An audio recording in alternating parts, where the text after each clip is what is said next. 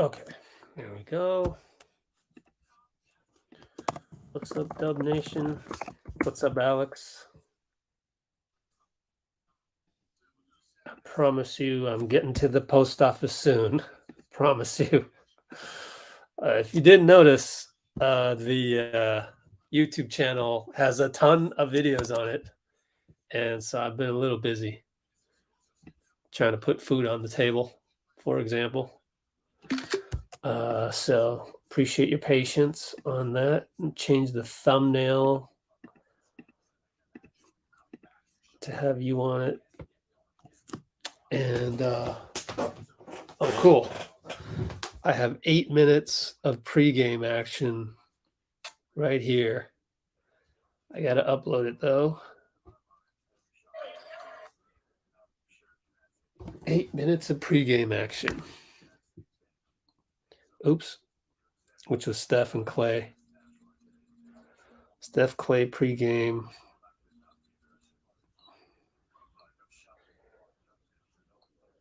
Let's see how long this will take.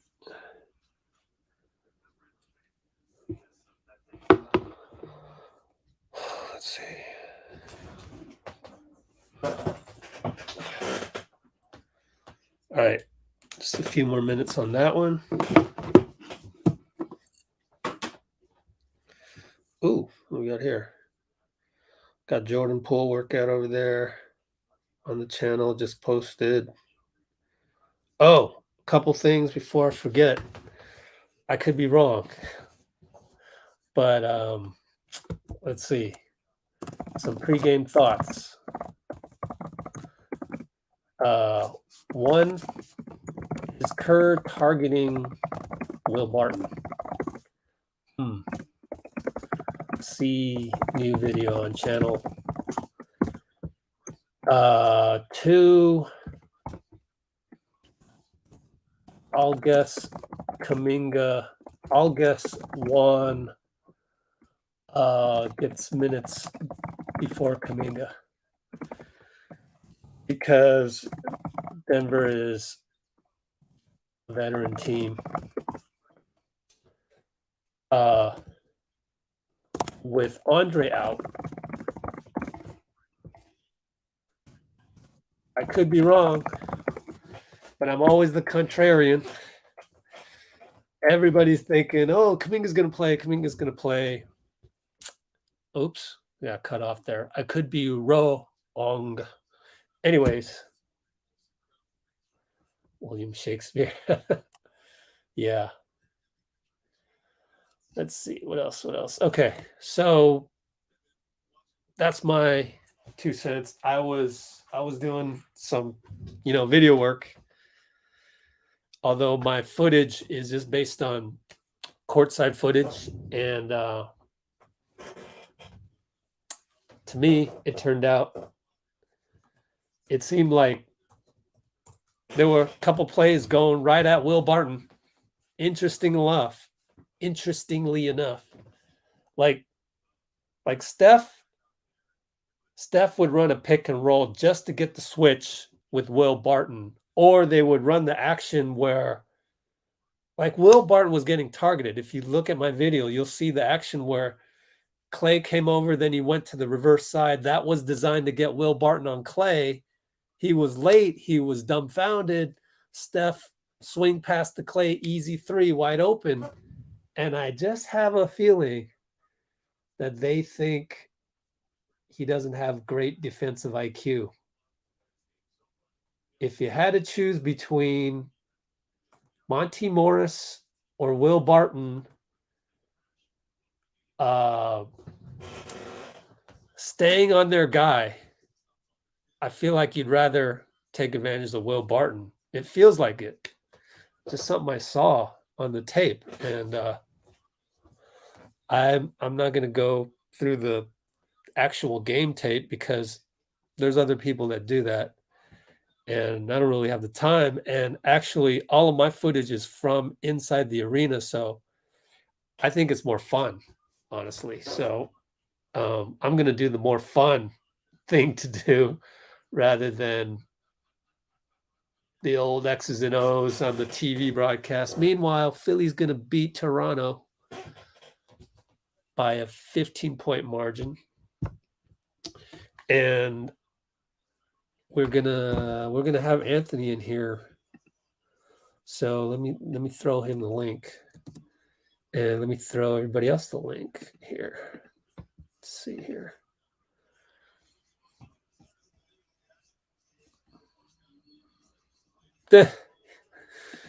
E-bag.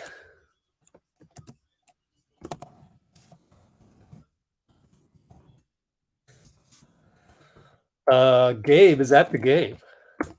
Gabe is at the game. We should bring him on. We should bring him on, man. If he would just be willing to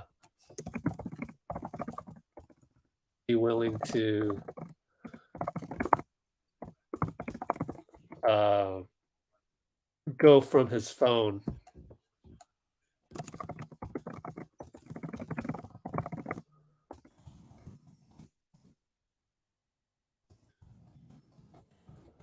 All right. So, anyways, Gabe, that'd be great to have Gabe, wouldn't it? It'd be great to have him back on here. Oh man, it'd be so fun. Let's go game hunter.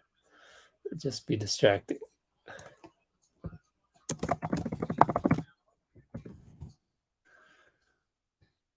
Oh gosh, hilarious.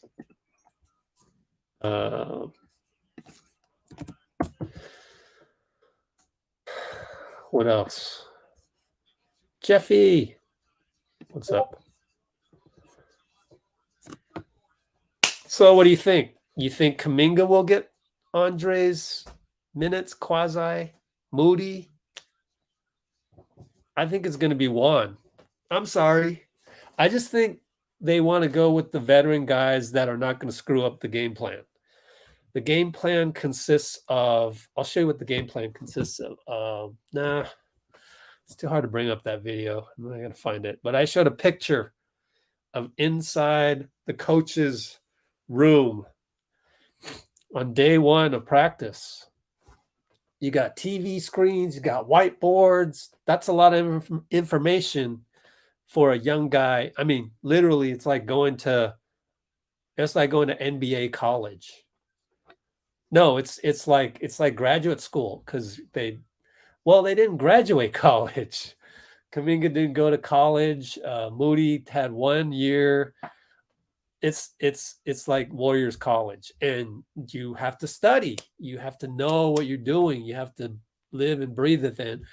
And some of these kids, they just don't know how. I'm sure they will learn how, and they will do well.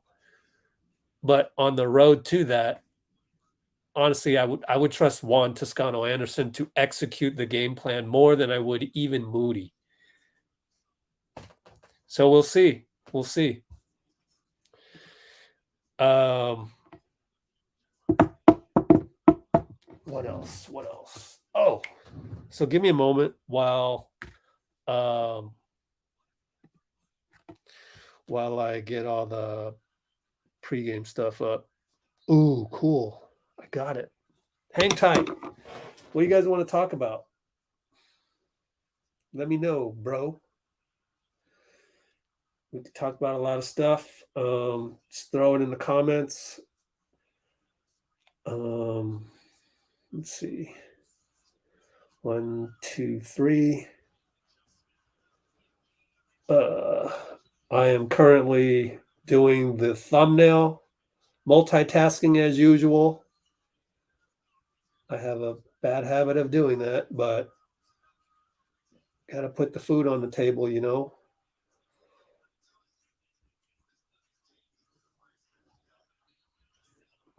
And probably the only YouTuber who does this crazy stuff.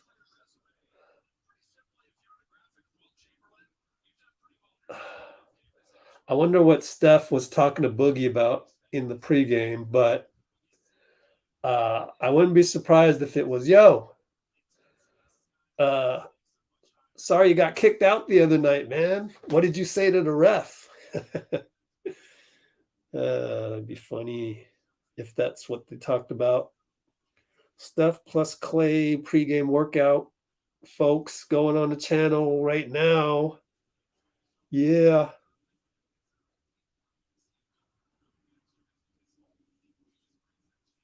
From Nuggets Warriors game 2.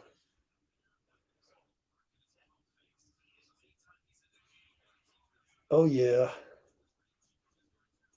The funny thing is, if I was at Chase, I wouldn't be able to do more than like 2 or 3 minutes of workout videos, and I got 8 minutes right here for you guys. That's the irony of me being here with you guys. So everything is like pointing more in the direction of me doing these. And Clay workout pregame.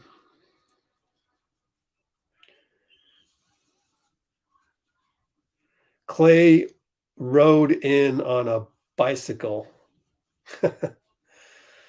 Pregame before Warriors Nuggets game 2.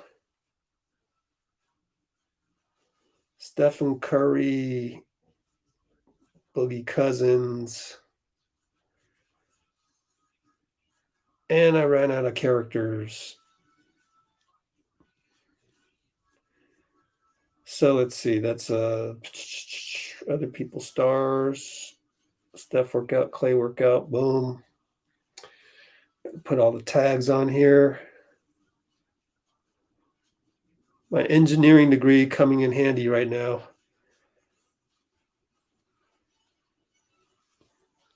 And what else? Description. Let's get a workout one in here.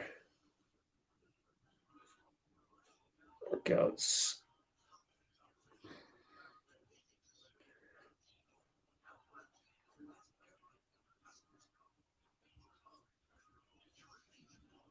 Opponent star players. So hit up the comments if you have any questions for me, and I'll get to you in a second. I've watched every single interview since the beginning of practice before game 1 last, Tuesday?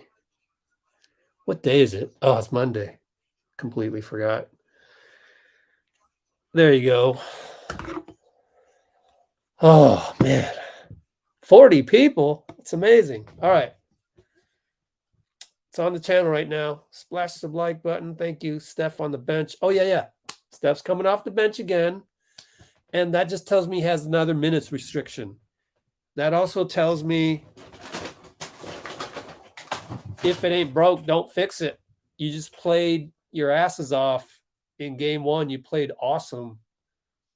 Don't mess it up. You have great chemistry going, but a lot depends on Steph's available minutes. And you would think,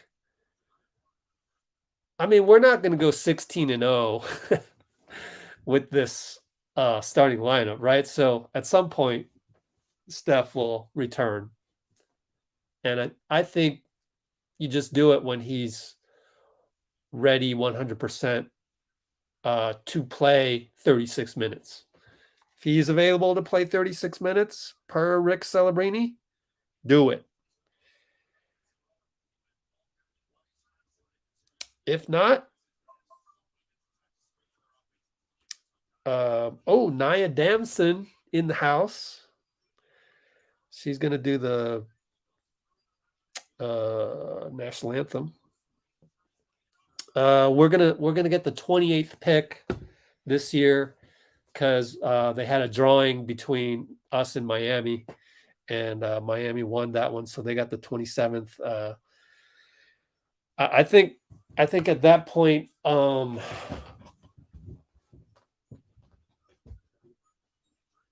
you have to go into you have to kind of do your tampering. Everybody does it. Do your tampering up until the draft, and you got to get your feelers out. Do we have a chance at signing a fill in the blank. But the blank is probably going to be some center that's a backup insurance plan for Wiseman. And you better do that this time. So, I don't blame Bob or any of the people that work for him for going with Wiseman, because Wiseman played 3 G League games. They were all solid. And then boom.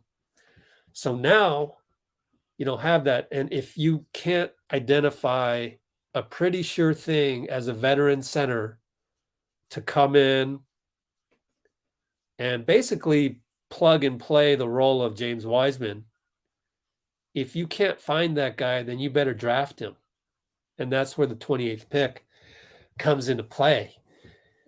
And or you do your draft homework and you're like, okay, yeah, that's a pretty damn good center right there that we can target. That's my opinion. I could be wrong. Maybe I don't know. JaVale's with the Suns, so he doesn't want to leave that situation. Who else would fit with us? I don't know. There's a lot that needs to happen. I mean, we get knocked out in the first round, knock on wood. Then there's more urgency to make a ton more changes, Then, if we don't get out of the first round, then Wiggins is on the trading block type of thing. You know what I'm saying? So everything changes depending on how deep we go. But right now, if we go to 6 games, Western Conference Finals minimum, I could see us using that 28th pick on a center if we don't have any veterans that's on the radar for that. So weird to see Steph in the background, kind of away from the starting lineup huddle. Okay, Steph on the bench might be the deadliest thing we have. So that's what got me off on that tangent. Yes, I edit my videos with my phone. It's actually faster that way because iMovie's trash. iMovie is trash. Oops, I just gave away one of my secrets. I shouldn't do that too much. Let's see. Oh, and Boogie, right? Boogie? Yeah, maybe. What about Boogie? Huh? Looney's contract. Let's see. We can re-sign him because we have the bird rights. I think we can sign him to whatever. We just have to pay the luxury tax. So pay the luxury tax. That's why we built Chase. People don't realize that. We built Chase Center to absorb luxury taxes and then some. Anyways, they win the tip. 11:56, 11:55, 11:54. If you want to hop along, I'll catch up on the comments. Jokic up top. Good job by Looney to deflect it, but now he's ISO'd. Right block, back out, swing, Barton 3. So that's what they do. Clay had to help, and that left Monty Morris open, which then swing over to Barton 3. Good start for Denver. Wiggins to Draymond, over to Clay, 3, no good. Barton brings it up. Yeah, no one's going to try to steal Looney from us, that's for sure. I mean, but you never know. You never know. Oh, Looney got a foul inside Jokic. Jokic got that killer mentality early on. Man, this guy. I was just thinking, and I said this in the video that I posted, little elbow thing. Like Jokic, he does the elbow just enough. Like you could write a textbook, a video on how to be the best post offense guy you can be, just looking at Jokic, his little tactics, like the elbows perfectly doesn't completely go the whole way. Thus, it's not an offensive foul.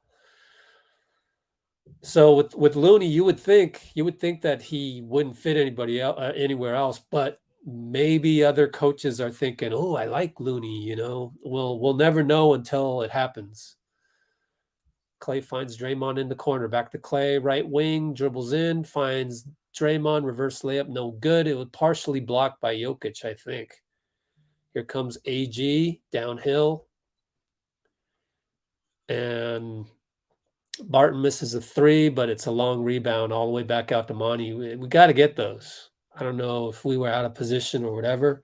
So far, looking, but we had even a worse start last game. So, Looney's he backed up and he still gets a foul call.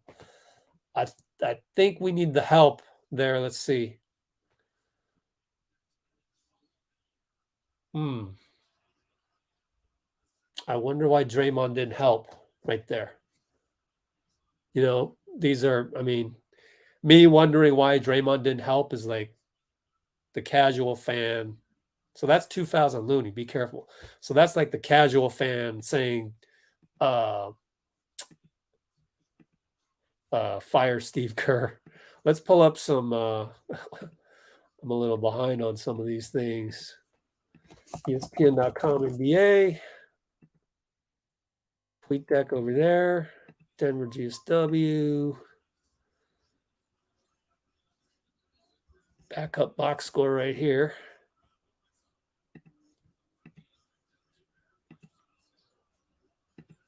So is that a foul on Jokic?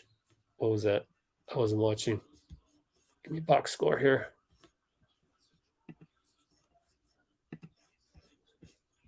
Yep, one foul on Jokic, two on Looney. We miss again. Oops, Wiggins will score. Damn it. I guess that was JP. JP missed a three. And Wiggins is going to get a two-pointer right here. William, okay. William, you gotta calm down on the comments, okay, William? Maybe, one every 3 minutes. How's that? There's the Wiggins and one baseline. Jokic is mad at, who's he mad at? I want to see a replay right here. Jeff Green.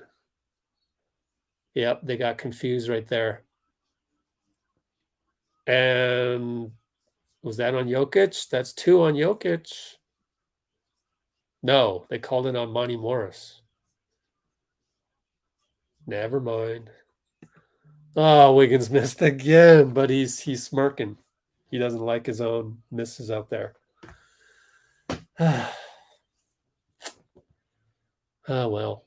All right, Barton in the paint over to Monty Morris. Oh, we still haven't checked in to see if we're targeting Will Barton, but we got to wait until Steph gets in there. Monty Morris completely loses it. I think Draymond was bothering him. Wiggins picked up the loose ball.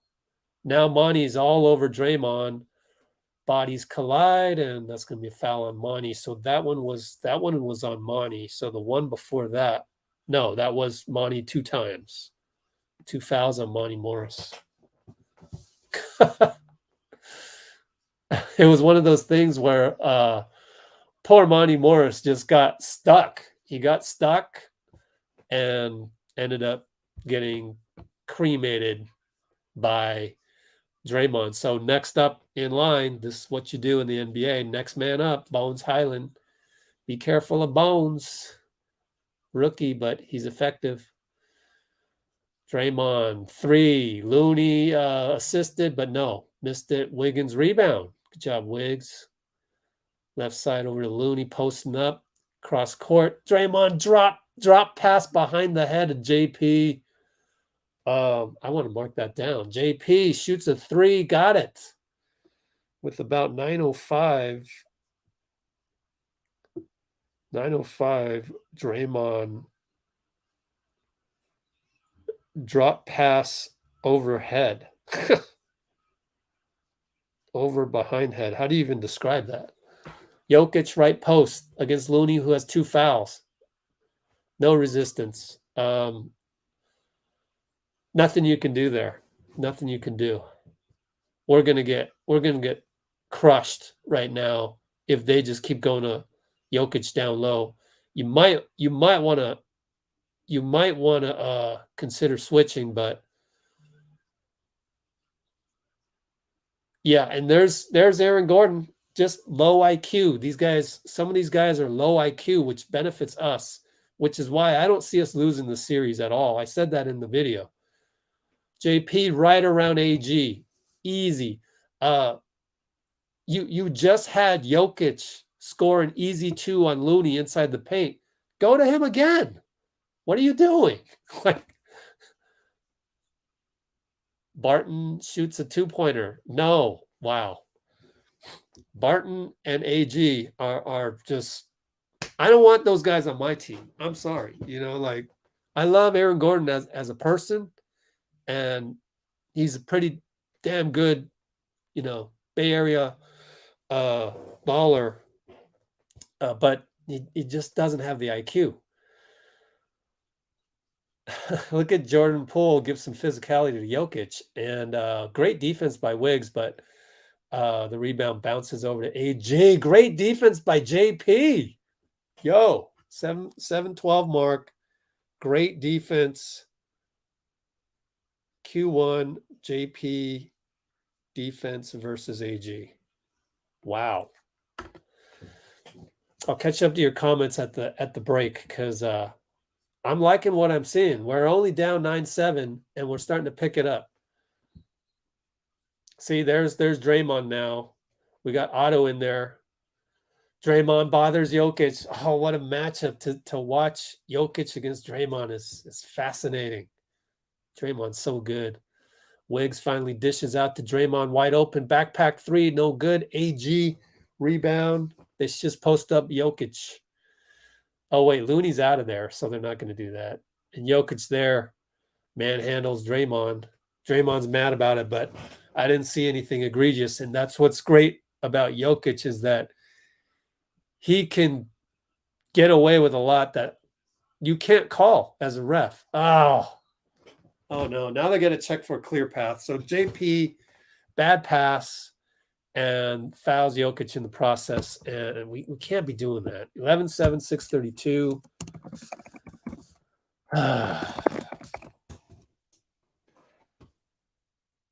So the good news is Steph hasn't come in yet, but I think Steph's coming in right now. And this is where all of those things about the comparisons of JP, Steph, anytime you compare, like, I don't do comparisons, I don't do predictions, and I don't do awards. Guess 2 out of those 3 have been talked a lot about tonight already. There was some Twitter chatter going on about how one writer was saying that ever since January, JP has been the best player on the Warriors. And that brought a lot of fear from other people, as it should. It's Twitter. And the writer chose to go to Twitter, and that's what you get. So he's getting a lot of heat. A lot of people saying, come on, Steph is the, you guys can argue about that all you want. Like, I don't care. I just want to win this game. Like, I want Steph to go in the game now and change the game. And he will. And that's all that matters. It doesn't matter, like, who's been playing the best since January. Who cares? That's what you do on Twitter. And then you get outraged guy number 1, then outraged girl number 2, then another guy tries to chime in and act all like, oh, yeah, I know what I'm saying. Dissect this and that and put in his hot take. It's like, who cares? The whole basis of what you're arguing about has no consequence whatsoever on these games. And I hate to be the anti-entertainment guy, but none of that is actual information. It's all just people arguing. And that's what you get on Twitter. And that's what you get. You get all these journalists, all these blue check marks, thinking they need to argue about something. It's Stephen A. Smith trying for that ESPN employment all over again, and I can't stand it. Whenever I see the addiction to Twitter by blue check mark journalists, I just roll my eyes. It's like, I guess that's what you guys find value in your profession. That's the ultimate for you guys, but it's not for me. We don't need to do that here in Let's Go Warriors. A, we just root for the team. And B, I teach you more about life through the game of basketball because that's how NBA players learn about life, through the game of basketball. Their repetition, their getting through rehab, staying positive. Steve Kerr's always staying positive, things like that. That gets you through not only basketball adversity, but life adversity as well. With that, time to do the copy and paste on the demarcation point of that and go all the way up. Probably didn't get everybody. Didn't get the first 5 comments of the chat. Sorry about that. There's Steph. And let's see, I have 2 predictions that are tiny little nuances to understand the team better. Number one,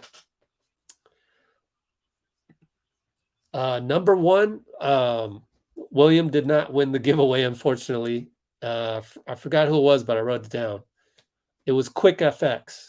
Anyways, number 1, is Steph going to target Will Barton? Number 2, thing to watch, who comes off the bench first, Juan or Kuminga, or some other veteran versus Kuminga? Everybody thinks it's Kuminga. I actually don't think it is, but I could be wrong.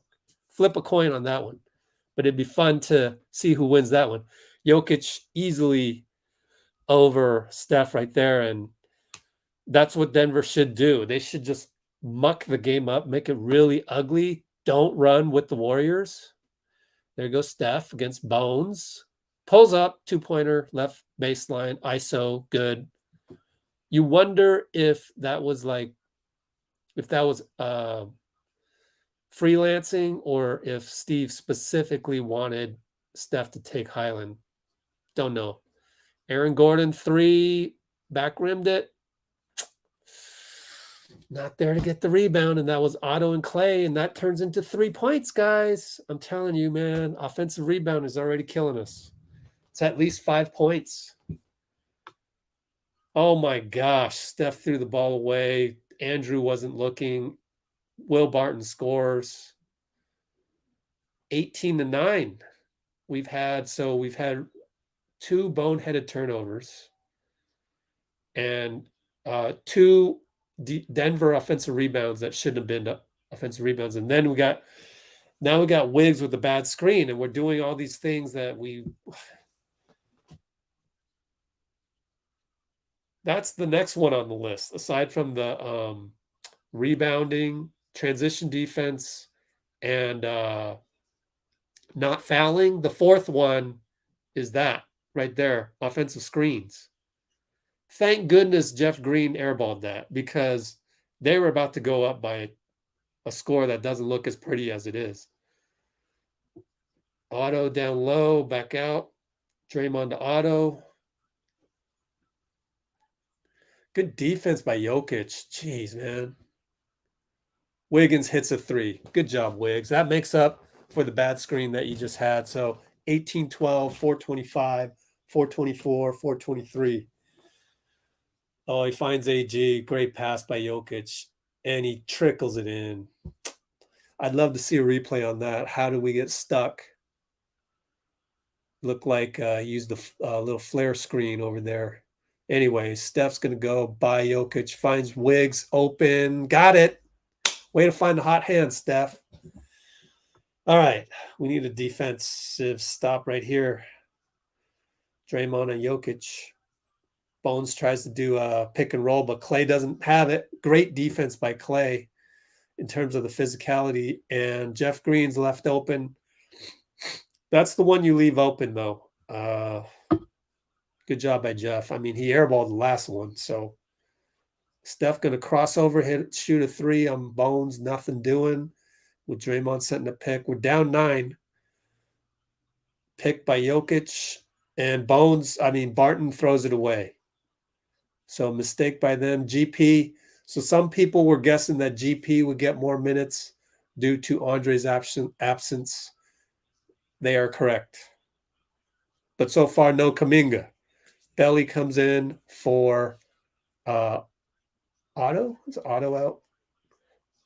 Looks like Wiggs is doing the Iron Man thing. Clay came out. Steph calls GP over to play point. Interesting. Steph wants head tap. Oh, to Wiggins because he saw Barton was covering him. Here he comes. See the head tap? That means ISO post up. And usually it's Wiggins. Finds Belly. Finish that, Belly. Dang, misses the three. Okay. Jokic's going to power against Belly, and great help by Otto. Great help by Steph. But it's off of Steph. And Steph's like, come on, it's off of Green's leg, bro. Let's see. Check the replay. Steph swipes it easily off his knee. How could you miss that? Are we going to challenge this? We got to burn a challenge for this? Are you serious? Someone let me know if we're challenging this because I have the volume down. 13. Is it 13.9? It can't be 13.9, could it? No. What's up with this? CBS 2115-404. Let me do the copy paste real quick. Is Anthony here? No, Anthony's not here yet. He said he'd be available after tip off. Okay.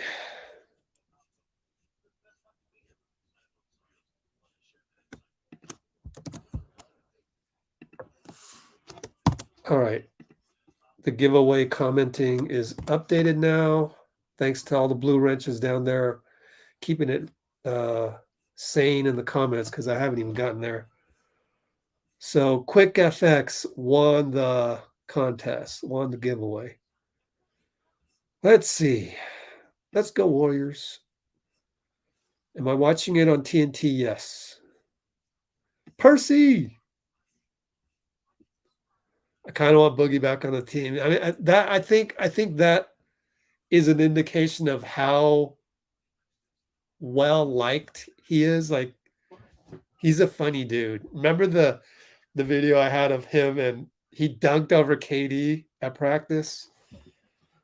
It's those moments. It's moments like those that I actually miss going to practice. However, a lot of other people got that video anyways. I remember that day. Anthony Slater turns to me and goes, "Oh, this is big for you, right?" And I go, "Well, I mean, no, because everybody else got the slam dunk of Boogie over KD at practice one-on-one anyways. But yes, Slater, you are correct. Those were the little behind the scenes stuff that I was known for. Let's go Warriors. And those are some of the things I miss.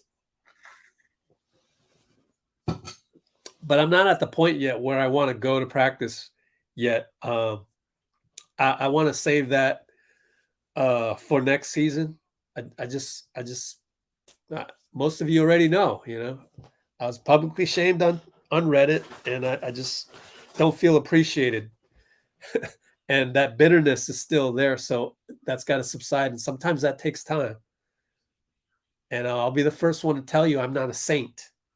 I'm not Steph and Wardell Curry, where I have zero bitterness. And I'm trying to learn how to do that. And I'll get there. I promise you I'll get there. But I'm not quite there yet. Okay, what else? Phil Moore, I'm not gonna buy a movie app. So nah, not going with that. Let's see. Amy. He got no chance to play with the Dubs. Is that because he signed for a while, or why is that? We're back to action here. Let me look up Denver. Jokic inside, too easy. over Belly. He's going to score that 40, 40, 15, and 15. DeMarcus is a free agent, so I wouldn't rule that out, man. Steph, turn pivot, 3 good. So saying he got no chance, that's incorrect. Don't spread false rumors, Mad 2K, please.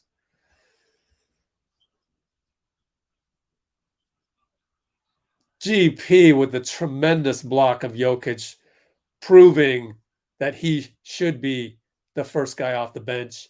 And there's GP directing to Wiggins to pass to Otto, which he does for 3. GP should get credit for that assist, honestly. 26-21, timeout Malone. All right. 26-21, timeout Malone. 206 or why is CBS slow? 202 to go. 2-1. So let's do another copy paste.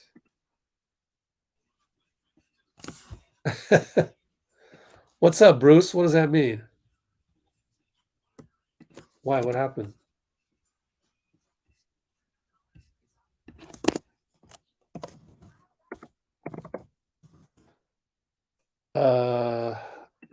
Paste right here.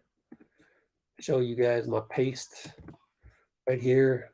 I love it how now we can just come here and have really good positivity in the comments. Like we don't even need to worry about it. Like nothing. Let's go Warriors. Will Steph start game 3? I think it depends on the conditioning. I think it's just really solely on the conditioning. If Rick Celebrini says he doesn't have a minutes restriction, which will be what? Thursday? Yeah. I mean, he should start. Beautiful chatterers. Let's see. Man, William, you please take it easy on the comments. You're straining our comments. Oh.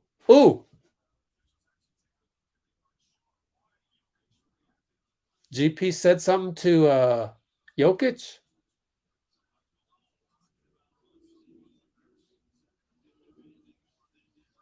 Huh. That was weird.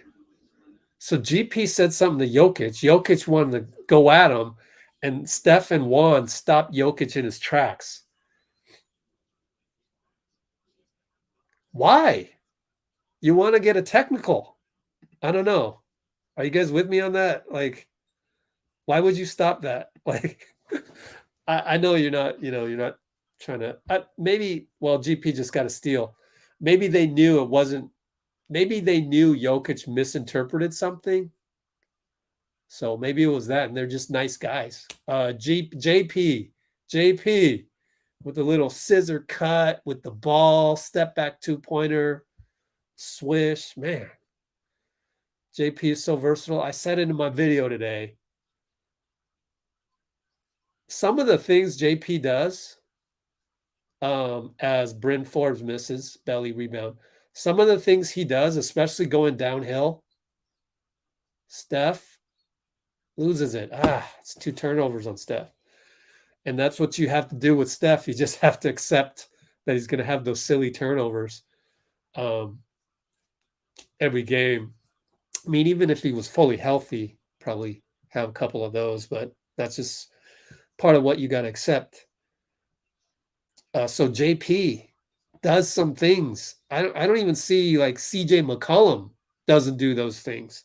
Seth Curry doesn't do those things. JP is a keeper, and just like everybody's been saying, Jamichael Green misses. Is that Jeff? No, that's Jamichael. Jeff is 32. Otto, back to Otto. Back up top, Steph against Rivers, his brother-in-law.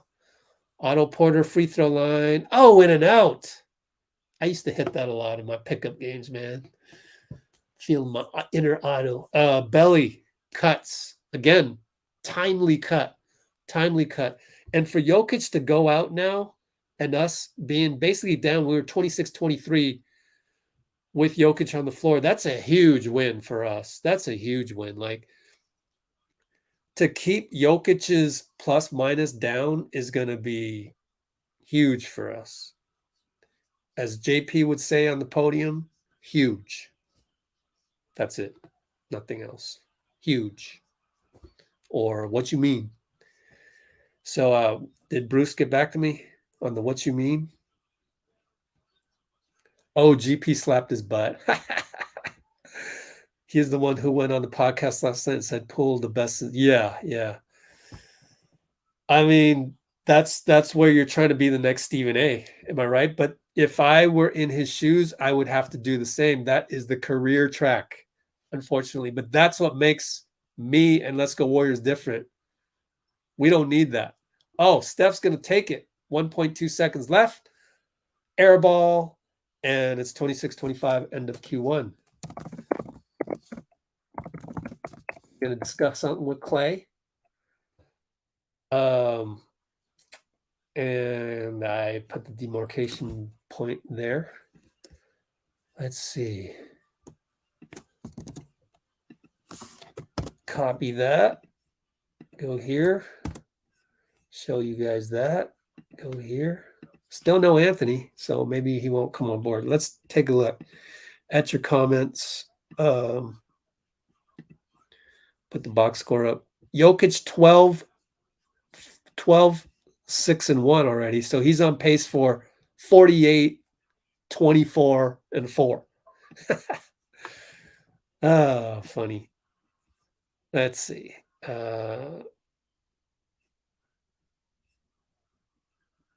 You know what was crazy? I still haven't done the video on this, but you know how the thing is gold-blooded? That's the new phrase, the new catchphrase at Chase. Well, they had Franco Finn on the Jumbotron gold-blooded, and I saw a clip where he goes, gold, and everybody had to say, blooded, gold-blooded. Man. Major eye roll right there, man. I'm sorry. I'm sorry. I mean, first of all, you went with black T-shirts. You didn't want the yellow ones because you wanted the game ops guy got hired to make Chase its own character, which I get. But some things you just got to keep. Some things are great ideas. A, California Love remix in the intros. That's a great thing. Don't mess with it. B, gold shirts, yellow shirts, playoff game. I tell you, if you go to our Instagram comments, a lot of people agree with me on that one. And then now you're going to chant gold-blooded, gold-blooded? Oh my God. Some things are just so cringe, you know? That's the word these days. And I don't mean to throw Warriors employees under the bus because they're working their butts off trying to come up with this or that. But if I'm running the franchise, I say, man, just go with what works. But I get it.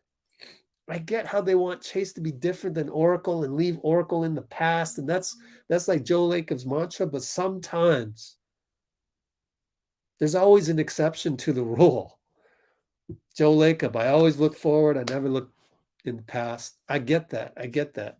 So I'm going to just respectfully disagree. I mean, you might as well change the entire franchise colors. I mean, why keep the blue and gold? I mean, so you can look at it different ways. That's me, like, I get it. That's me, like, thinking Kyrie out of the box, you know. Kyrie gets a lot of heat. I don't have a problem with the guy. Now, I do have a problem in that he won't join us, but thankfully, 99% of the people out there already got vaccinated. I'm probably going to get another booster because I just got informed that I could go get that. Kyrie's not that type of guy, but thank goodness he's in the super minority on that so that we have enough of the percentages to drown that out. But and the whole earth is flat thing, I think that one is more just he wants to be different and show that, man, that's a great block by Jermichael Green on GP. It's a jump ball right now. And I just don't hate Kyrie like everybody else does. Like I kind of respect some of his alternate contrarian thinking, because I'm a contrarian as well. But man, today they were hating on him on the radio. Oh, man, they were hating on Kyrie. But the one thing I think it's cool for Kyrie to say that, saying the B word, the P word, and the F word at you all game long. That's not right. I'm glad he brought that up. And then you have the old heads, the old guys on the radio saying, "Oh, if I made 35 million, then, no, you wouldn't. You would feel that too." And I think that's important. I think it's more important to teach people to be mindful of what comes out of their mouths. You can be a Boston Celtics fan and not call your former player who now plays for the enemy, not call him a B, a P, and an F. Like, you don't need to go there. I think people need to be nicer people. I'm always gonna challenge people. Why can't you just be nicer? Rather than one level of outrage leads to the next, which leads to the next. Where does that get you? All that gets you is, like on Twitter, the last person to be outraged wins. The last person to document the outrage and has more authority wins. And that's not fair at all. That's not mindful of us being human beings. And that's what I want you guys to do, and you have been doing in the comments. Anyways, Jermichael Green got fouled, and they're up 29-25, about to inbound it. Q2, 11, 28, 27, 26. Okay.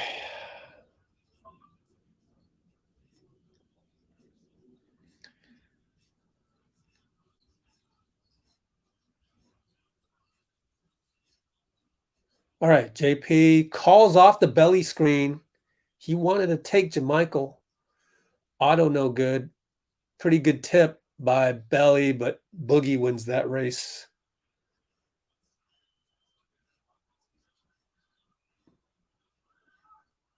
Who won most improved? I don't know. Who won that one?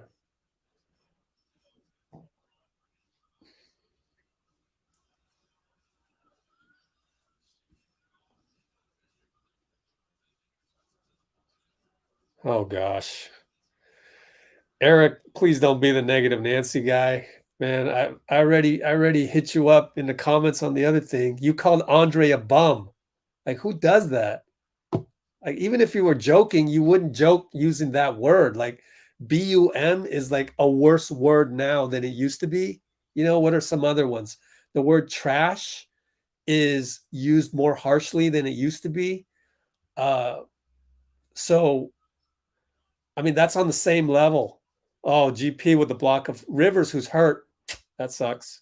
We're 5-on-4. Go, JP. Hurry up. Go. God, before they foul you. I can't believe Denver's not fouling. I can't believe they're not fouling. Clay hits a 2. That's the IQ of the Nuggets. That's the IQ of the Nuggets right there.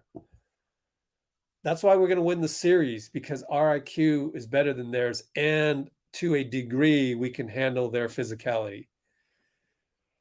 But yeah, now you come on here and you're throwing Looney under the bus. That's not how we observe basketball games.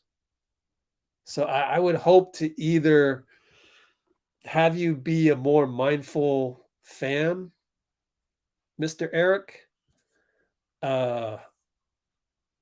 or if you don't want to join us in the positivity, you're welcome to go back to Twitter. You'll get 50 likes for copy and paste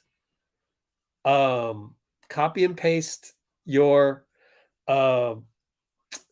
frustration with Looney. He's playing Jokic. Copy and paste that, and you'll get 50 likes. Copy and paste Andre is a bum, and you'll get 50 likes, whether you were joking or not. And people on Twitter will actually understand your sarcasm if there is one. I'm just saying. Anthony's here. What's up? What's up? What's up? All right, let's do that. Let me catch up on these comments.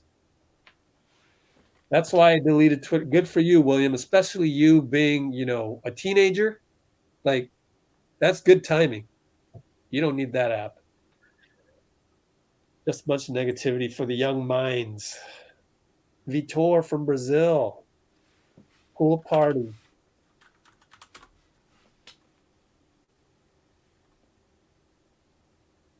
Okay, I'm catching up on the comments. Splash the like button. Wiggins is playing well, yes.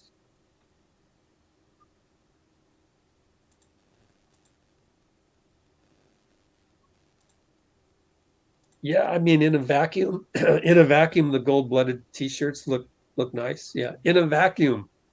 The problem is we're talking about the Warriors, and we're talking about, man, I miss those yellow T-shirts.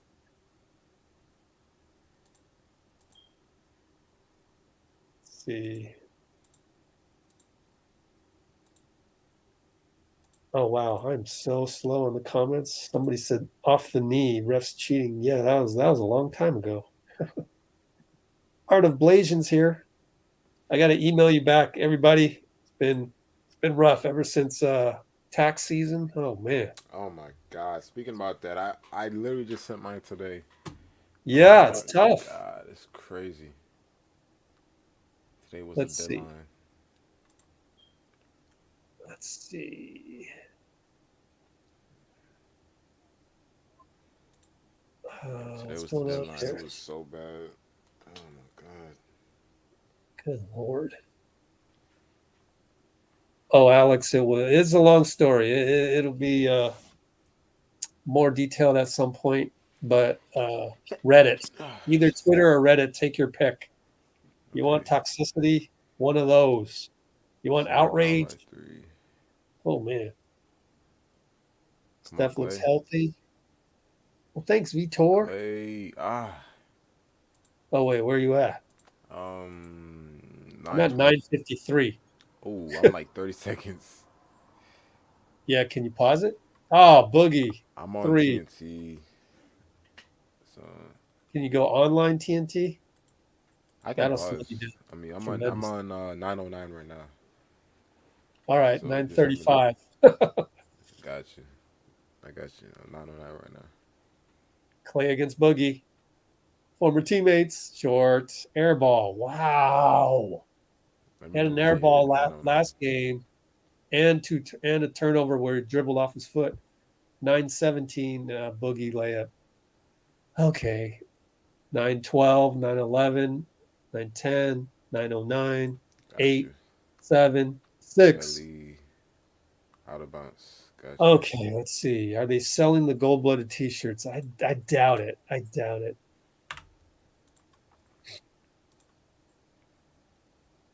Going to be close.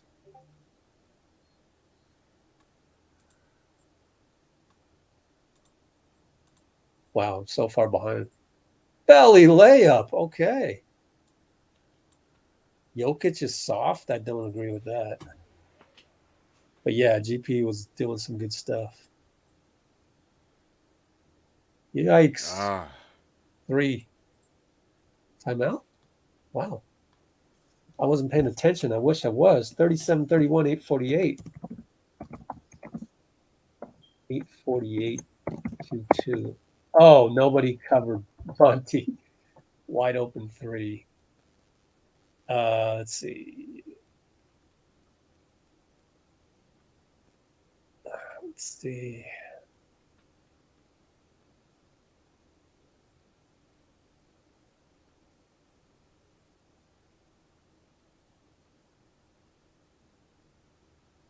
Catherine from Japan.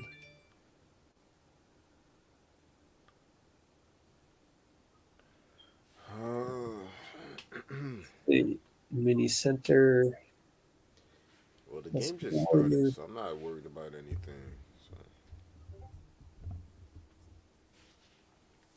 Oh, actually, Gold Blooded is it's not only a Niners thing. I don't know if the official 49ers did anything with that term, but it was this guy that started Adapt. It's like a local clothing company. He's been pretty successful just going with that whole gold blooded theme for everything because every team happens to have gold in it, other than the Giants. You got the Niners, you got the A's, and the Warriors. So he cashed in. He cashed in on that, and I would hope that the Warriors. I mean, they definitely got his permission, but they better pay him something. I hope they paid him something. Let's see.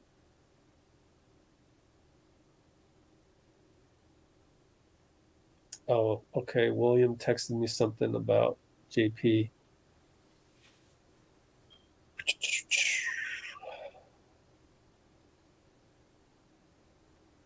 William's like, I know you don't have time, but if you have time, hang on, bro. Let's see. Okay, you guys, I'm so slow on this jumper by Clay.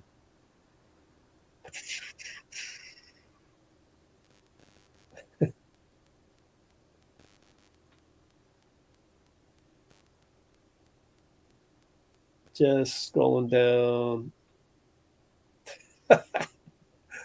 Yeah, I know, right? That one's hilarious. when do you think we will see Steph? Let's see. I think I didn't see last game. I don't know what happened last game. So I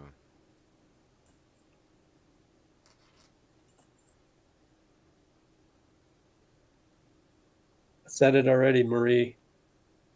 Marie Mulumba wants to know why I don't go to Warriors games anymore because I don't feel appreciated when I go there. But I'm able all the videos that are on the channel right now, that wouldn't have been possible if I was there at the arena today. So you're getting actually more now than before, interestingly enough, because I can do a lot more from home base, which is something I had a feeling would work, and it's working um, so far.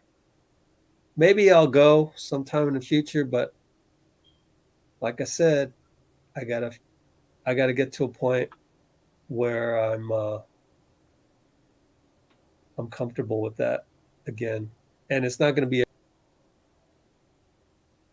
let's go, JP. Oh, oh man. I accidentally swiped left on the pad, touch pad, and it got me out of this. Clay.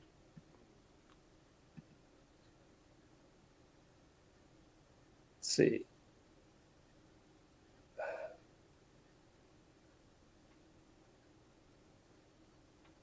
Oh boy,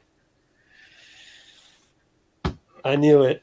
I knew I would find a comment that's Aaron's a Sith. Sith deals with absolutes.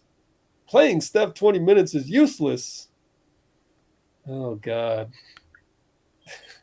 You're It's supposed to either come we on have here with Steph or we don't have him at all. come Come on on. here with some positivity, please. Aaron, it's not your first Oh, time. I know your name. JT, his nose.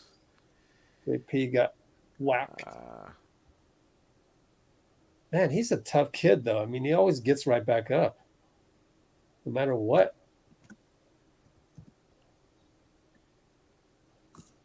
Okay.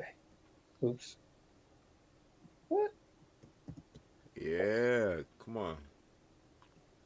Updated that. Okay, updated comments. By the way, Jamal Murray, he can come back anytime. FYI. I put that on the channel. But it doesn't mean that if he played next game, it doesn't mean that they're going to have all this great chemistry like they had before. So it's not a video game. So we'll see. We'll see if he That's a comes back. foul. Come on, man. Good job by Belly, but missed it. And here they come. We're getting good looks. We're just not connecting. Bryn Forbes. Good block. Oh man, you're ahead of me again. Otto got the block, but Michael put it right back I'm in. at 737. Okay, now. Oh, we threw the ball away again. Stop doing that. We're down 10. Oh boy, Monty Morris.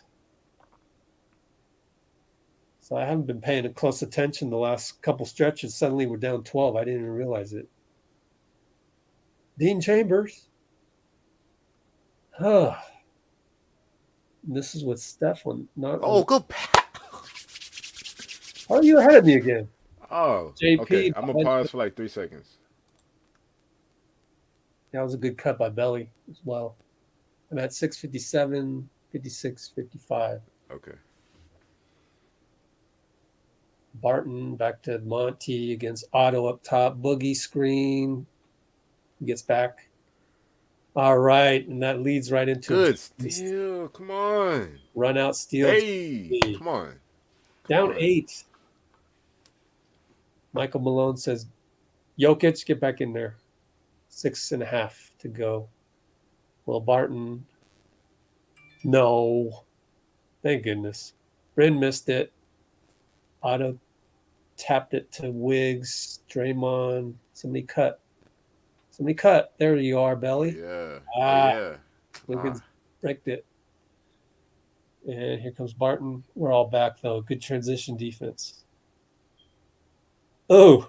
Boogie with some acting. That's the DPOY defense right there. That's what a lot of other DPOYs can't do.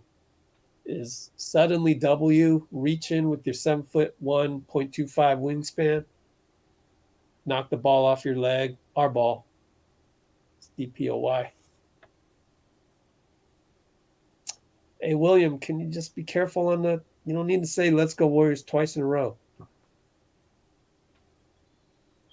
Just the one time's good. All right. We got Steph back. Once every 3 minutes. Yeah, that would be a hell of an adjustment, wouldn't it, Percy? And playoffs is all about adjustments. All right. Wiggs. Oh, man, right through Steph's hands. He's a little bit off kilter, but good pass. Clay got by Monty Morris. Backdoor. What was that? Timeout? Monty was mad. There's E40. They gave a tech. They gave a tech on Monty Morris. Wow. That's a tech? Look at that.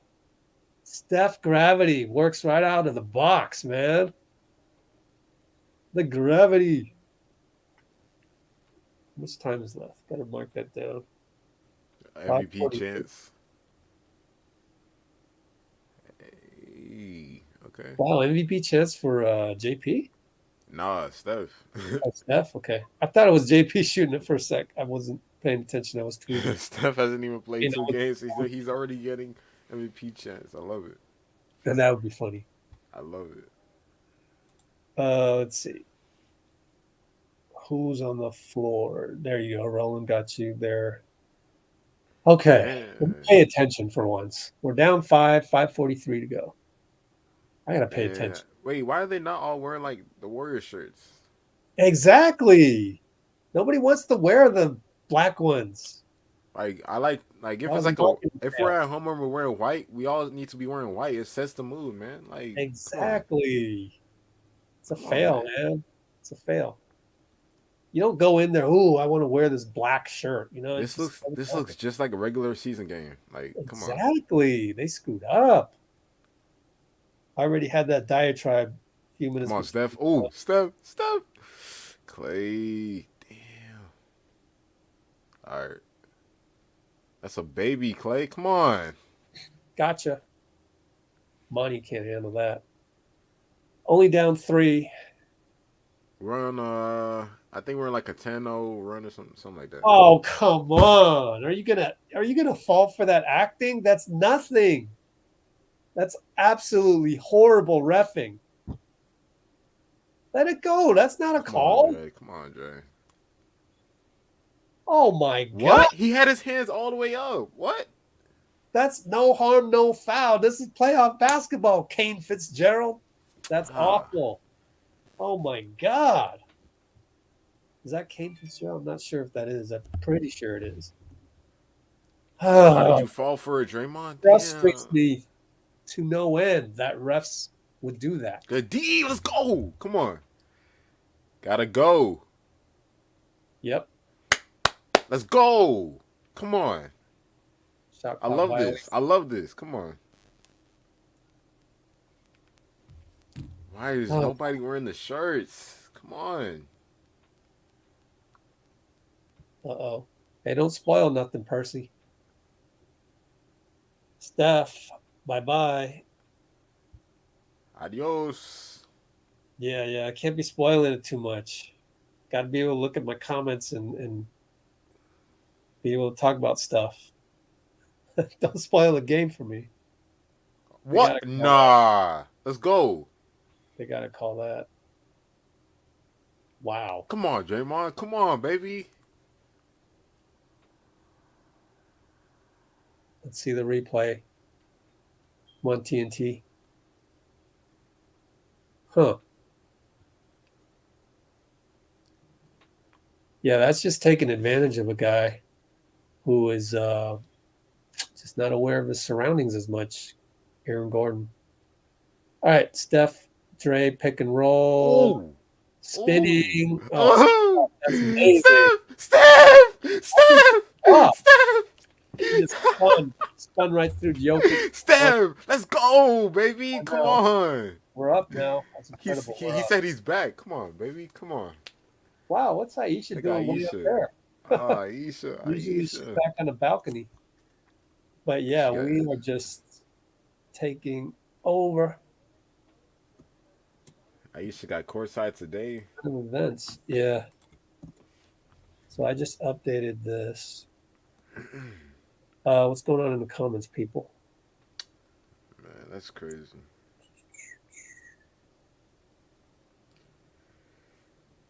Let's see. How do you feel about Marcus Smart being the DPOY? I guess I don't mind it, but you know me, I don't care about awards because people vote on it, and I feel like Draymond's probably not even going to win DPOY ever again because all the journalists hate him. They all Yeah, hate him. What are you going to do? There's nothing you can do about that. he It's like deserves so Barry much more. Bonds. It's like Barry Bonds. Same thing. Dream is to watch a game at Chase. Yeah, it's pretty cool, and the arena is really nice. Like even though there's like 18,000 people, there's actually like elbow room when you walk around, which is, I mean, that just tells you a lot right there. It's a special arena when you can walk around and have elbow room. That means it's pretty state of the art. It's like a spaceship. Where else? Curry Flurry. Yeah, Not Curry quite yet, Flurry. I would say, but pretty close to getting a Curry Flurry. Okay, let's see. Uh-oh. Don't spoil it, James. I'm not even looking at the comments anymore. Oh gosh, don't spoil it, James. Draymond, shut him down, Draymond. Look at this. Oh boy. What? I think you're a second ahead again. I'm That's at 55. well, yeah, it's a dead ball, so we can't tell. How many fouls on Draymond? Let's check. Better be 2, hopefully. 2 fouls. No way. People are spoiling it, I think. Don't spoil it in the comments or just hit pause on your stream, please. Jokic Oh bricked it. no. Steph Oh downhill. no. Get up, Steph. Get up, Steph. Thank you. Wait, who Way out the scored? pool. JD? Way up the pool. Don't spoil it or just pause your stream, people.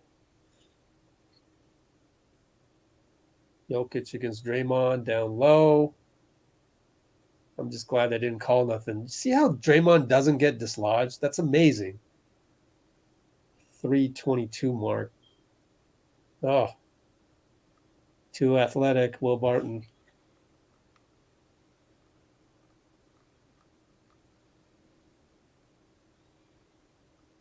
Oh yeah.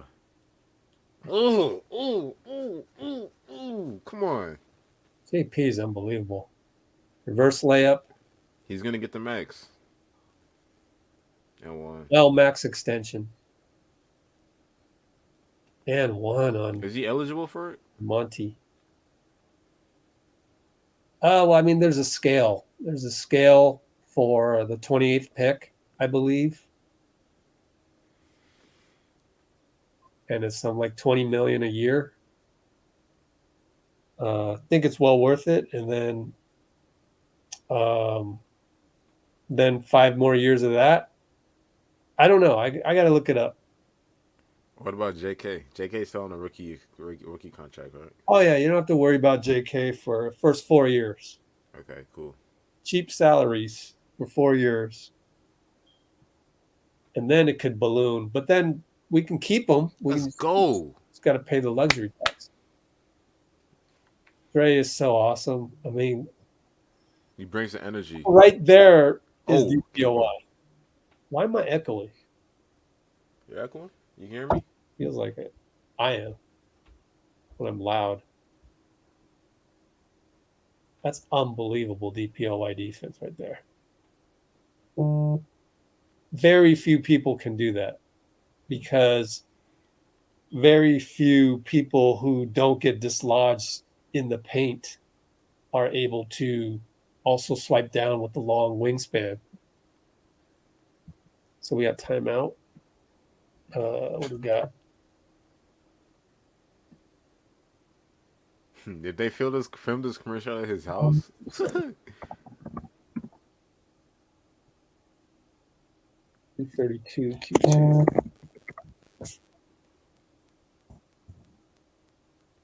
Okay. Go down here and copy paste. Since the last timeout.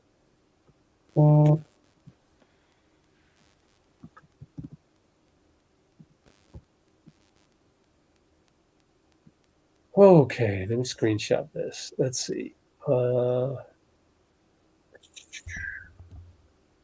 Yeah, this is a good screenshot. Boom. What's your Twitter handle again, Anthony? Let's see, YT KVNG Anthony. There it is. Okay, cool.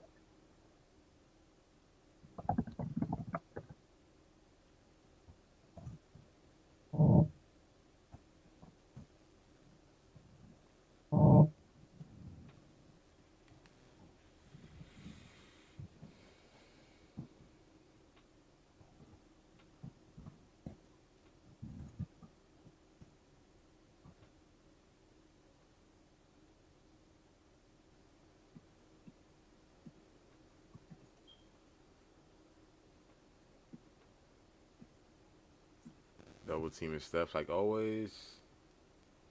Steph. Poole. Hey, come on. Wow, you're way ahead of me again. Crazy. I'm at 216. I lose time every time there's a timeout. 19, 18, All right, I'll pause. 17, 16. I'm at 2. Wait, dang. 12, 11, 10.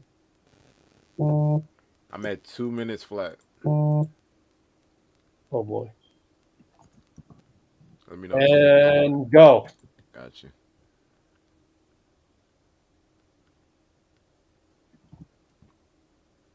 So Clay is a small.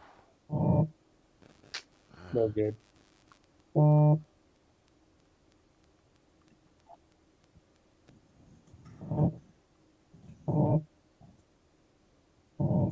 is my Twitter busting out right now? Jeez, stop tweeting, people. Stop tweeting people. They're just addicted to Twitter. They got to tweet something. All these journalists. Oh, the vision. The vision. Jeez, play like an all-star. My goodness. What's his numbers? 3 seconds. Come on. Jokic against Draymond. That's Let's not get gonna work. Clay. That's not gonna work. Help 3 out. seconds. You gotta Three. help out. Nah. 3 seconds. Nobody's paying attention. Nobody's paying attention. Open Wait. your eyes, Nuggets. Come on, baby. Oh, Come on. Clay Open getting your the eyes. binoculars, even though that wasn't binocular oriented. I guess it's the 3. I don't know. It's not a binoculars play. Your Someone let me defense. know. Ah, okay. I want to look at some numbers real quick. We'll do that at halftime. Wait, do we? So let's say we do advance in the playoffs. Do we get Oh, James Wiseman? no, he's No, out. he's out. Okay. He's out completely. God, people. Yeah, I'm hearing the echo. I'm hearing myself, I think, on Okay. your laptop. I'm not sure. Let me see.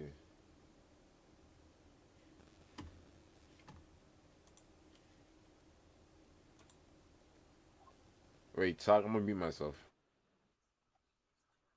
Okay. Ah, copy message. I got to get this on our YouTube. I mean, our YouTube, Instagram. Now that I'm on Instagram, maybe I can check your. I'm going to check your DM at halftime, William. But I mean, I don't really have time to check nothing. You Is it want to still send me playing? something? It's got to be way beforehand. Anthony, what's your Instagram? YT KVNG Anthony. Oh, same. Gotcha. Is this the echo one? Understore? No, just YTKVNG Anthony. Yeah, it's not working. Here, let me Instagram. Oh, Instagram. I It's knew the it was same. It's KVNG Anthony with 2 Y's. no YT. No. There it is. It's been so long. All right, 8.3 seconds up by 6. Half. You still hear echo? Nope. It's Okay, better. What cool. do you do? I think it was noise cancellation. Oh, interesting. Oh.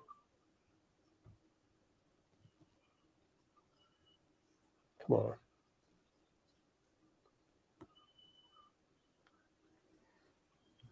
Everybody says that they miss Curry with the actual hair, like when he had hair.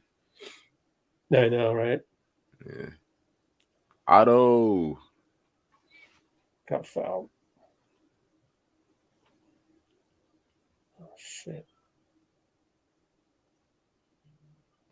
Has Otto been in the playoffs before? I don't think so.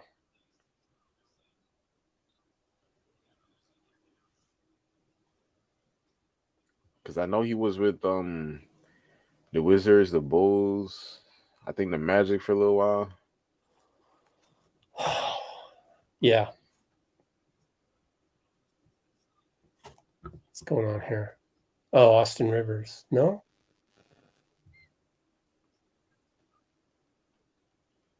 That's a great play. And really nothing Aaron Gordon could do but hold him. Does he get to go to the line? Oh, what is it? What, clear path? What are they doing here? I think they're checking if it's before the shot or something like that. I don't know. Oh, okay, yeah. That makes sense. Foul before the inbound. Roland got it right. Let's see. Compazzo available? Yeah, I think he is, actually.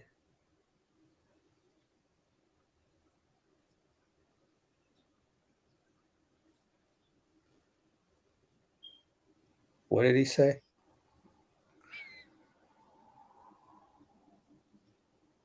I don't know what the rule is, but I mean, if the ball is going towards you, that shouldn't be a technical. That should be. But we're gonna get it, right? Because Steph is stepping to the line. Wow. I don't like that rule. I don't like that rule. But but then again, there are good reasons to have it, and that's an example right there where Ah, wow, Steph missed a free throw. That's a good example right there where it's almost like, yeah, that should just be a regular bucket, and but we didn't make them pay. We didn't hit the tech, so.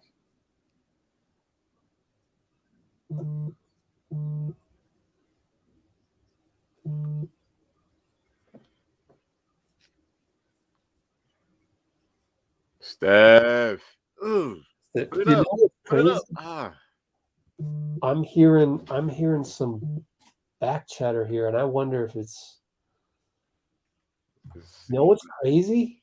Let me unmute my Oh, mic. okay. I got TNT and I got NBC Sports Bay Area. I didn't know I was streaming both of them at the same time. Oh, you You good? know, NBC is faster, so I have just switched over. Oh, geez, we got JP. Hold on, I didn't know they were gonna get JP. This is cool. Let me get that up real quick. Oh, his mic isn't working. Dang it. They're not going to have JP. That sucks. Well, I got to use the restroom real quick.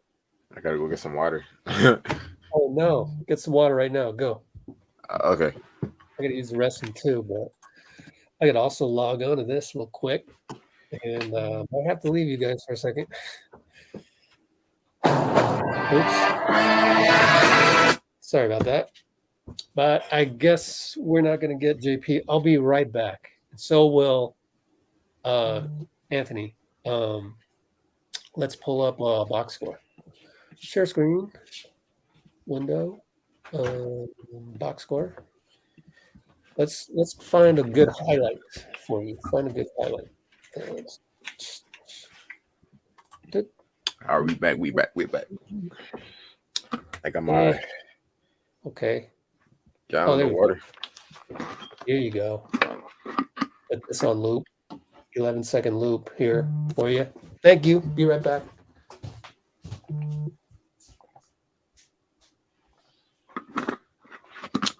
How you feeling, guys? What's up? Let's see. The season 2A players can't make them playoffs. Miss free throw Nuggets are in trouble. What's up, y'all? What's up? Did they say Steph is playing only 20 minutes today? That's weird. Yeah. It's really cool. It's actually like really convenient. Let's see. It's cool. Yeah, there we go. You guys, I think this is like the best option if you like want to drink water and you don't want to like buy a whole water bottle and you don't want to like get one of these smaller water bottles. Ooh. Okay, I'm back.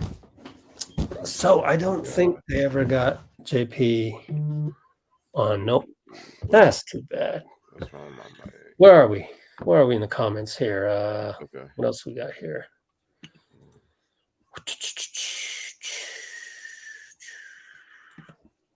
Oh, let me do the halftime score. 57-51. We're not even playing that great. And let me do the demarcation point. Let's see. Boom. Go here. Show you that. Boom. Okay. I'm gonna have to leave and join back. Let's throw another thing in there. My camera's not working real good. Here's 30 again. Let's throw that on there. And don't like the Twitter commercials. Suck. Ooh, I love these little ones. I love these close-ups. Oh, look at that spin. Hey, Beautiful. I'm gonna have to leave. Love these. I'm gonna be right back, Rich. Search for more of these, guys. I have now gone on a mission. Mission to find more of those from the Warriors. I'm gonna be right, Rich. Let's see. This one? Ah, What was that? Oh, that didn't work. Oh, that's pretty cool. I like that one too. Let's put that in the list of things. What else? That one's cool. Little intros thing. But the problem with these are like silent. Never mind. I don't like them anymore. Totally silent. This one right here. Can we hear noise? Ah, this one's totally silent as well. Why do they do that? I mean, you're not playing any copyrighted music in the arena. At least I don't think. Maybe they are. Maybe that's why. Yeah, that's probably why. All right, then, whatever. I still like those close-ups. JP. Nope, that's just a photo. What about this one? This is just regular. What a pass, IJ. I mean, he's making some all-star moves, is he not? How about this one? Ooh, this is up close. I like it. I like that. Save that one.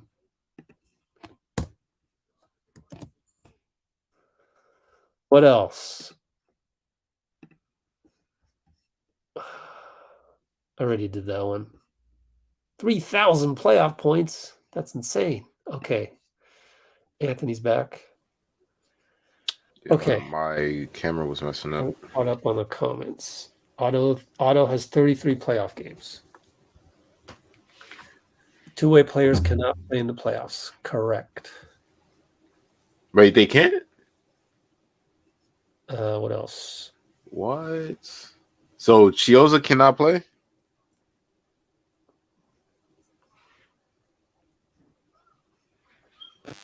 How many points does Curry have? Let's take a look at the box score. Man, JP 14, 4, and 6 at half. That's 28, 8, 12. That's insane. Steph has 16. Oh my goodness. Wow. So another thing on social media that's happening is that people want to come up with a nickname for the Steph, JP, Clay, Wiggs, Draymond lineup. And I originally called it lethal lineup. JP went on because I was just like, man, this lineup is lethal. So I was thinking lethal lineup. JP goes on the podium and says the same thing. It was crazy. But now they want to call it like the Reddit guy wants to call it the Fast Five. I don't even know what the other names are. And then the guy who came up with the Splash Brothers nickname goes on Twitter and says, "You don't force nickname." And I was like, wow, that was hilarious. That was hilarious for him to just come on board and say, yo, I'm the one that came up with Splash Brothers, man. And I'm telling you, don't force it. And I agree with him. I don't think you need a nickname until it's like totally proven that it's the new death lineup. I mean, we can assume that it's pretty deadly as is against Denver. I think we need to wait another game rather than just jump to the conclusions already. Foul situation under control.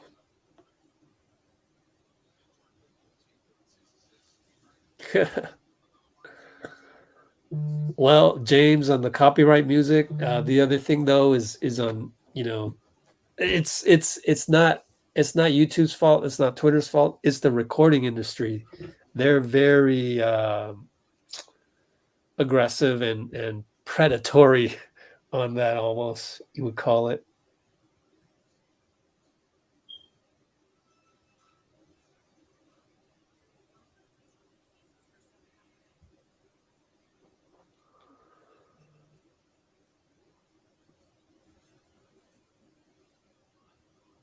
Let's see.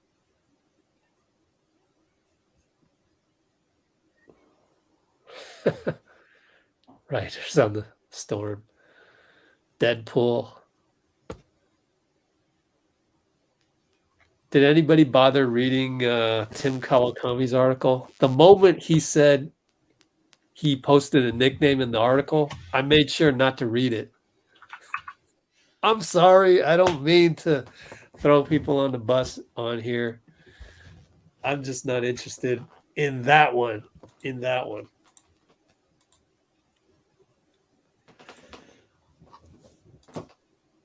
I don't think the guy who came up with Death Lineup actually got the proper credit. It was I forget. It wasn't any of the local beat writers. They got it from somebody else, and then it sort of took off.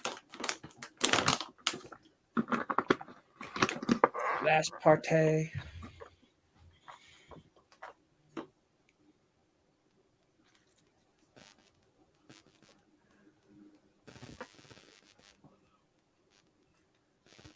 I just like it. The lethal lineup is fine with me.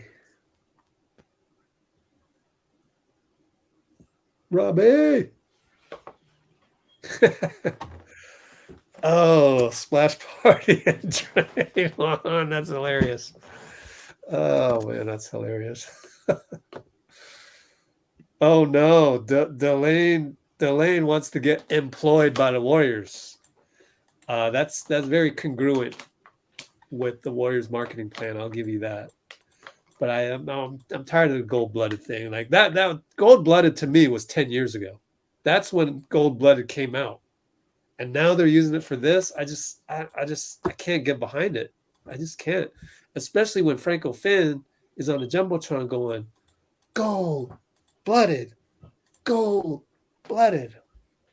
No thanks. No thanks.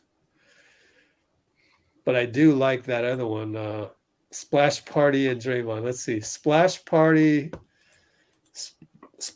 with the backpack, huh?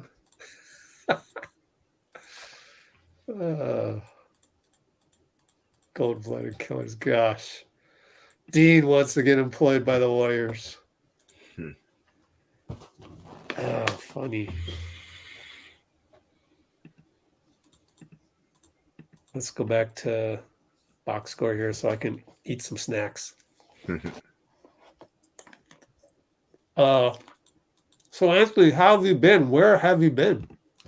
I'm just working, you know. I haven't been on social media much. Oh, I can't hear you. Oh, can you hear me? Hello? Is your mic on? Yo, can you hear me? Oh, you know what? I turned my sound down, so I can't hear you. I see. Oh man, the whole time I've been. Oh, hold on. I gotta turn this off. Sorry, guys. Technical difficulties. Okay, sorry. I didn't hear anything you said. So. Oh, you good? You good? Can you repeat? Where have you been? How have you been? How is Chicago? Everything is good, you know. Just had to take some time off. How'd you do that? You rotated your head right there. That was pretty cool. Yeah, I had to take a mental break from social media. I've been on social media in I say 3 weeks now. I just got back on it. Yeah. You've gone off social media for 3 weeks? Yeah. I mean, I've been on like small stuff, but I haven't been looking at people's stories or liking posts and all that. Right. It's just it's derailing my mental state. So I took a break and I just been focused on getting money. I saved a lot of money in the past month, so I'm actually proud of myself. Yeah, that's where I've been. But good for you, man. I'm back now. I'm back. You know who would be proud of you is JP himself. Yeah. He's the guy that says, man, y'all don't need to be on social media all the time. Yeah. He always deletes all his IG posts. What the heck? Delane is from Saginaw? Are you serious? Wow. I mean, that's basically the equivalent of Oakland. If Draymond is going to give props to Oakland as he would Saginaw, I'm going to give props to you as I would Oakland. I mean, small town, but blue collar type town. Wow, it's an honor to have you. My goal is to have Draymond or somebody from Draymond's family meet you because you're from Saginaw. Like, that would be cool to have them meet you.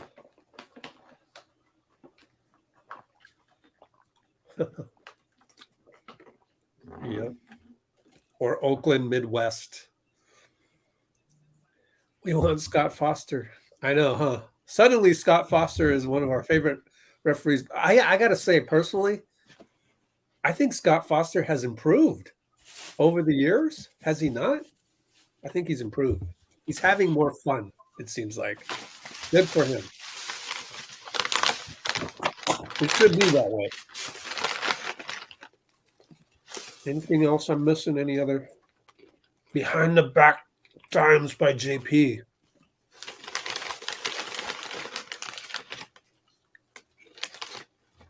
Man, that's an all-star move. That's an all-star move done in the playoffs. That's insane. They were talking about that, though. We're back to action. They were talking about that in the pregame with Kalena and Festus and Dorel. I love how Dorel was like, the next step is for him is forget most improved. Forget that. Now you're looking at possibly being an all-star. And that was an insane thing for me to hear. All NBA, all-star. There's a 3 and 1. Oh my goodness. Wait, where are you at? 11:43 foul on Jokic, it looks like, because they're showing the screen to Jokic. Man, right out the gate. No, it's not on Jokic. He only has 2 fouls. So I'm pretty sure he had 2 fouls before this. Maybe I'm wrong. Play by All right, play. let me know when the ball begins in play because I'm Oh, that like a was couple on seconds. Jokic. Jokic is going to score right here. I saw the play by play. I'm at 11:39, 38, 37. Gotcha. Let's go back to the box score there. Let's go back to this real quick. All right. Jokic attacks and he'll score. I'm at 31, 30. Oh, 31? Mm-hmm. I'm at 11:17. Am I can too fast far? forward. You're good. I can fast forward. Okay. Well, Poole's in the corner against AG, stuck. I'm Wiggins, at right side. 11, 11, 11, 10. Okay. Wiggins bucket. I'll pause it at where can I pause this? Oh, there's the pause. 10:57. Go. All right, 10:54, 53, 52. Yep. Monty Morris, Morris. right side. Nope. Oh, blocked by Draymond. Or at least he deflected it for sure. Downhill against Jokic. Really? Got the call. Way to go, Dre. That was the most important part, was to get the call. He's playing with some IQ. In my previous video, there was a play. Remember the play where first game, Draymond dunked it? Remember that one? That was early in the game. Mm-hmm. He could have hit Clay in the corner. Clay was wide open, but he decided to dunk it, and it was early in the game. And I We need felt that. that was key for him to get that dunk early in the game in game 1, rather than settle for the 3 from Clay in the corner. So these are like calculated moves by Draymond, and him attacking Jokic. Just one of the smartest players around, but he misses the free throw.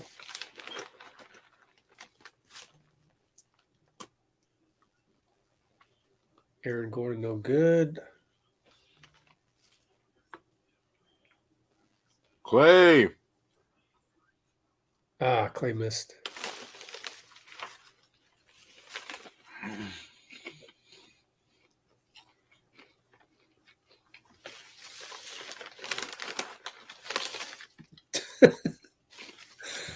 Oh, can I just, man, you ruining my screenshot, Eric.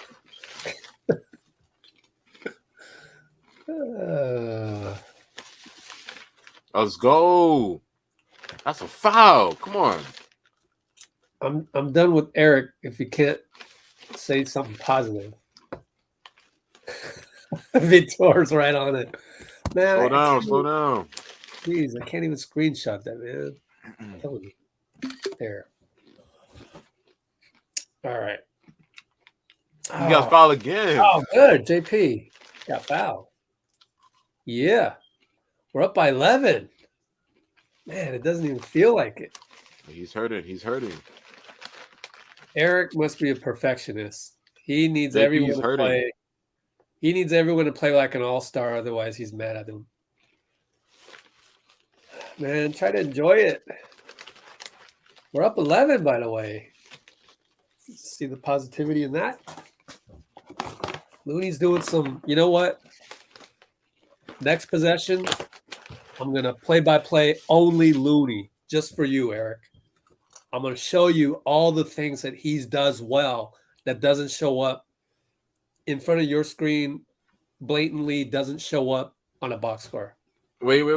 You said I'm done with Looney? Okay. Uh-huh. The last time we played the Nuggets in the regular season, last time I checked, Looney shut Jokic down. I don't care what anybody says. Looney shut Jokic down. Looney is not known to be an offensive player. All right. Oh, come on. I'm watching Looney. He's guarding Jokic. He gets picked. He gets back on Jokic. Meanwhile, Barton scores on JP. Meanwhile, Draymond downhill. Let's go. Finds Wiggins. Gravity of Clay. Mike Malone's pissed.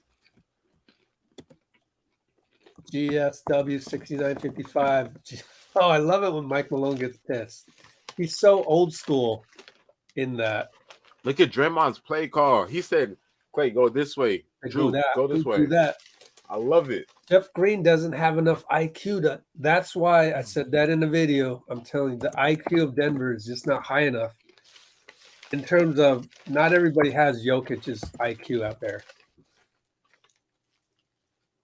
And also, Mike Malone being so old school on that, I don't think you should show too much frustration. Like, hey, hold on 1 second. Hey, Eric. That just gives us more energy. Eric, how many rings does Looney have? Count that. Oops. I hope he's not still going on about Looney. Let's see. Oh no, he said some Nemanja over Looney. Hey, Eric, how many rings does Bielitsa have? How many rings does Looney have? Who's been with the Warriors longer? Who knows the Warriors system? Catherine agreed. Yeah, Steph limited minutes. Yep, he's on a minutes restriction. I think that was more Jeff Green than Jokic, but I need to see another replay.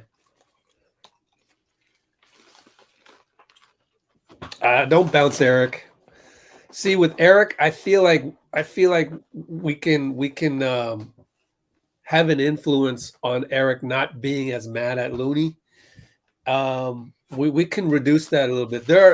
When we give up on people, though, yeah, we get rid of them pretty quickly. But I think Eric has potential, actually. Let's see.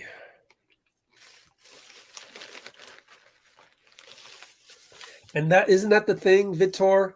If Looney and Belly could be combined into one player, oh man, you would have a fringe all-star.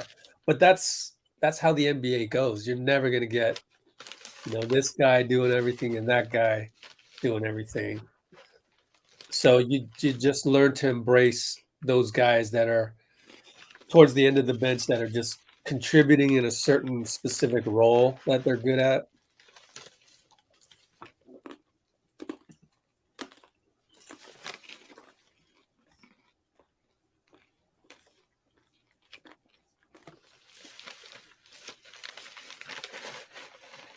All right.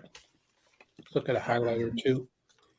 Draymond. Oh, we get to watch the replay on this. Let's see.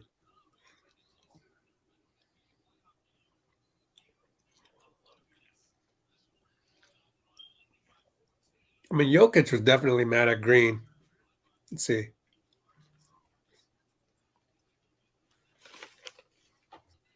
I would almost say that's Jokic's fault.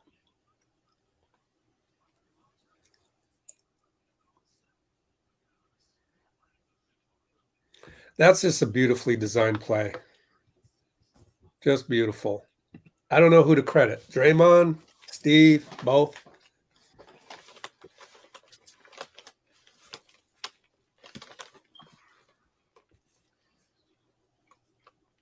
Uh-oh.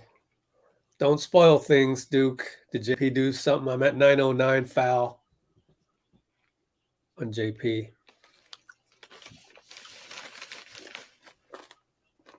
Bro, Bielitsa is. I love it. JP's like, I'm just trying to get through the screen. Give him a little shrug. Anyways, Jokic Looney. Over Looney, good. All right. 858, 857. We're up 12. Third quarter. Draymond against AG. Look at Clay work down there. No, nothing doing. Okay, now he's going to post via Wiggins. Draymond. No. Wiggins attacks. Hey. Backpack. Splash. Draymond is showing up. Splash party with the black pack. I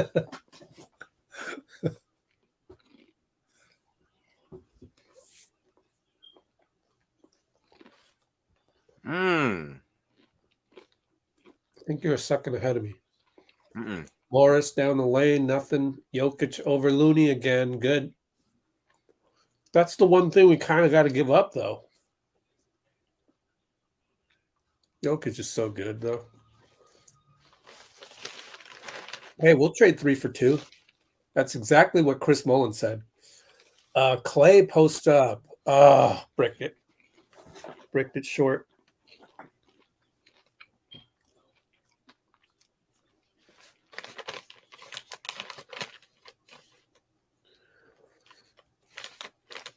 Aaron Gordon posted. Look at Draymond sneak over and help. Beautiful.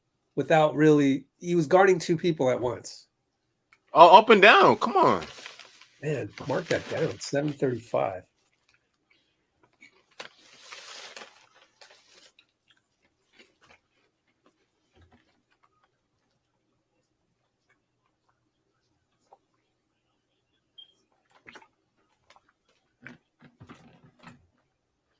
Yep, Helena just said what I said. Ooh, Warriors chant. JP. Oh, Nah, that's our ball. Oh, what? Clay can't believe it. It's like, what? What are you looking at, ref?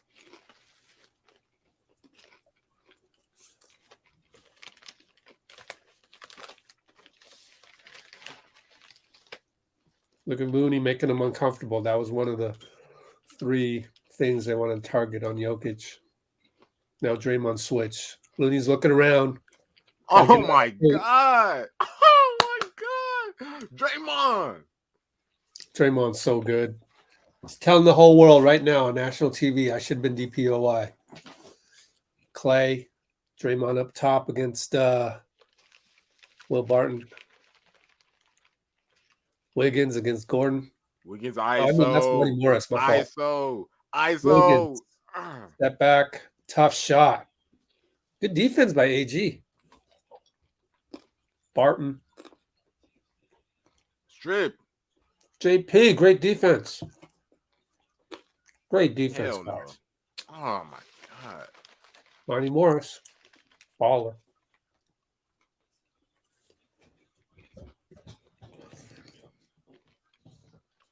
Timeout, Steve. Let's see what we got. 72-62. Whoops. I just destroyed that window. Dang it.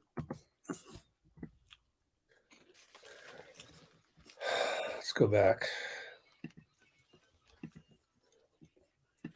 6:08 to play in the third. Let's do another giveaway demarcation point.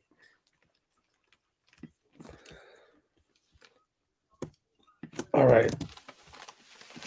Go down here, paste that. Boom. Let's go Warriors. Okay, let's see.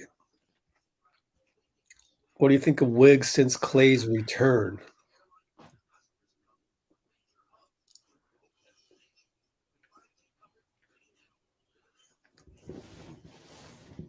When Draymond was gone, that's when Wiggs struggled because all of a sudden he had to step up. And for him to play all season in a non-step up role where he's like the fourth option, third or fourth option, catch and shoot guy, and then suddenly he had to do more than that. I get why he struggled. And then people were saying, oh, he should have been all-star, all that crap. I mean, the real reason he shouldn't have been all-star is because Paul George and Kawhi were injured. When you take those two guys off the ballot, that opens it up for you. And I think it's good though. I think it's good every now and then a guy gets an advantage because of an injury. D'Angelo Russell got that. And I think it's good for guys to have an all-star appearance every now and then, just to acknowledge that there's a lot of good players in the league that deserve some recognition. So whether a guy makes all-star or not doesn't really, I'm not into awards. I'm not into, the voting thing. That's all marketing to me. So anyways, after that, I guess, Draymond came back and pretty much since then, Andrew's been playing well. Excuse me. So I think Andrew is a perfect complement to these guys. And I also think I had in my latest video on the channel, I did some X's and O's. And there's one play where Wiggins knew to clear space for Clay coming in the corner. Draymond ended up dunking the ball, but he easily could have dished it to Clay for the open three. And Clay was wide open partly because of Wiggins knowing where to go. Now that he's been with the team for a year and a half, or 2 years, he knows where to go. He understands his role, which starts on defense. So JP's got 2 behind the back assists. Man, golly. 6 assists. So that's what I think of Wiggs. And we're about the only team out there that can take a $30 million guy and give him a role. Like everywhere else, you have to give him the ball and clear out because he's 30 million. Clay 3, nope. Try to get him going, but on the ATO, but no.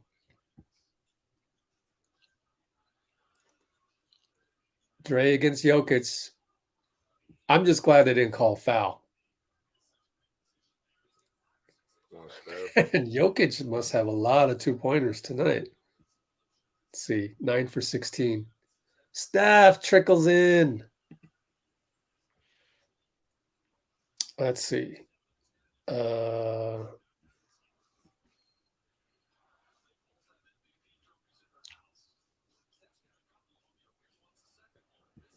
I get what realistic Mike is saying. Gosh, wide open. But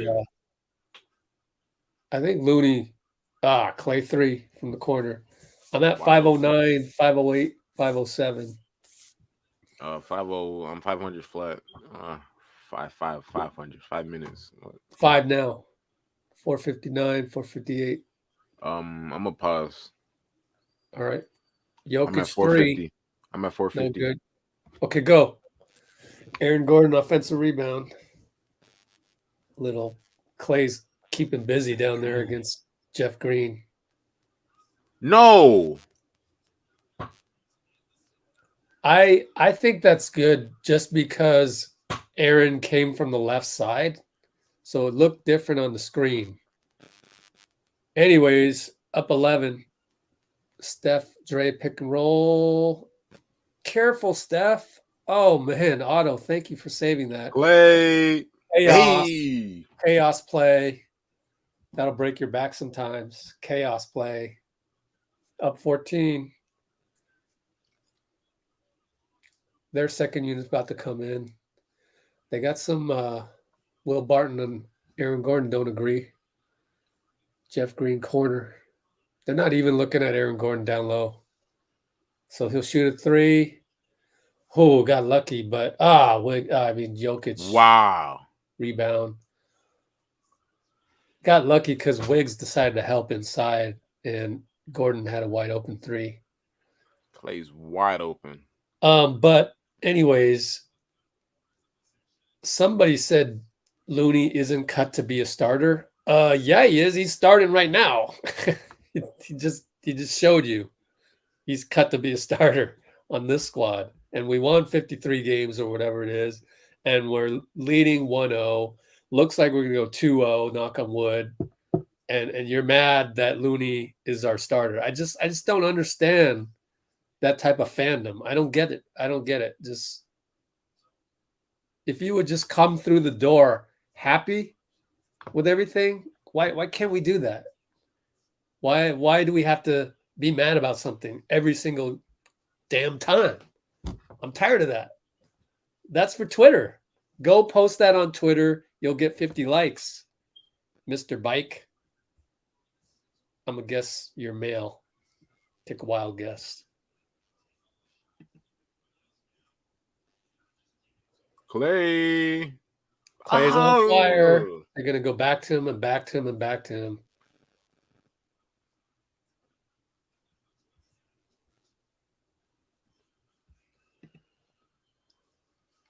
Let's go. Right. Steph downhill. Oh, scoopage. Oh, he's dancing. Bro, you got to have your phone out ready for that, man. Ooh.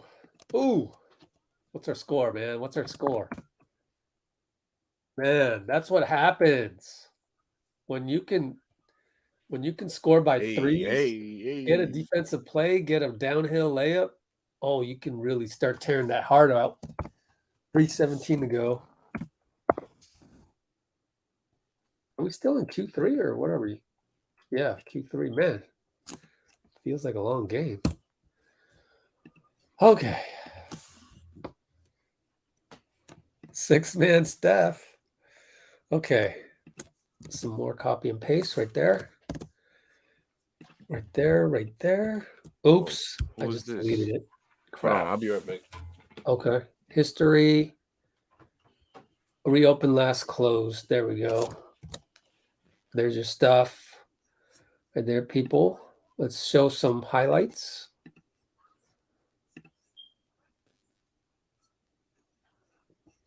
Clay's turn from downtown. Run that on loop for a little bit. Oh, it's only 7 seconds. Okay.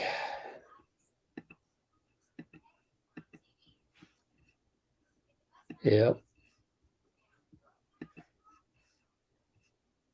Shimmy. Yeah, what do you call that? Is that a shimmy? Let's look at the other replay. Draymond. Oh, we're back to action. Crap. Oh, man, and it's commercial. I'll just throw that up there. Jokic ISO, right side against Draymond. Wow, Draymond is doing a number on Jokic tonight. Man. DPOY him already. Steph, and 1 triple. Oh, man, he's hot. Clay gets on fire. Steph gets on fire. Man, it's contagious. And that's the thing about the Warriors. That's why you love this team. Remember why you love this team. That's why right here. This is why you love this team. So remember all the adversity we have to go through sometimes to get to this point. You can't take this for granted. You can't be entitled to this all the time. You have to cherish this moment. It doesn't happen all the time. And don't feel like you deserve it every single time. This is beautiful. Beautiful, beautiful basketball. Bones Highland responds. We need to appreciate this. Wiggins draws a foul. Jokic. Is he going to get a T? Bump. All right, I'm back. Oh, man. Thank you. Thank you, strict ref, because he would do the same on Draymond. Thank you, strict ref, for giving Jokic a T he didn't deserve, in my opinion. Because he bounced the ball and he caught the ball. I mean, you got to have a little bit of emotion. I totally don't agree with the technical, but I'll take it. See, like, come on. Oh, man. Scuffle on Denver bench. Steph missed again? What? Wow. Roland.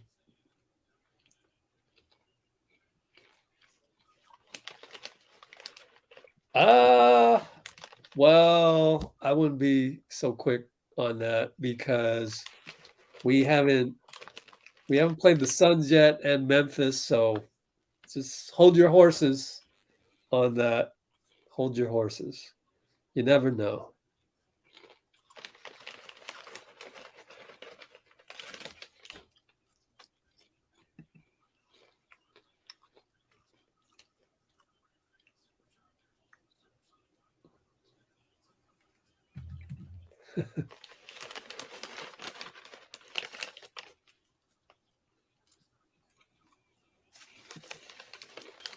All right.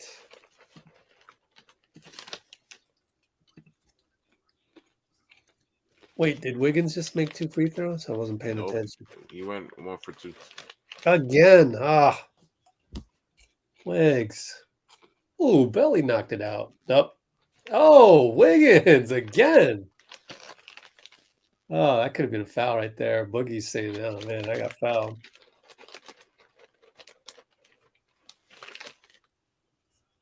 Wiggs gets a nice hand from Draymond. And when Draymond is saying things to your face as you sit down, let's go. Good sign. Oh, Belly just swatted Bryn. They leave JP wide open. Let's go. Oh, like he just walked into it. He just deliberately said, "Yo, are you serious? You're leaving me open." Everybody showed up this game. Wow. Man, Wiggs is special and JP is specialer. Wow. Who knew this? Who knew that this would translate into the playoffs? Oh my God. Leonard. Remember that step back last game that he missed? And I said, that is the most amazing step back I've ever seen in the corner. He just did it again on Boogie. Ho! 135 mark. Oh, my God. JP, step back corner. Oh, man. Wow. I can't wait to ask him that. That's my next question to JP. Next time I see him, I'm going to say, what's the science behind that corner step back 3, man? Steph? Baby. JP, oh my God. JP is on something. Man. Assists, whatever. No look, just automatic. Bam, bam. Oh my goodness. He's a 6'4" Steph. He's a 6'4" Steph out there, man. Oh my goodness. Oh my goodness. We're up 22 after all that. Isn't that the best feeling? When I watch the game, I don't even look at the score. I'm just like having fun. Enjoying the game, and then you look up and you go, okay, wait, how much are we up by now? 22. Oh my gosh. This is just incredible. Incredible. You know what? Tonight, we are really making a case for most improved and DPOY all in one game.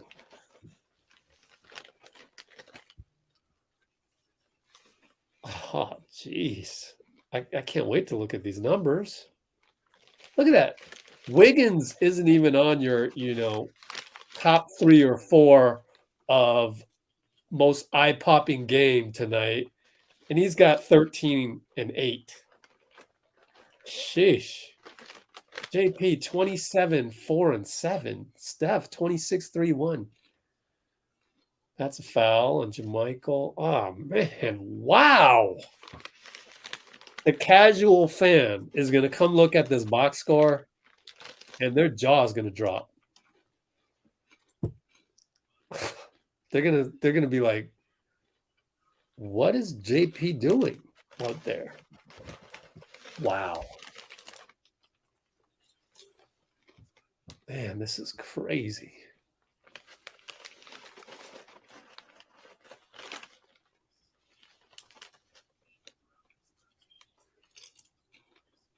Okay. I don't know. I had remember how I said I think Eric has potential. He that potential is going out the window right now. Is Austin Rivers talking to Clay right now? Wow. Keep your mouth shut, Rivers, right now. That's my advice to you. You're down 22. You're away. Don't say nothing. Just take it in, and when you're in Denver, do some damage if you'd like. But right now is not the time to talk to the Warriors bench.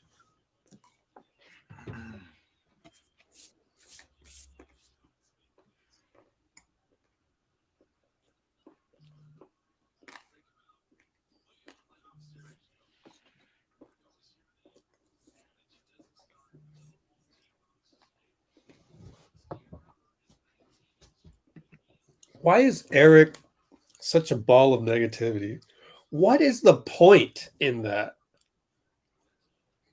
It's almost as if he was just trolling or he was doing something of that nature, which is psychopathic. Ooh. JP with the moves. Bye-bye, Bogey. Oh, my God. Is this – oh, my – we got an all-star with the 28th pick? He's playing like an all-star, man, right now. Fringe all-star at the least. How is this even possible? I mean, we're not surprised, but at the same time, his confidence. This is just amazing. This is so enjoyable to see everything. I mean, we could all see this trajectory, but to happen right now in game 2 of the playoffs for a third-year kid. Wow. It's time to now look at some history books. I mean, we got to do it now. Now is where you do the comparisons. Now is where it gets fun. And you try and think, who at age 22 was dropping 27 and 8? Let's just name some reasonable names. Don't be naming Kobe or nothing like that. What are some reasonable names? Like, who's a 2 guard that's very good? Look at it. Look at his handles against Bones. Boom. Good job by Otto. Oh my gosh, he's just Otto. Oh, and again, JP was right there. Like he's locked in on the ball. He is the future of the Warriors. His timing is unbelievable tonight. Let's start trying to think. Vince Carter. Okay. Vince Carter.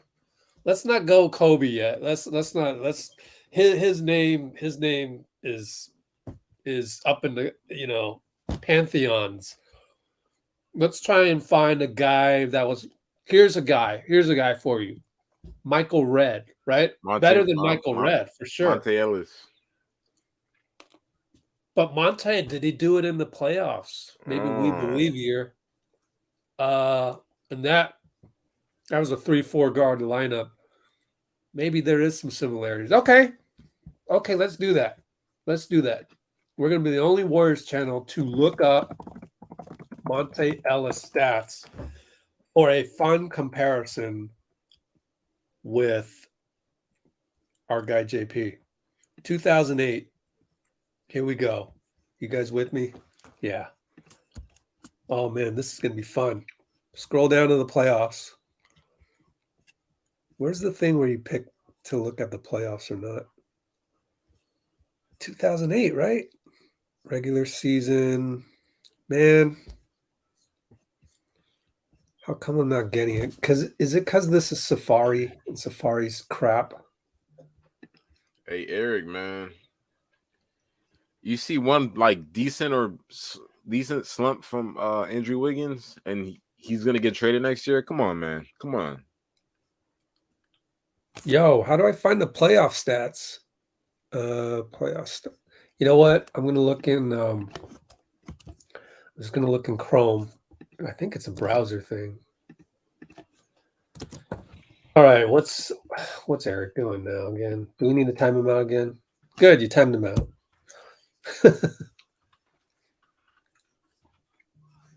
You're stepping on being banned pretty soon, Eric. He is, man. I mean, for good from the channel, which is fine because he called Andre a bum today. I mean, there's a pattern of this negativity. How come I can't see the playoffs? Oh, 2007. My fault. We believes 2007. I kept thinking it was 2008 for some stupid reason. Can I go back on this? Come on. Safari is trash. That was Monte's second season? There are similarities then. This is great. You're welcome. Yes, thank you. Okay. I mean, it's already better. Monte His was a second beast. game, 20 points, 3 rebounds, 0 assists. I mean, Monte's not going to have the assist of JP. But anyways, isn't that a great benchmark? He's a two guard. You know, they're not known for passing the ball a lot. They just Yeah, want to go. that's a great benchmark, though. He's already better than Monte, who he was like our franchise player at some point. I mean, we can extrapolate out to the years afterwards, but I love the comp. It's an easy comp to beat. Like JP better than Monte, that alone speaks volumes. JP's hurting right now. Oh my god.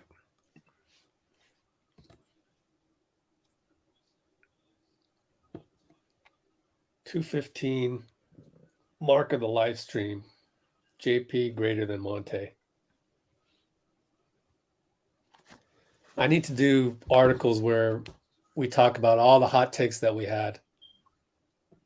Draws another foul.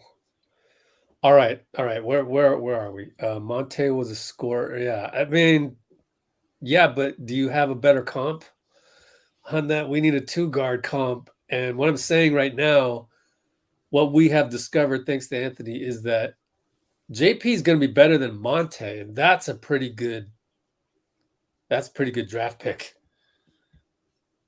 I can't wait. Next timeout, let's look at some career stats. Oh man, if JP made that corner shot, he'd be toying. Okay.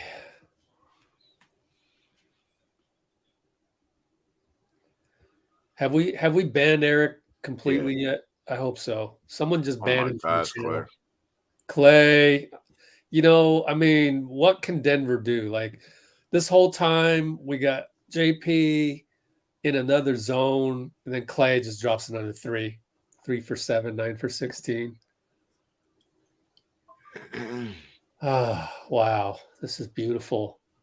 Who would ever thought 20-point bulge at this point in game 2? Just beautiful, beautiful basketball.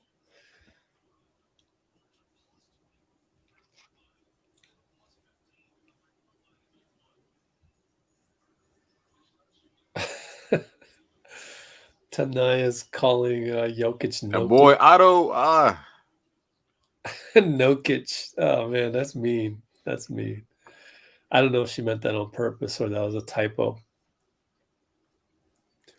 Soaking all this up. Warriors. he called bank. He did stuff. He did the stuff. Can we do Tracy McGrady? No way. Can we? He's a Hall of Famer. I don't know about that. Oh, even Vince Carter. People are saying, man, JP. Even Vince Carter is like, surefire Hall of Famer. People in the know in the NBA. Oh, let's see.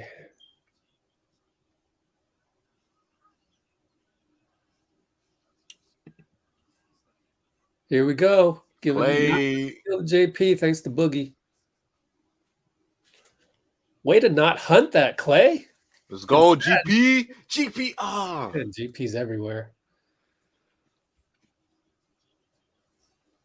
Oh, man. This is amazing. He did the little Steph Curry celebration.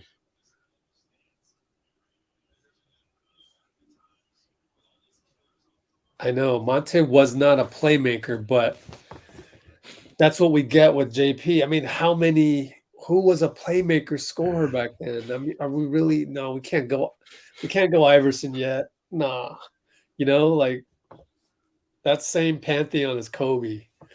I can't go there yet. Brandon Roy. Okay. I like that. Something we'll think about. I'm gonna pull up Brandon Roy just for good measure here.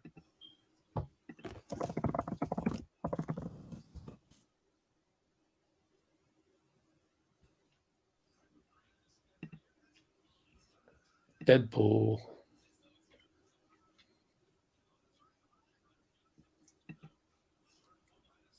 Yep. Well, JP finally got that turnover that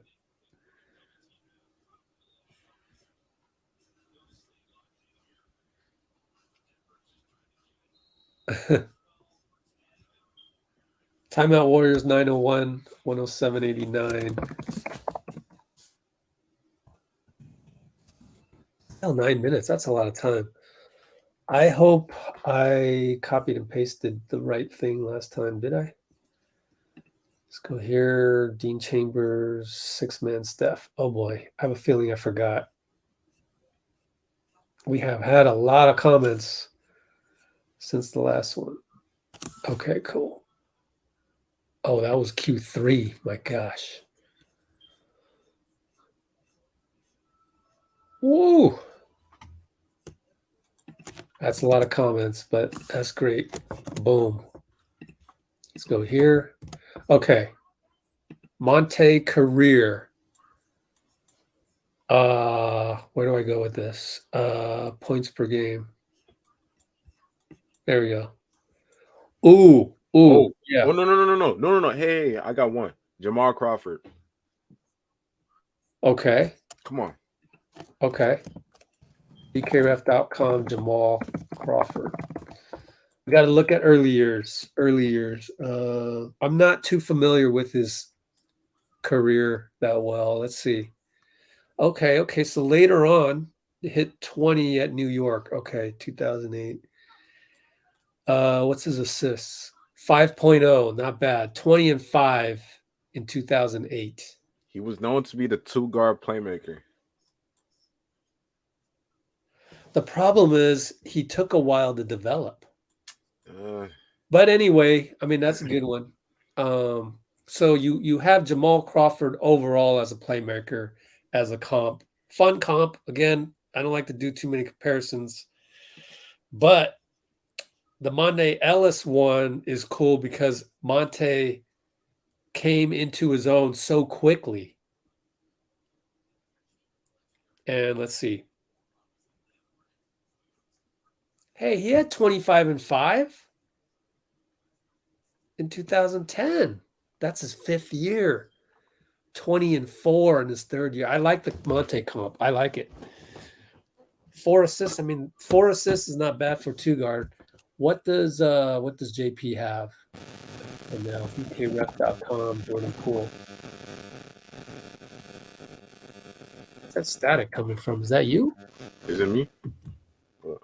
No idea. So 4 assists per game, of course. It's been a lot more lately. Let's see. Lately, how many assists has he been having? Wow. Oh my gosh. Did you guys? I mean, wow. That's a lot of assists lately, man. Oh, where do we start? Since man, this is impressive. Since March 22nd at Orlando, 6, 9, 10, 2. Oh man, 25, 27, 30, 43, 47, 58, 66, 71 over the last 2, 3, 4, 5, 6, 7.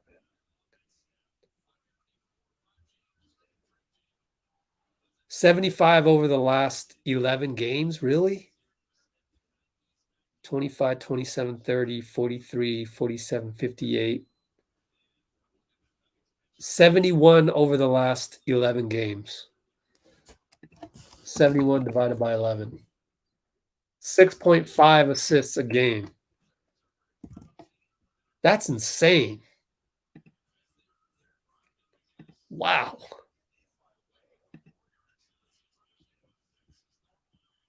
I love it. 6.5. Mark it down. JP, 6.5 assists over the last 11 games. Wait, but tonight is the 12th game, and he has 8 assists. So that's 79 over 12 games. Wow. 79 divided by 12. 6.6 assists.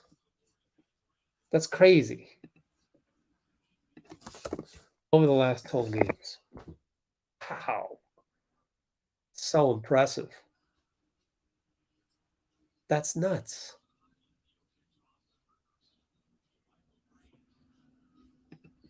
I cannot believe what I'm seeing. Yep. Oh, that was some great defense and superstar release by Jokic to rainbow that and then just barely missed. Steph says, bye-bye, Jermichael. Nope. Oh, right back to Steph. Oh, no good.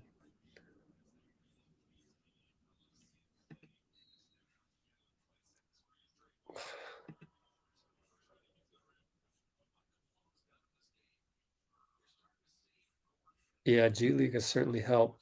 Ooh, young Ginobili. I like that one too. Sorry to get to that late. BKRef.com, Manu Ginobili.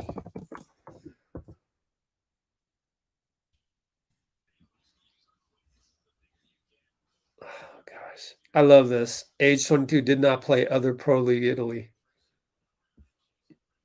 Manu. 19 and 5. But he also,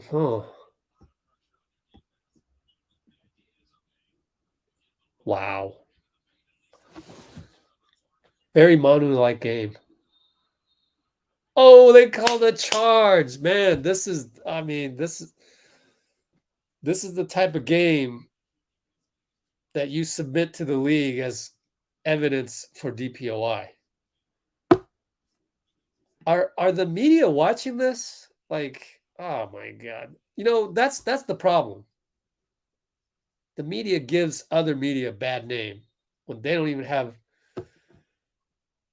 Actually, part of it's the NBA's fault. I heard on the radio today they had Jared Greenberg on 95.7, and he was like, they don't give us any guidelines.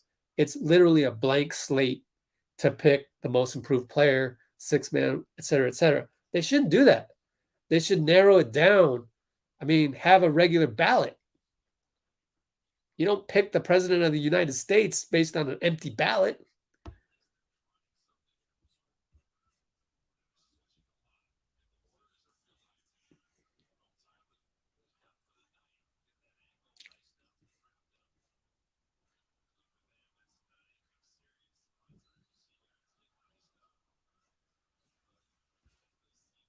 Anyways, Clay 3, no good.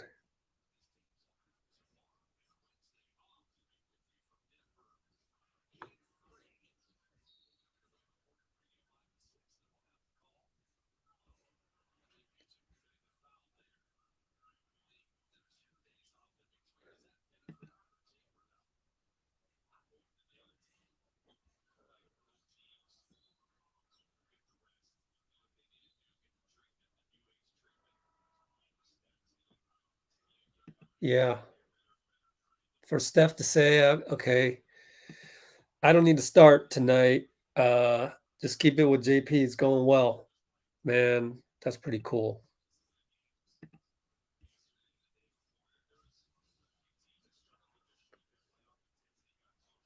J.R. Smith, D. Wade. I was thinking D. Wade too, but I have him in the pantheon as well. Trey steals Jokic. I mean, good Lord. Oh, Steph in and out on the 3. Stat head, Ginobili. Wow. Dean Chambers got the Jokic fouled out. Player compare. Oh, stat head. Man, I didn't even know you could do this. Well, that's, the problem with that, Dean, is that we're comparing JP's overall stats. I am thinking of what I'm seeing right now in the last, say, 12 games with the assists and stuff. Of course, Steph hasn't been there either. But ejected, my bad. 5 fouls ejected.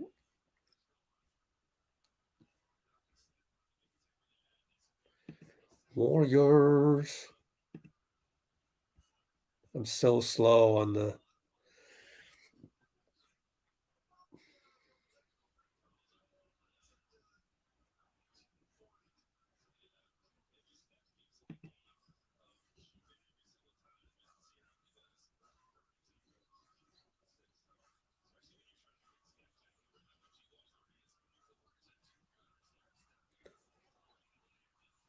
We're just killing them. 112.89, 6:42 to go. Keep playing, guys. 48 minutes. Wait till they throw the white flag.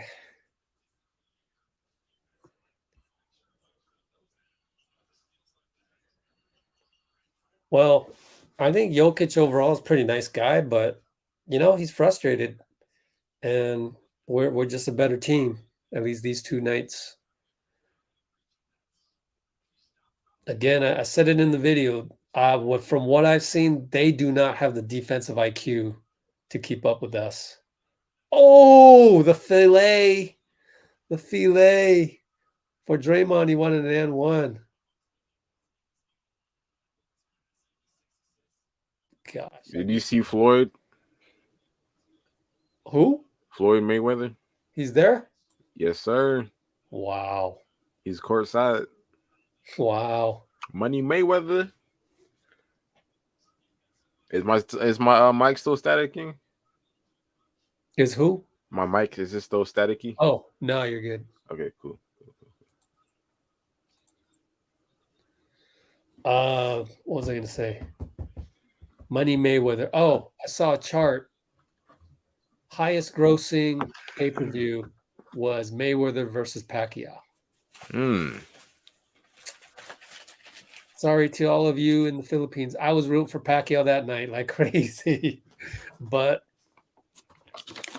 Mayweather is hard to bring down.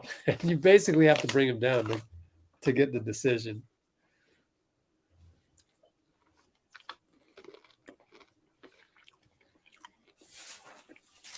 I'm still surprised that Aaron Gordon never won dunk champion.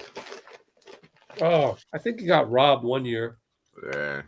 But I understand the bias towards Zach. He just looks like a 2-time slam dunk champion. But just kind of watching it, and I was kind of rooting for the Bay Area guy too. But Steph. I should've- Oh, Kobe. Or Jordan. Mm. Funny, the Chicago guys. Nah, that was Kobe because Kobe always. Kobe got it from Michael. You're right. He said, "Oh, where you going?"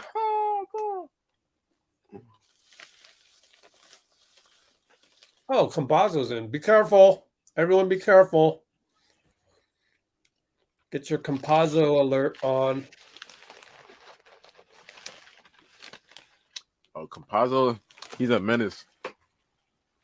Yeah, Bob deserves some freaking credit. So does Steve, player development. I mean, Steve is in charge of the player development, so he deserves some credit there. We're gonna see JK. Yeah, huh? Game, set, match. So I've been seeing a lot of stuff around. Oh, Steph. Oh my gosh. Wait, it's like, yo, I need to get in rhythm here. Denver's like, please stop it. That's got to be the white flag timeout, man. So I've seen Oh, it around. was already. My bad. I've seen a lot of stuff around on Twitter saying that Mike Brown is gonna be like the next head coach for Lakers. Like he's gonna be like the best candidate. Oh, let me get to that. Hold on. 119.96. The problem with that prediction is that there was an article that came out by what's his name?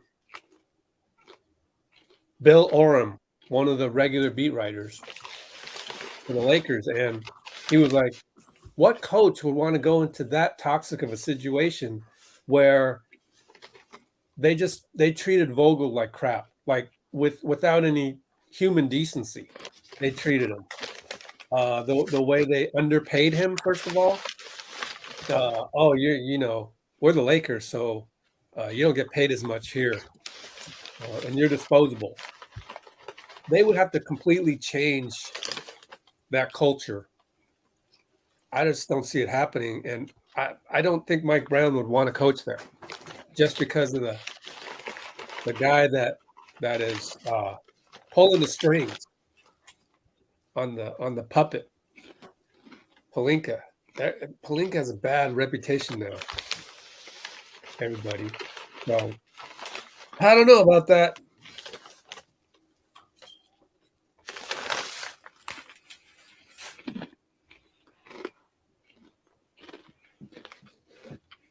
$84 points between all three. That's insane. When was the last time 84 points were scored amongst? I'll tell you when the last time was. When Kobe scored 81. No, it's probably been done. Where your entire backcourt scored over 80. So that game with Kobe and what else?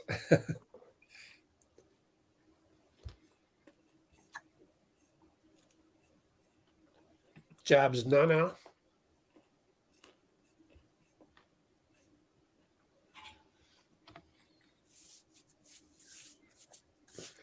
Jabs Nana sounds like a what do you call it? A reggae singer.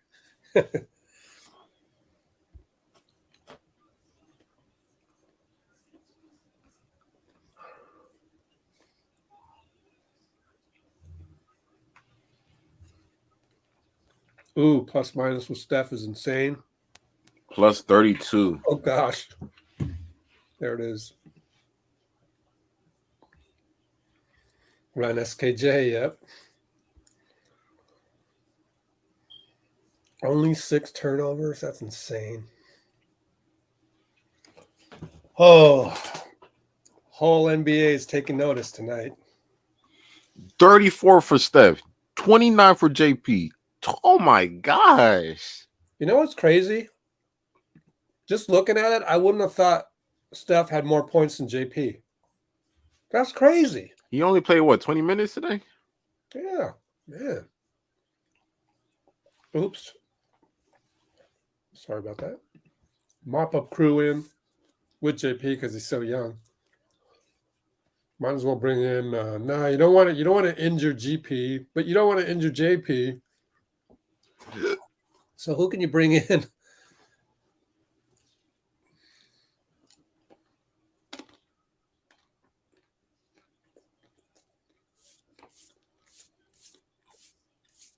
You can't bring in any of the old guys.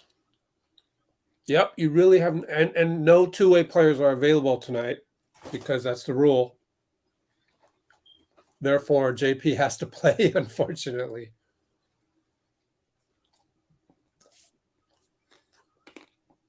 One, run point, put Poole in the corner for the next 3.5 minutes.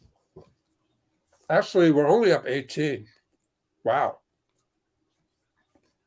Feels like 30, which is interesting. JK and the pink Kobe. Ah, got stuck. Stepped out of bounds. No, JP's hurt. His hand's hurt. Oh, man, he's wincing in pain like crazy. Damn it. He's been doing that the whole Good. game. I'm getting GP in there. Probably should have done that first, huh? Next time, you know. I know GP's older, but just bring him in for JP, please.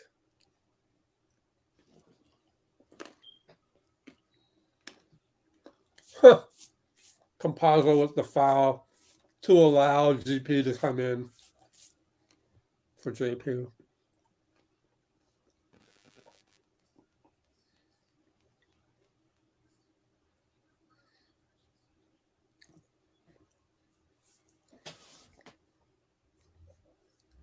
Just like E40 said, that boy's the one. It's on our channel. Go check it out. E40. Yeah, Compazzo is Delva, basically. Compazzo is a menace. That's right. Andre's been out.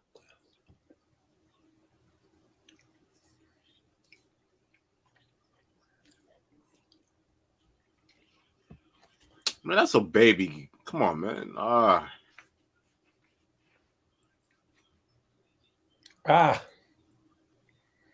Two turnovers in JK. 2 minutes to go. Let's get out of this one. Got to get out of here unscathed. Let's check out this. Yeah, let's look at Kaminga's demeanor. Keep playing. Ooh, wand strip. I'm going to foul him. Mini Delavadova knocking people down. Shooting 2. Get some points.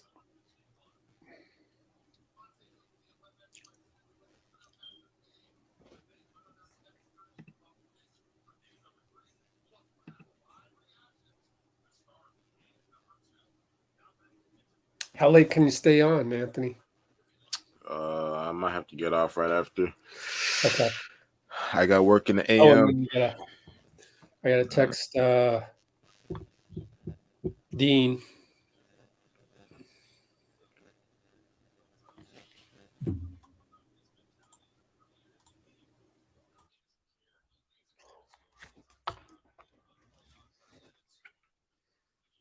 Yeah, we need to get Jeffrey back in here.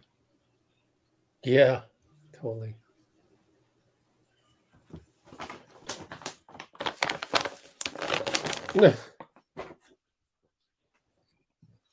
All right. 1:49 to go.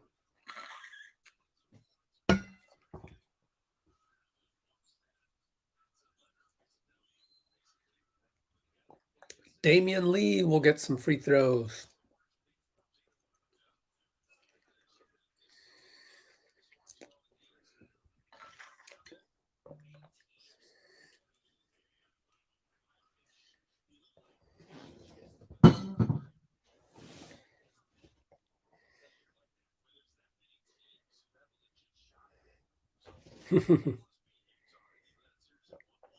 Brazil versus Argentina. I could imagine there's a huge rivalry.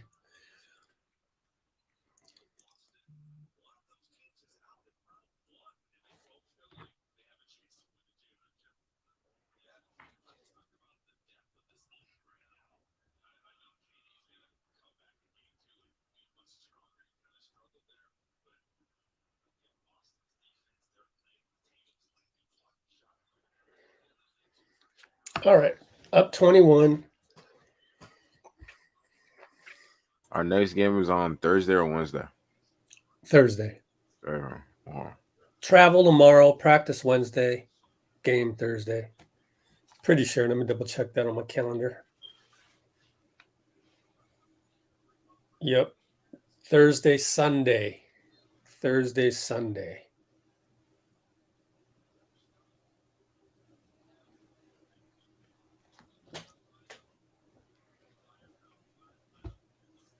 Hey, Damian Lee.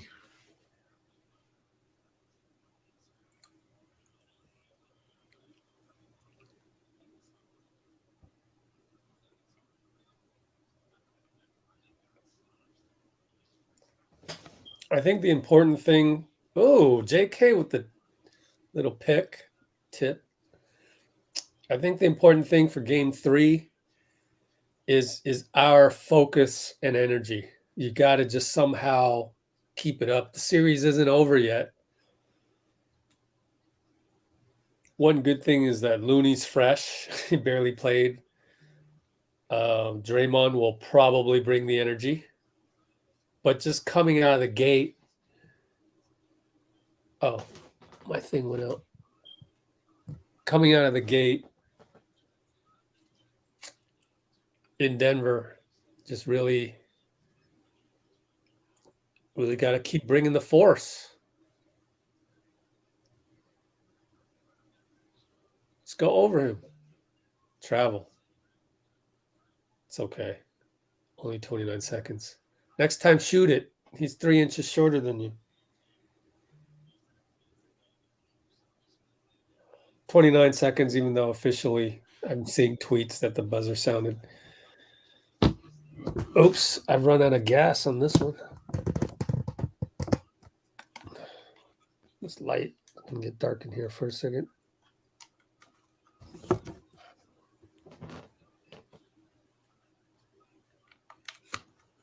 Okay. There we go. We are undefeated in the Chase Center. Yeah. Playoffs. Okay, so get ready. Get ready for this post game right here. I think they're going to try and get JP. What's up, Quindary? Clay, you better get up and get the hell out of there. Man, Chiozo's wearing a watch. Oh, man, diamond studded. Clay is gonna track him down for a post game. Man, that's like half his salary. Yep, they tracked down Clay for a post game, probably radio. Yeah, did you see that watch? Man, that's half his salary right there. Yeah. But I mean, they make $500,000. That's pretty damn good money. $400K, I believe. Wait, Chio's making 400? Yeah. That's yeah. I mean, that's good, but like, it's not enough to have fun with, I mean, what's a watch like that? A watch like that's $10,000. He could easily afford that. I don't even make that in like a couple months, man. Yeah, I know, but that's crazy. he can afford that. Oh, Steph's gonna go on that, but hold on. Let me pull up. I'll be delayed a little bit, anyways. Warriors. Let's see how much he's making. Pretty sure last time I checked, it's 400,000.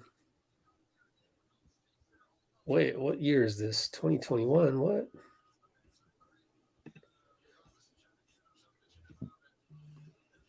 Yep, Chioza 462K. Even Weatherspoon's making 350. That's some good money. Doughton got cut and he made 200,000. I mean, like, even if you take taxes, 50%, man, he made $100,000. And he played like, a few games. That is crazy. That's crazy, isn't it? That's good money. Like, even That's though why it's not $1 million, it's still good money. Not surprised with that watch, man. Okay, let's go to Steph real quick. JP was on TNT. Clay? JP. Oh, JP, yeah. Can't do the TNT one. Get demonetized like a quick style. So let's do this. Let's watch Steph. Where's Iggy at? Injured. Hold on. Again? All right, stay quiet. Let's see. Hold on. Sorry.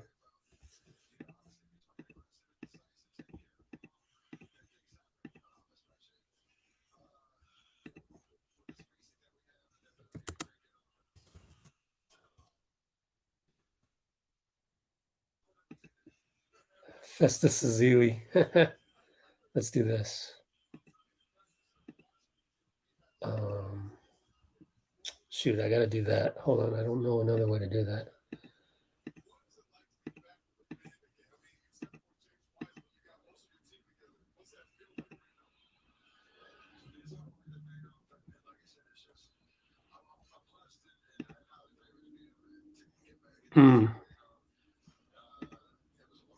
Screw it.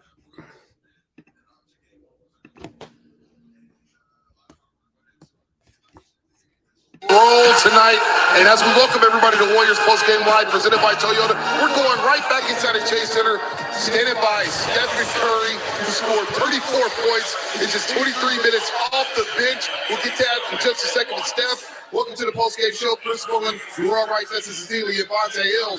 And congratulations on going up 2-0. Let me just ask you a question about this new building. A lot of people say, well, can it become Oracle? It's probably not there yet, but how is Chase Center holding up through 2 games in this first-round series? I mean, it's been great. We obviously try to give them something to cheer about and form that identity around. So, we obviously need it. We need that home court advantage. We needed to protect this building, especially in this first round, to get off to a good start. And our fans are bringing it. Obviously, Dub Nation is strong inside this building, outside this building. And I like where we're headed right now. Steph, what's up, baby? It's D-Right, man. Congrats on the win. Congrats on the performance tonight. I know this isn't your first rodeo, but it is somebody's first rodeo on your team, Jordan Poole. Can you talk a little bit about how exciting it is to see that young fella do his thing? And look at him right there getting crazy. Over there.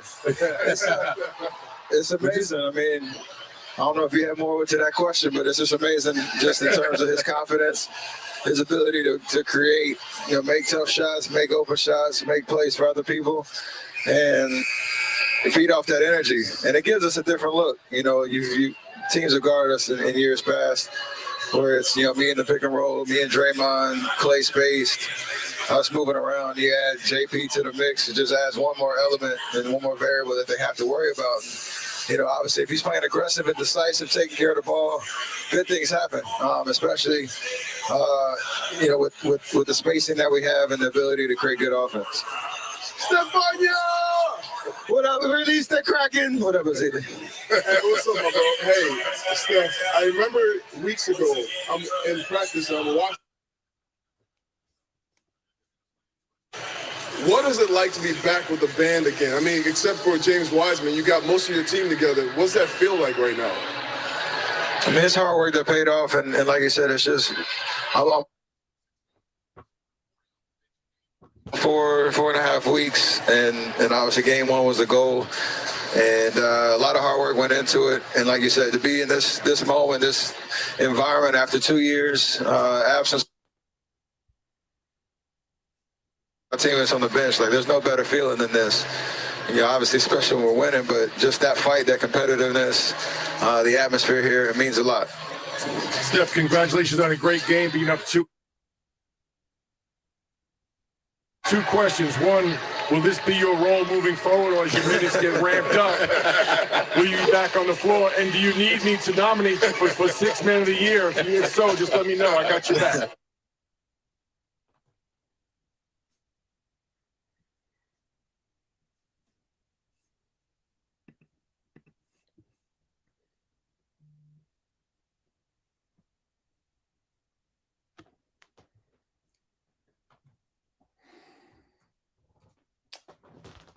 I don't know what's happening.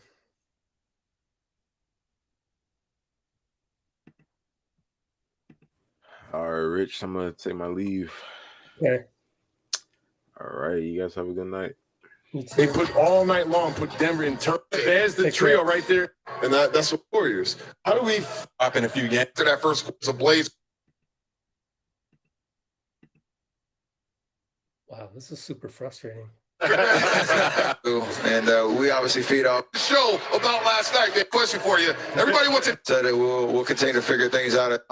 And because like, will you be back on the floor? And do you need me to nominate you for Sixth Man of the Year? If so, just let me know. I got your back. I need a late entry. 4 points. 2 questions. One, will this be your role moving forward, or as your minutes get ramped up, will you be back on the floor? And do you need me to nominate you for Sixth Man of the Year? If so, just let me know. I got your back. I need a late entry to the list. That'd be great. But no, it is weird, honestly, because like I'm so used to what I've been doing for years, and just the opportunity to be out there with my guys. I understand the difficulty of managing this injury and trying to get back, safely, and understand the big picture. And I think the secret sauce has just been not to worry about what happens next. I understand how many minutes I'm allowed to play, and how I can be the most impactful in those minutes. And then I know JP said it, I know Coach has said it. We'll continue to figure things out as we go, and that's what good teams do. That's what good players do. Well, Steph, you become the first player since the ABA-NBA merger to score 30 or more points in 23 minutes or less off the bench. Real quick, last question for you. Everybody wants a nickname. Wiggins, Poole, Draymond, you and Clay. We had the Hamptons 5. We had the Death lineup. We got any names for this new lineup that is plus 28 through 2 games against the Nuggets? Come on, Steph, you're creative, man. I watched a show about last night, man. You got some jokes. What you got for me? Nah, my creativity dies when it comes to anything off this court right now. So I'm gonna leave that to the experts. Leave that to the everybody who knows what we do, and we obviously feed off of any type of nickname, any type of energy and interest in what we do. So I'm gonna leave that to the experts, and I'm sure that panel right there, y'all are smart and y'all creative and funny. Y'all can come up with something. You're giving us way too much credit, Steph.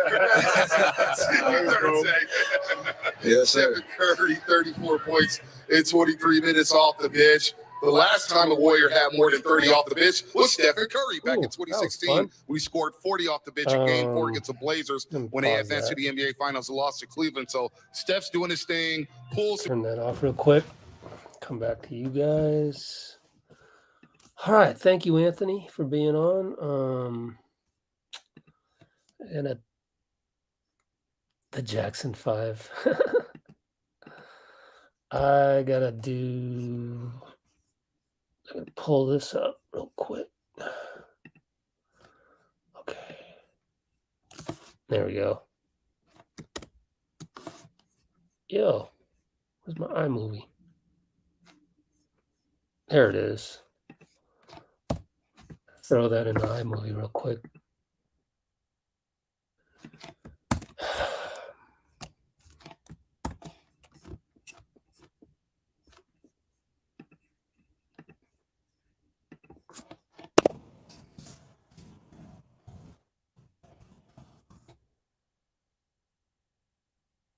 Okay. Good news. We're going to have Dean Chambers on here later. And I'm going to restart the other stream here because then I can keep an eye on it.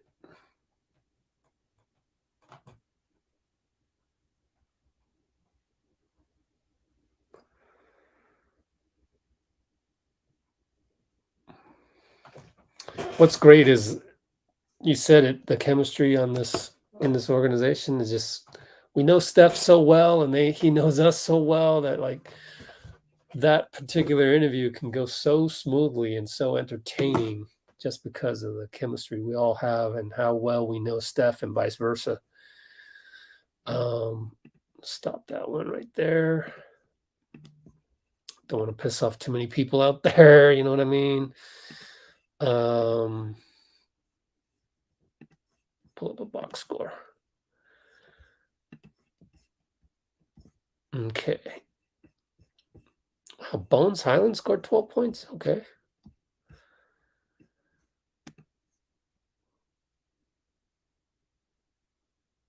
All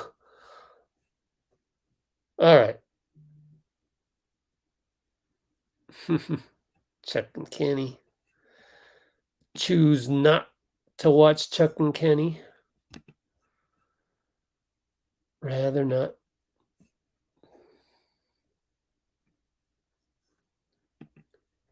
Two down, 14 to go. A whole lot of splash and J. Slash and splash squad. Huh. Kind of like that. I just call it lethal lineup. What's wrong with that? Especially there's that lineage from death lineup to lethal lineup. They have me speechless. What else?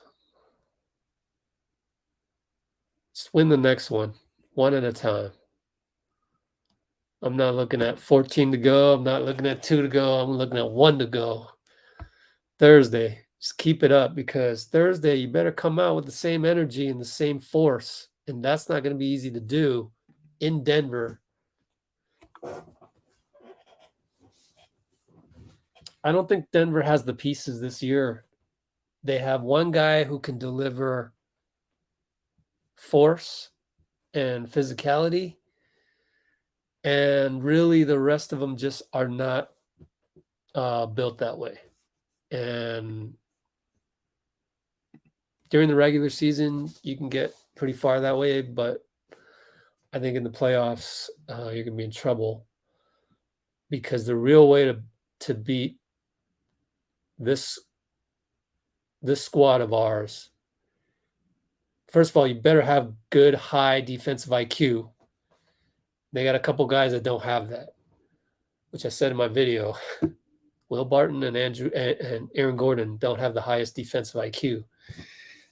And then if you don't have that, at least have physicality, a la Memphis, a la Boston. They have high IQ too. And nowhere near that. So I think Denver is in big, big trouble. I do see a path where we sweep them, but that doesn't mean it just comes to you. You have to go out and grab it. And we got to not do the dumb turnovers coming out the gate. Not foul so much as usual. Low turnovers, all of those fundamental things, and rebound. And over time, we can shake up that Denver defense, which really is only Jokic in terms of physicality and paint presence and stuff like that. So we got to execute our offensive game plan as well. Keep doing all those secondary actions and whatnot, and we'll be fine. So I think we got this. So I agree with you mostly, and just from what I've seen on the tape, but we got to go take it.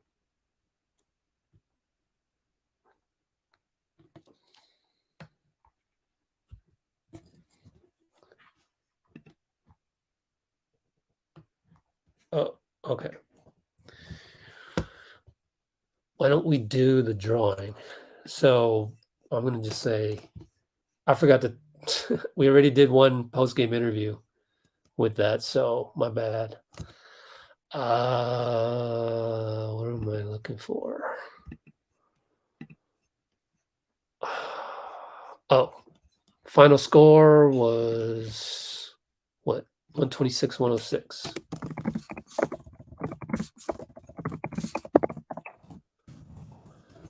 So that's the official demarcation point for the next copy and paste, which is probably, I'm going to probably run out. Thanks to all the blue wrenches for keeping things fun and happy in the comments. Boom, a whole slew of comments just copied in there right now. Random time. Let's get this over with. Oh, hold on. I got to process this video real quick. So dice roller. What do we got? 9 times. Okay, so hang tight. Let me see if I can find a good highlight reel for you guys to be stuck on. Have any good highlight reels? Oh, man, I accidentally deleted that. Reopen last close tab. No, that's not it. Here we go. Tweet that. Do we have a highlight reel? Draymond blowing kisses. Let's reload this. 5 seconds. He's blowing kisses to his daughter. Oh, there we go. 34 points off the bench. Let's see. 25-second loop here. Roll with it. Okay, let me do this real quick.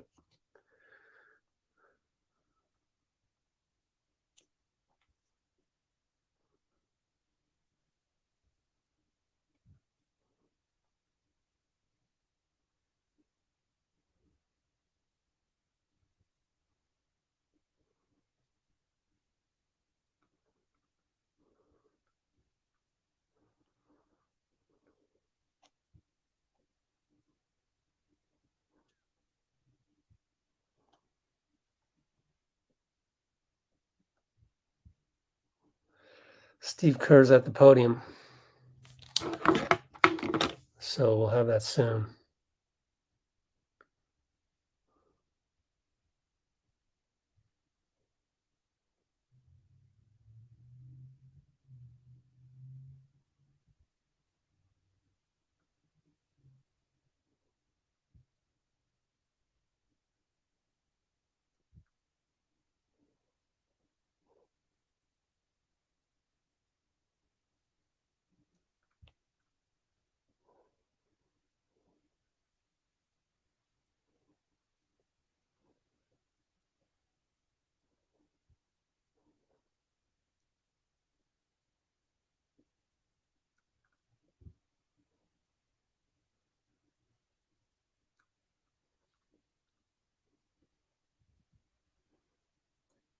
Be with you in a second.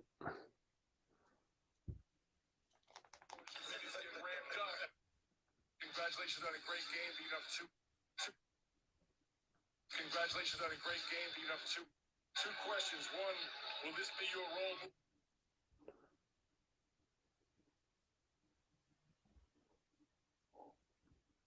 moving forward? 2 questions, no points. 2 questions. Game beating up two questions. One, will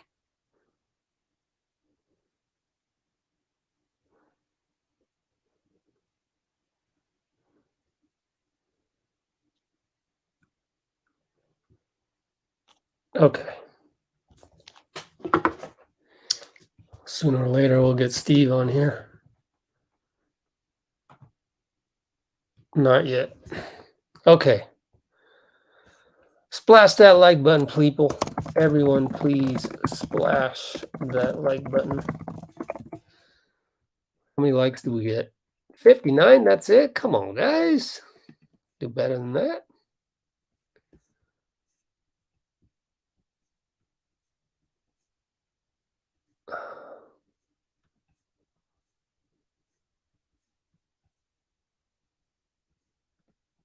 Huh, okay, cool. Lethal lineup, baby. Oh, man, I got to get best player tonight to me was Jordan Poole, even though Steph had an amazing night as well, but it was just great. 22 years old. Hey, Mark, been a while. Glad you're back. Okay.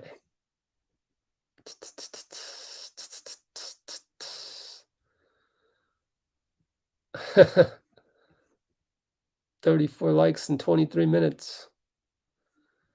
Okay, let's see.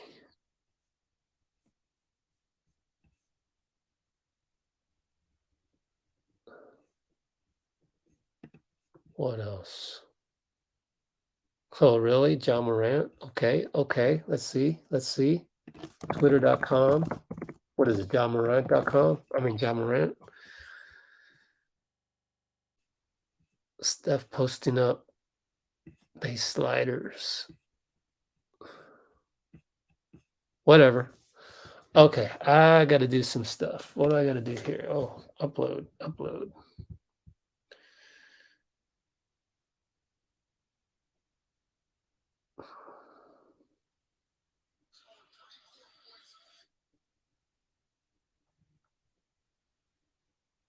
Oops. Steph Q&As. Shoot.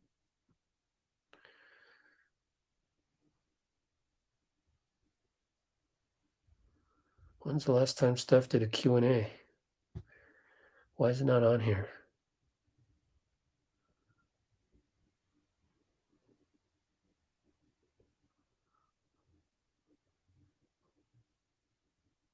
There it is. Jeez. It's slowing me down.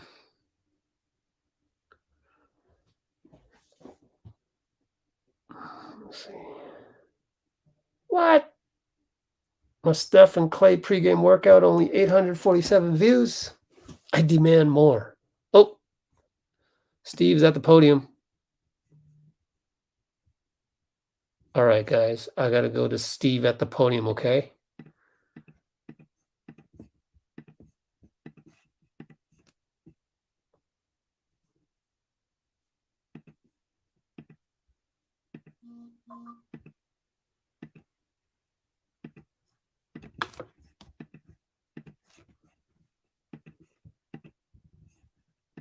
Is on Sunday at 12:30. Jordan Poole, 29 points, 8 assists. Steph Curry, 34 points in just 23 minutes off the bench. Clay chips in for 21. Steve Kerr's got to be happy. Let's go to Steve Kerr, who's live at the press conference inside the media room in Chase Center, presented by BMW. Steve, now having played 2 playoff games inside Chase Center, how would you describe the advantage this team has playing in front of a home crowd? Yeah, the crowd's been great. Energy's been fantastic. I think the players have really Playoff games inside. 23 minutes off the bench. Clay chips in. Actually, let me fix something. My bad. Let's do that. Oops. Go. 21. Steve Kerr's got to be happy. Let's go to Steve Kerr, who's live at the press conference inside the media room in Chase Center, presented by BMW. Steve, now having played 2 playoff games inside Chase Center, how would you describe the advantage this team has playing in front of a home crowd? Yeah, the crowd's been great. Energy's been fantastic. I think the players have really executed well these first 2 games. Followed the game plan. Stayed solid. 9 turnovers tonight. 27 assists. And the crowd feels that when we're playing well, and we feed off of each other at that point. So how would you describe watching Jordan? We've talked about how he's a bright lights player, but this might that have been his best game? Was that some of the best stuff you've seen from him today? Yeah. I mean, especially under the circumstances, given that this is a playoff game, and the importance of the game, for him to follow up that game 1 where he was great with another game like this. Some of the flurries out there from him tonight reminded me of his teammate who came off the bench a little bit. It's pretty remarkable to see the similarities now that with both the on and off ball stuff. I mean, Jordan has had a pretty good apprenticeship with learning from Steph, and but he was fantastic tonight.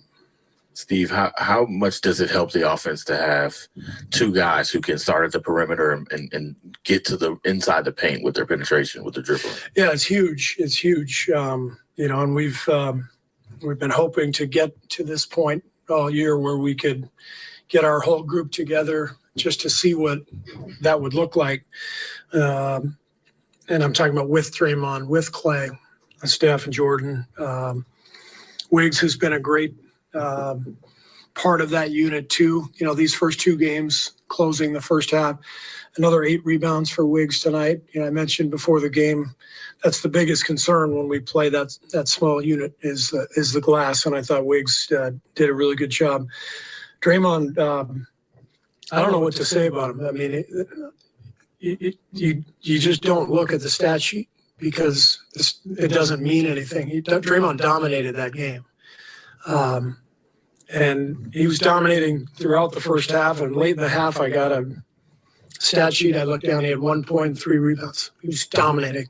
So this guy is just one of the most unique and powerful and impactful players I've ever seen.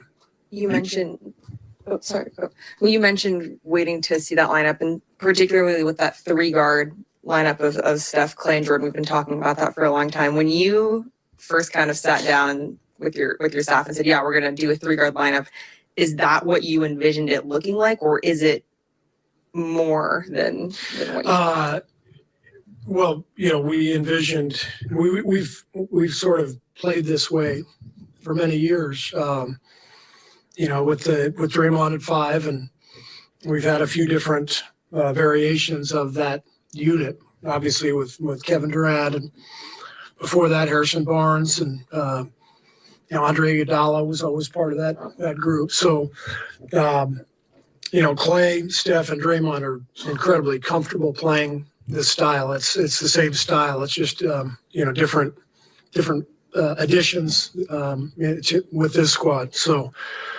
I never envisioned Jordan playing this well, you know, at the beginning of this season, even though he had a great season a year ago. I couldn't envision this, but he's earned it. This guy puts the work in every single day in the gym and believes in himself, and he's got a lot of skill. You got 23 minutes out of your 6th man. What do you think of the way he played? It didn't surprise me that because we've been watching this for a long time with Steph, so you never really are surprised when he has an outburst like that.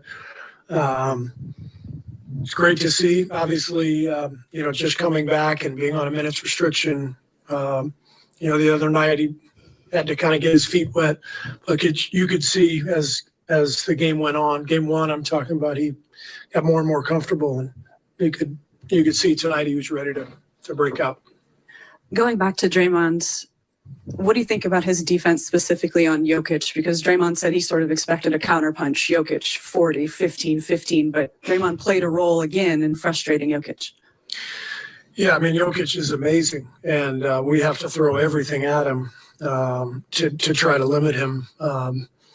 And that's, you know, I thought Loon did a great job early on. You know, he picked up a couple early fouls, but was battling him. And then Draymond took his turn. Belly had a few possessions on him. So I think, you know, all we're trying to do is defend him without fouling and crowd him and you know, try to put as much pressure on him as possible, because he's just a brilliant player, so skilled that you can't just sit back and let him pick you apart. Speaking of Jokic, the Peyton block came pretty early on when Jokic was going pretty good. It seemed to frustrate Jokic, or maybe something Peyton said to him frustrated him, but it seemed like Jokic, well, he got thrown out of the game too. Not that you're trying to irritate him, but did you? And was Peyton a big part of that? Well, Gary's a fantastic defender. I thought he played really well tonight. A lot of ball pressure. You know, he blocked a couple shots. He's in the fray all the time. He's so athletic that you know, he's out there getting deflections, getting steals. It's you know, he makes a real impact on the game. He's done that all year. So whatever we can do to try to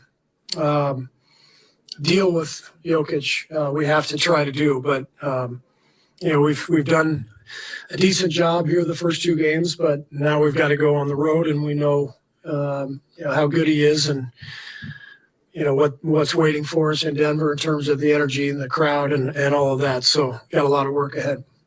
You mentioned Wiggins' importance, defensively in that unit, particularly on the glass. How about offensively? He's kind of is the fifth of the players, probably usually stationary in the corner. But how important is it to hit threes, but also slash when they kind of ignore him? Yeah, I mean, he's a really complimentary part of that group. He made a couple threes early when we were struggling, which was important. And then if you think about that unit with Jordan, Steph, Clay, I mean, they draw so much attention that Andrew's gonna get some hoops, some space to drive, and you saw it in game one. Not as much tonight because the guys were making shots. They were letting it fly before Wiggs even touched the ball. But I think he understands that it's a great spot for him. He's played a huge role for us all year at both ends, and he's a plus 24 tonight. He's doing his job, and I think he's really enjoying it too. Steve. All right, that was the head coach of the Warriors, Steve Kerr. He's had a lot there. Said Jordan Poole's explosion reminded him of his teammate who came off the bench tonight, Stephen Curry. But he also mentioned how Draymond Green dominated that basketball game. Now, Draymond Green, the casual fan to look at the box score and say, well, 6 points, 6 assists, Okay. 3 rebounds.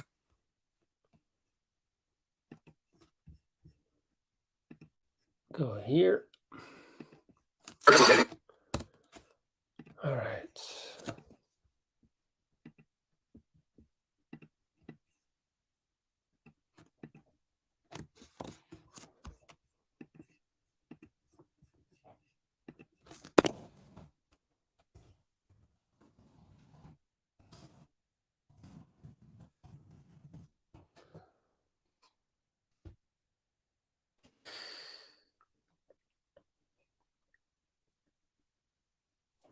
Cool. What do we got in the comments? Let's see. Oh, share this.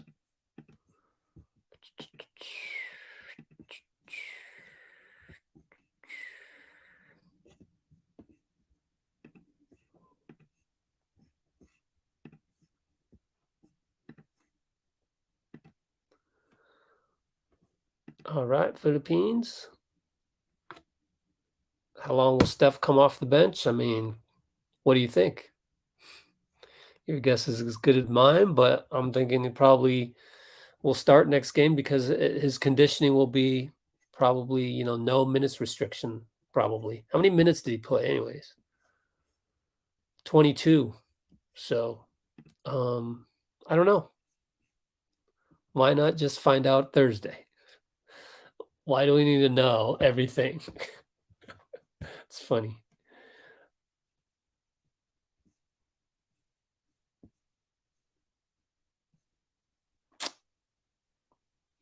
I mean,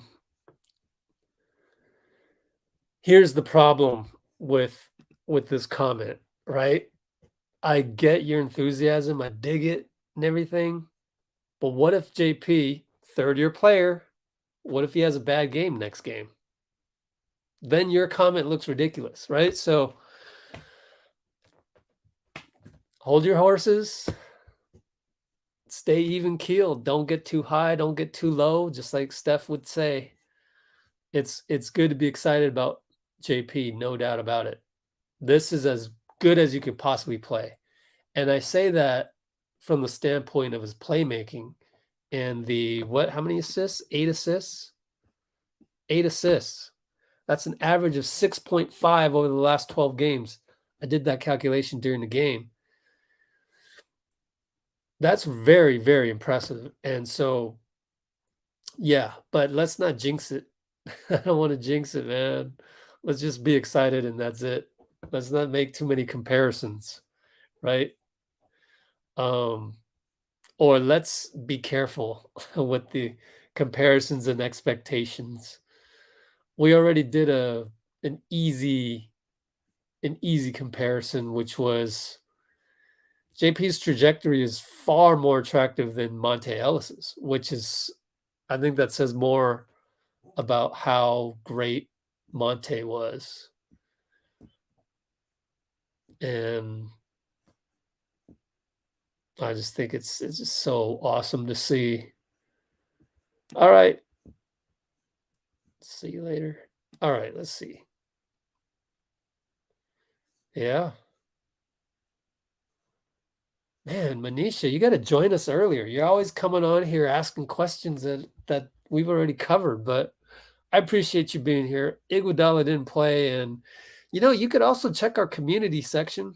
The community section of our YouTube channel has a lot of breaking news, but Iguodala has neck spasms, which is an odd one. But yeah, he has neck spasms, so that's why he didn't play.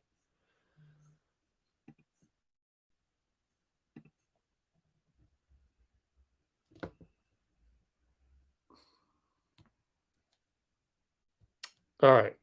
I need to go and update this. There we go. So hold on. There we go.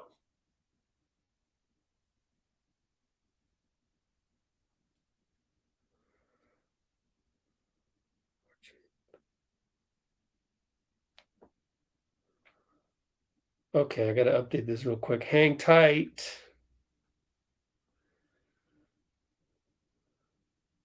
Oops.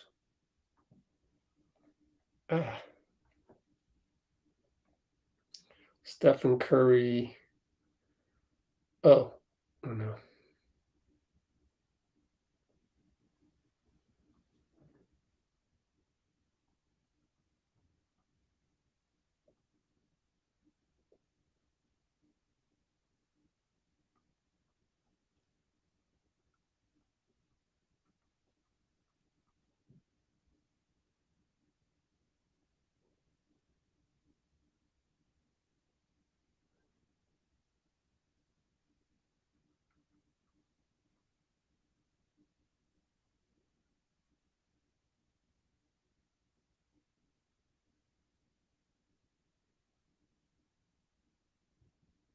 Okay, almost with you in a second. Hold on. Got to pay the bills here. Dun, dun, dun, dun, dun, dun. Add description. Oh boy. Stuff. Okay.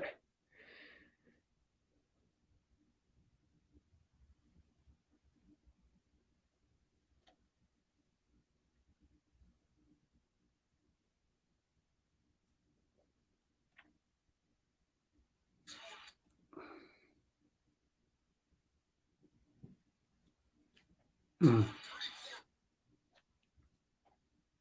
10 more seconds, and I'll be right with you. We can talk about stuff, do the giveaway, and move on here.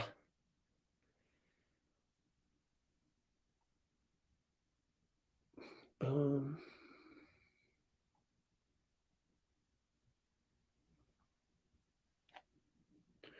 Okay.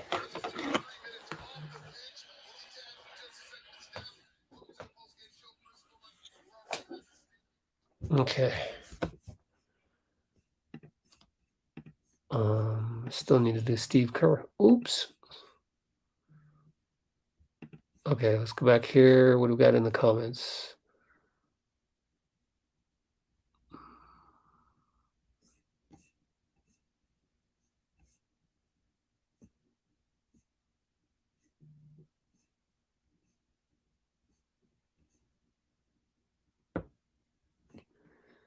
That's where you get,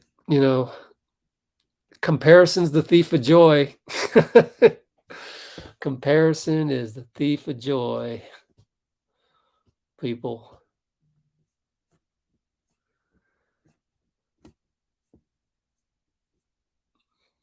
Rich, you see the stat I mentioned earlier. just comment it again. I mean, it's kind of a waste of a comment to ask me if I see a comment. Just comment it. Moving on. I think I'm a little riled up about the comparisons. Like, do we need to compare JP with Steph again every single time, every single damn time? Like, can we just enjoy JP as JP? And then all you guys are like, now you're arguing in the comments. This is what happens on Twitter Like, you argue about stupid things. That's what happens on Twitter. I don't want that to happen here. Draymond's on the podium, so we'll get to that real soon. X Factor, yeah. Yeah, good stuff. I don't do predictions either, so you guys can say Warriors in 5, Warriors in 4, all you want. It just really doesn't matter. The only thing really that matters, and this is part of what we do here, Let's Go Warriors, trying to give you the player's view of it, because everywhere else is the fan's view. Analytic fan, casual fan, everything fan. Like, we're trying to make you feel like you're the 18th man on the team, and no one's talking about 4 games. No one's talking about 5 games. No one's talking about that. They're just saying, let's bring the same energy at the tip-off game 3.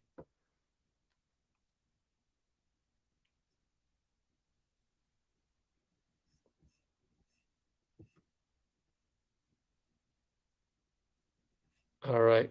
Take care, Delane. All right, let's go to Draymond. Let's do that. Yeah, this should be fun. Draymond is always a good listen. Let's see what we got here. Yeah. Let's go to Draymond. Oh, it's not live. Backtrack a little bit here. Okay.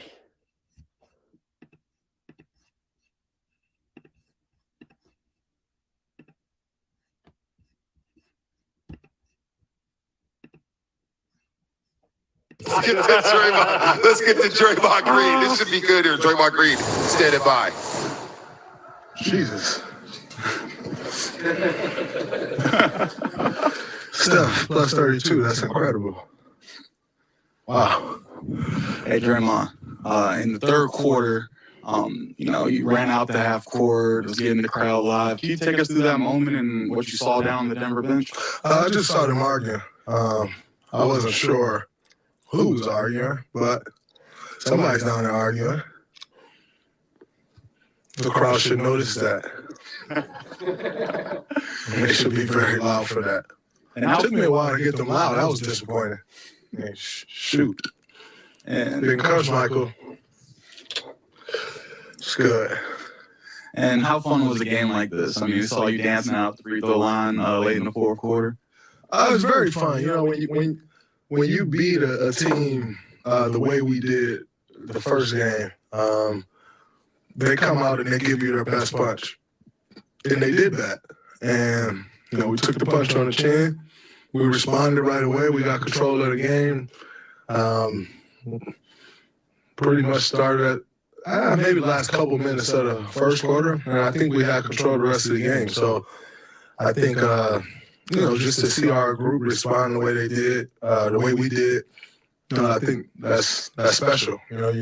That's a very good team. That's not some slouch pushover team. They have a very good group around an incredible player. And, we took their best punch and we responded. And I thought that was great.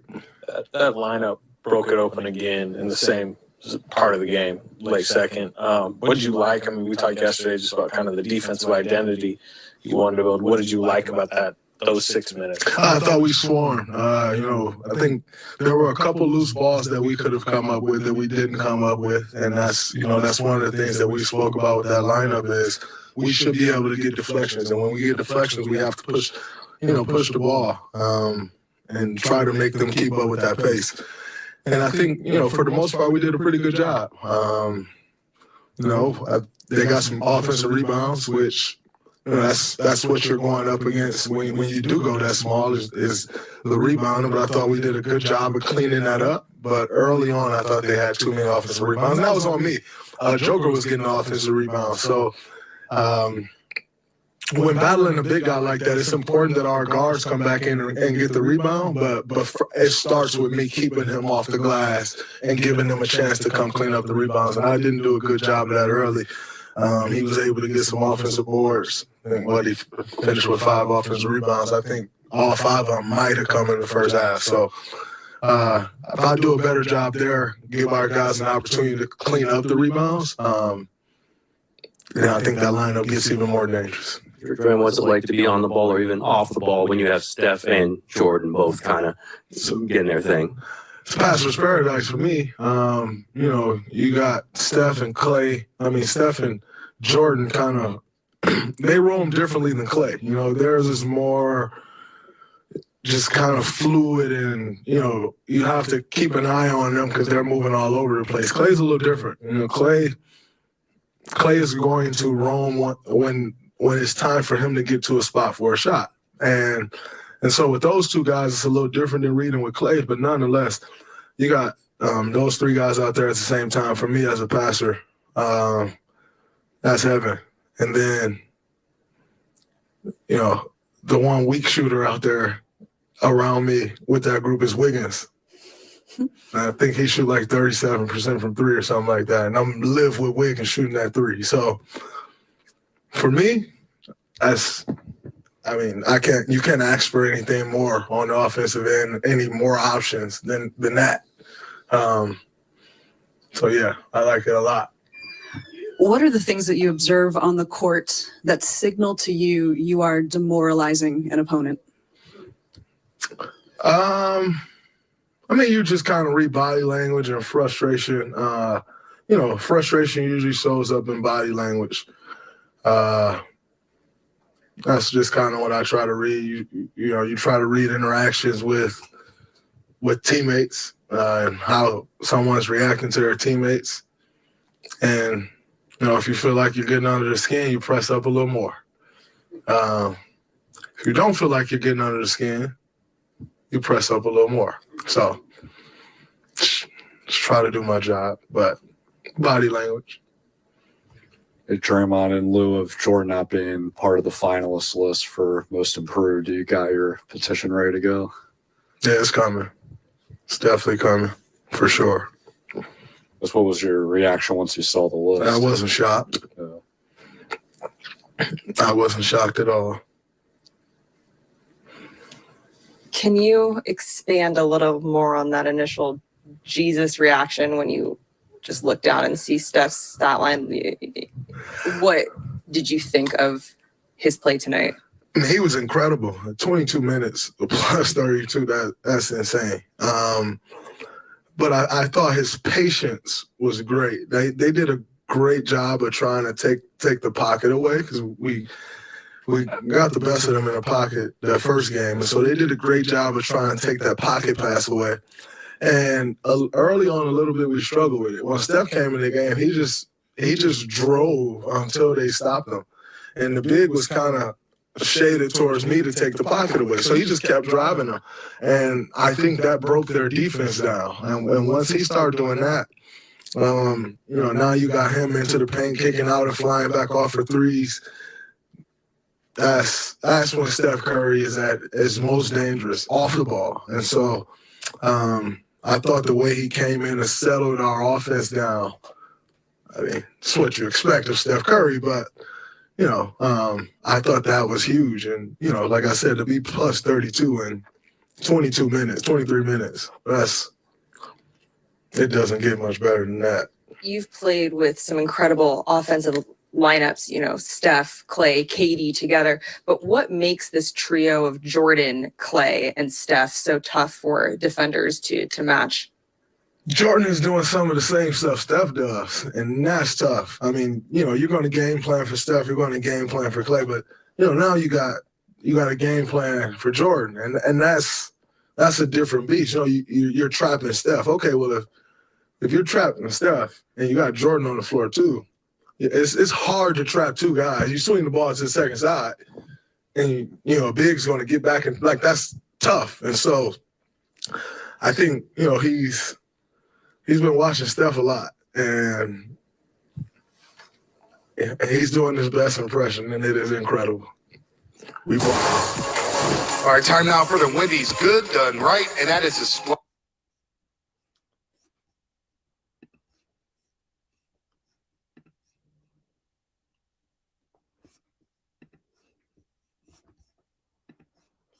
Good stuff. Always fun. Always a good time. I don't know if people realize how fun it is to listen in on some of these. it's just really fun to just sit down and feels like you're talking to a basketball expert, which you are, and they just finish playing the game that you just watched. I don't think there's anything better than that. I don't know how any fan that wants to be more than a casual fan cannot watch these interviews. I think it's so good to have, them give their insights right after the game. It's a great thing.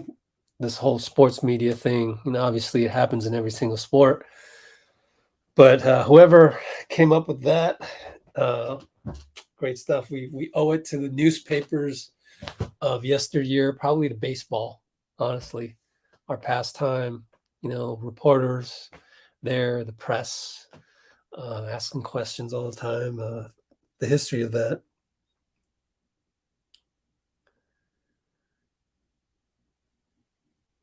Yeah, a lot of teams tried to find the next Curry. Now we got two of them. Can we give Bob some credit? Jordan Poole's at the podium right now, and I'm going to wait a little bit because I'm waiting to airdrop my file that I just did of Draymond. Meanwhile, so we'll get to the giveaway. You just have to hang tight. Diehard fans only. You know what I'm saying? Is Quicks on here at all? Because Quiffix won the last one and couldn't find him anymore. Quiff. Nope, he's not here. Okay, so let's wait just a little bit more, 1 more minute according to my iMovie, and then we'll get to Jordan Poole.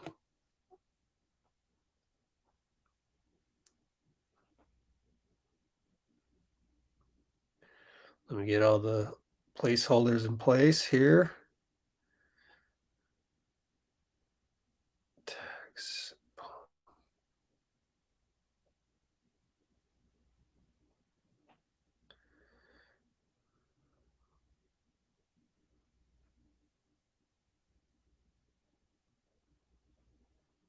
Oops.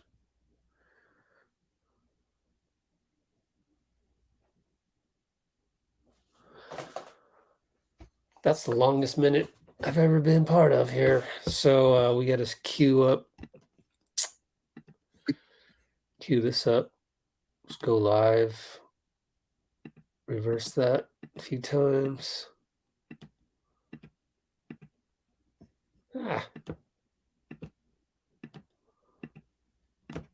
Okay, there we go.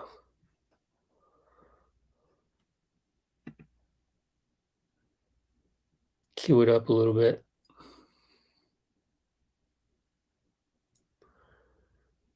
Almost. Lively crowd there in Thrive City.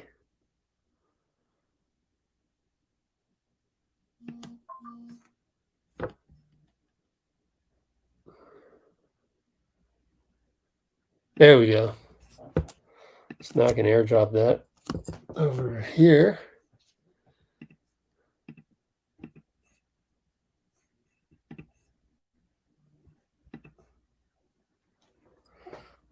All right. Now we can play this. Ooh, looks like Jordan Poole's talking for a while. Cool. All right. Roll them. Mm-hmm.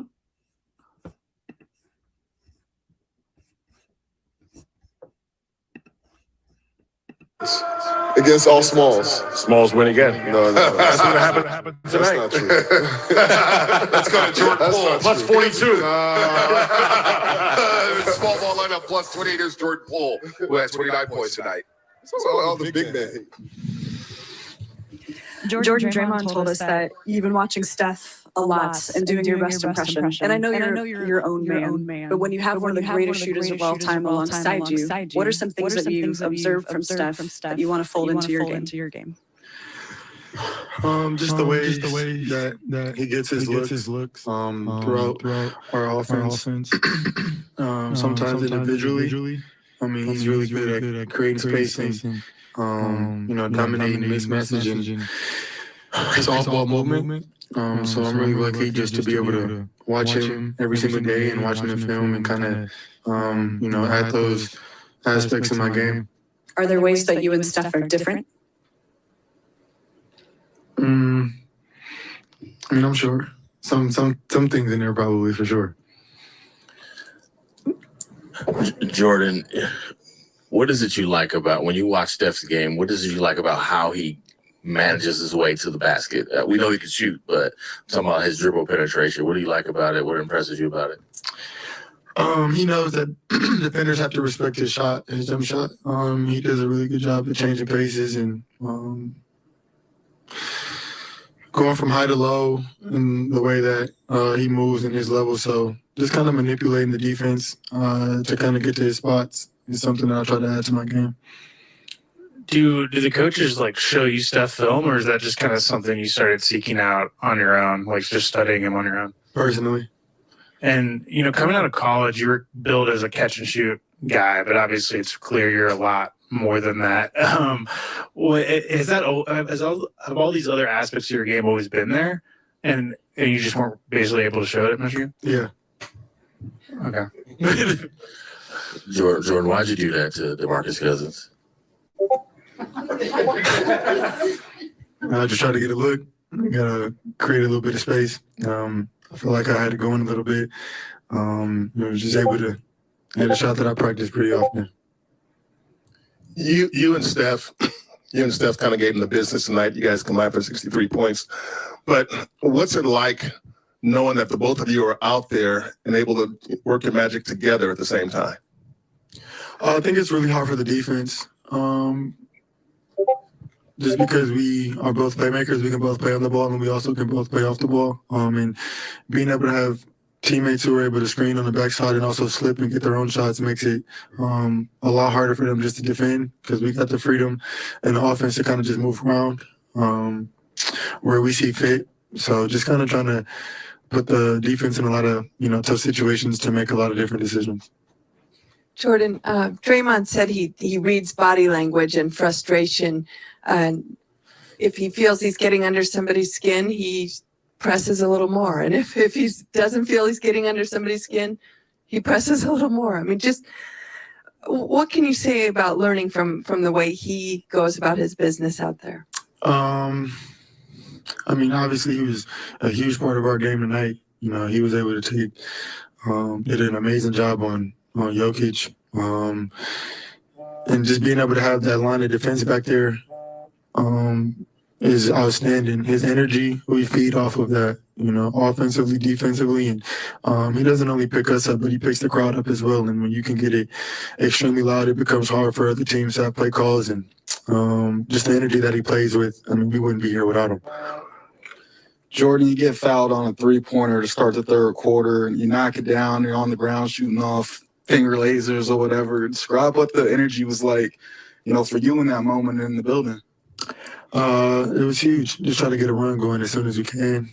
Just continuing to be aggressive and having the freedom of will just to play our game, and put the defense in a lot of tough decisions. And we have guys who are just amazing playmakers, team players, and being able to swing the ball how we do and get the open looks that we do is definitely beneficial for us. Hey, Jordan, what was your reaction of not being named among the finalists for MIP despite your growth this season? We had a game today, so I really was focusing on the scouting report, to be honest. I don't have one. There wasn't one. There wasn't nothing to react to. What is that? This Sportsnet Central update is presented by Britain. Okay.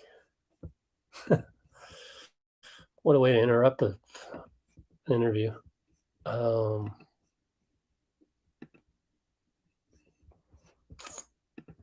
here. Go here.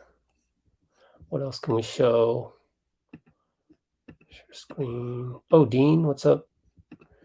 I gotta send Dean the link pretty soon. I think maybe we'll get one more guy on the podium, And then we can get Dean on here. Do this. Okay.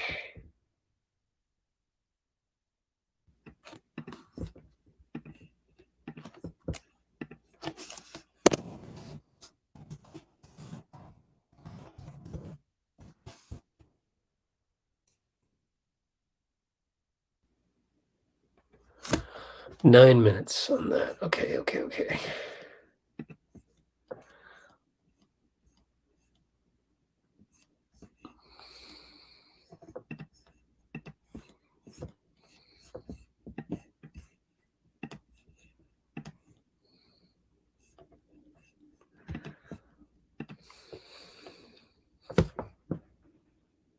So that's going to take a while.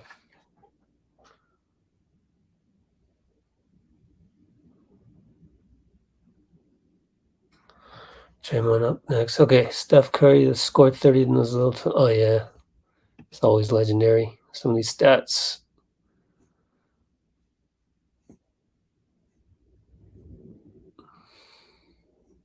Pretty amazing. Journey for Jordan Poole. Ah. How is that not? Sorry about this. Oh, I know what I was going to do. My fault. Give me a minute.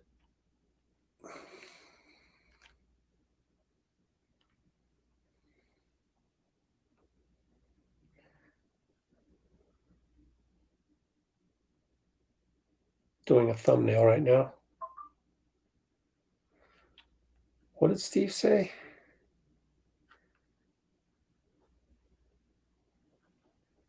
Flurries reminded him of Steph Curry.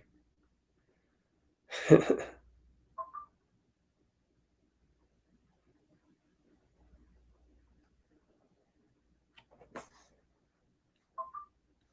never envisioned. Okay, that's good. I never envisioned.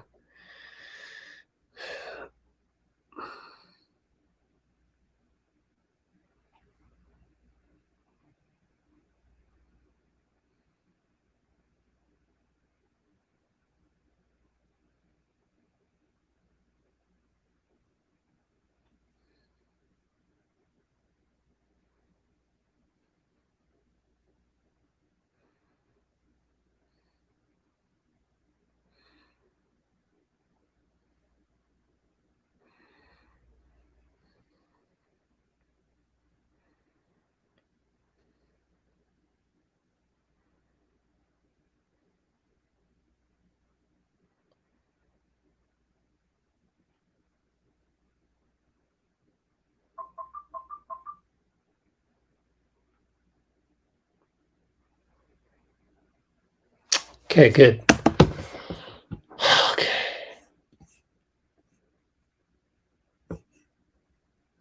There is an echo 8 minutes ago. Don't know.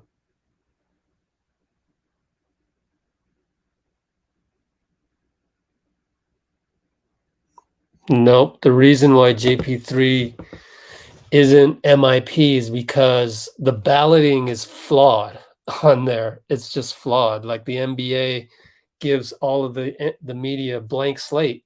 They don't give you any guidance on who to vote for. You need to give voters a ballot. It's like trying to vote for the president and you didn't have no primaries. Just pick a president. It's so stupid. They need to change that. Plain and simple. I mean, you would think people would know to have, these guys and not Ja Morant on there. But the fact that they screwed that up means that now you're stupid because you didn't. I mean, it's like a seatbelt law. I mean, that's just how Americans are. That's just how humans are, actually. It's not just our country that is like that. I mean, you literally have to lead horses to water, unfortunately. They're going to show Mike Malone. I'm not interested in that one. What else? Yeah, it's a popularity contest as well. But if you're not going to give any guidance, so that's why I've said this a million times on here. I don't do awards, I don't do predictions, and I don't do comparisons that end up throwing somebody under the bus. Tonight, we did a comparison of really propping up JP as much as possible. We said that he's even better than Monte Ellis was third year out of the gate type thing. And we loved Monte, right?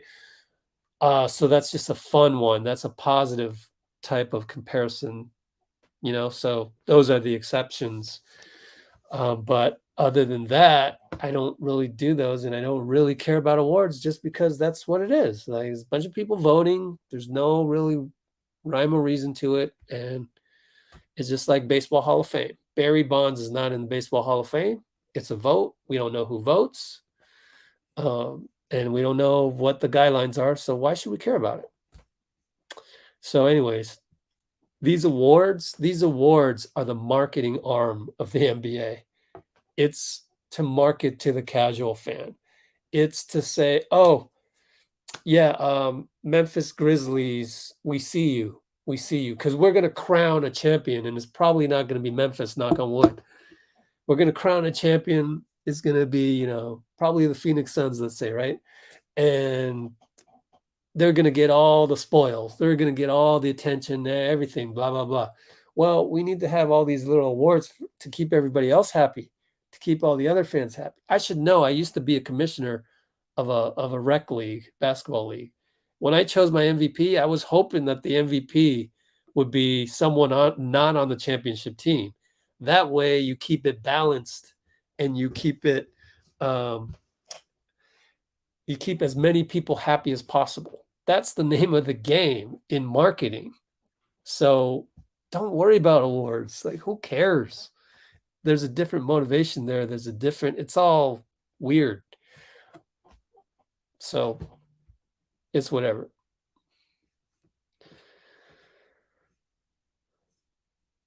So I got, you know, that's what happens is I'm the most boring commentator because I don't do comparisons, I don't do predictions, and I don't do awards. Funny. Had we kept Monte, you know, yeah, we can still make that comp sort of in terms of like the first couple of years. We only had Jordan Poole for 3 years, and then you look at Monte. Oh, it's like, wow. It's like, man, kept him for a while, and it was exciting stuff. Like, here's Monte right here. We had it up already. Monte Ellis. And like by year 3, he was 20 points a game, 20-5, 25-5 in 2010. Steph's rookie year. Yo, right? That's pretty fun. That's, you know, how comparison is the thief of joy. But when you use a comparison to have more joy, to remember Monte and go, man, like JP, we love Monte so much, and he proved it with the numbers too.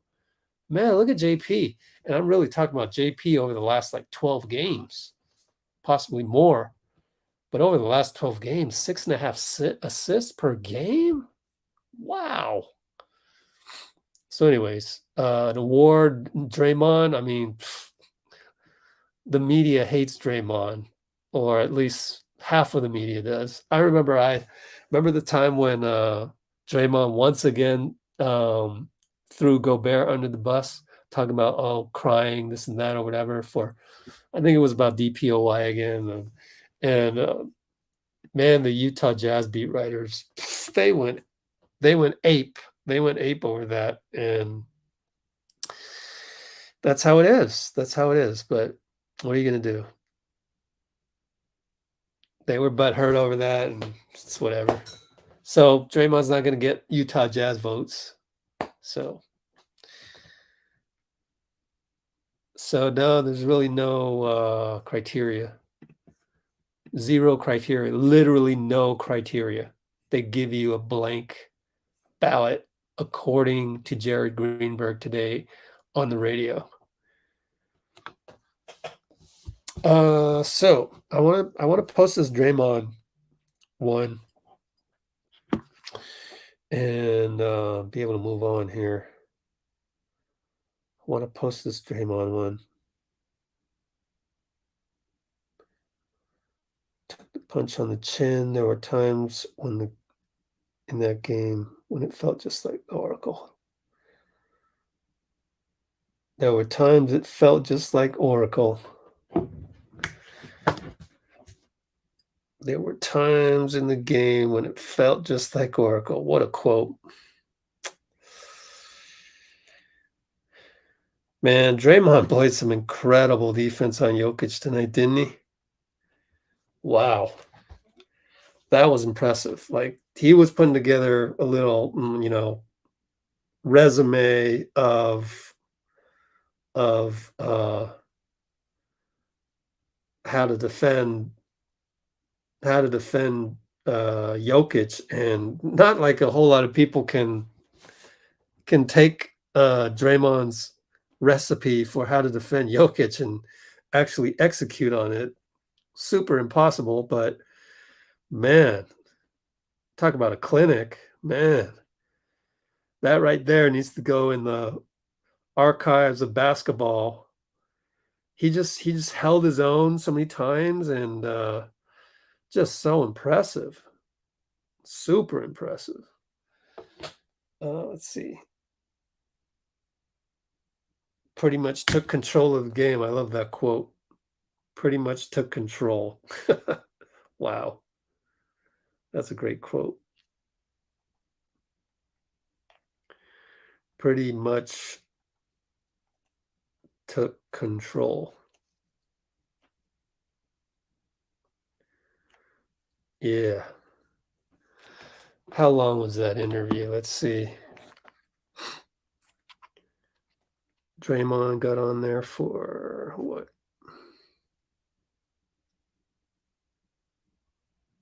$11 minutes. Wow. I only got through what? Probably 9 minutes of it. Let's see. 7.5. Wow. So he said, what? There were times in that game when it felt just like Oracle. Wow.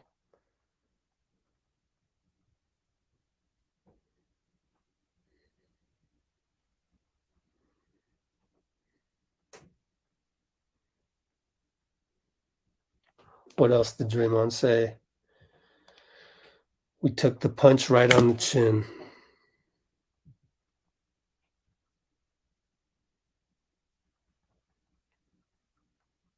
Good enough for me.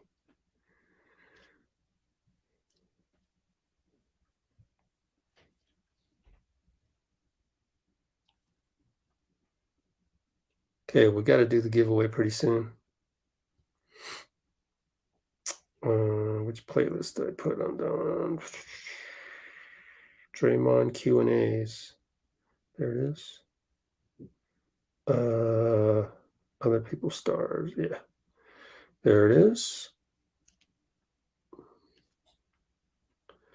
Dre.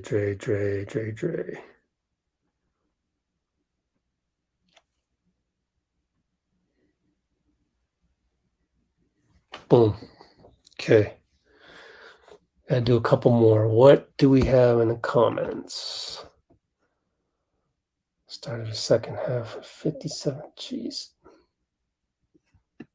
Man, crazy. Let's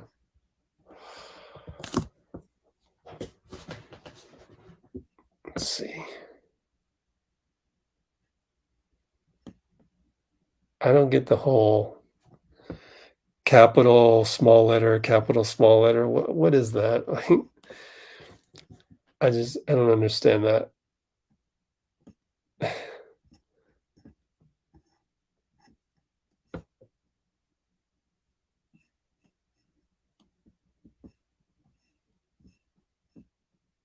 Warriors.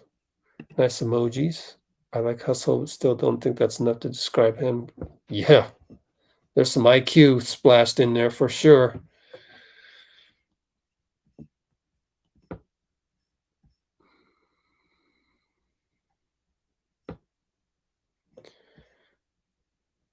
Okay, what else?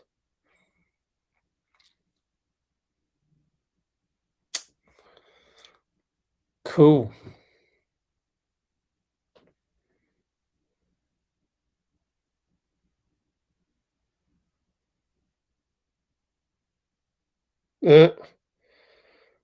Jamal Murray just tweeted.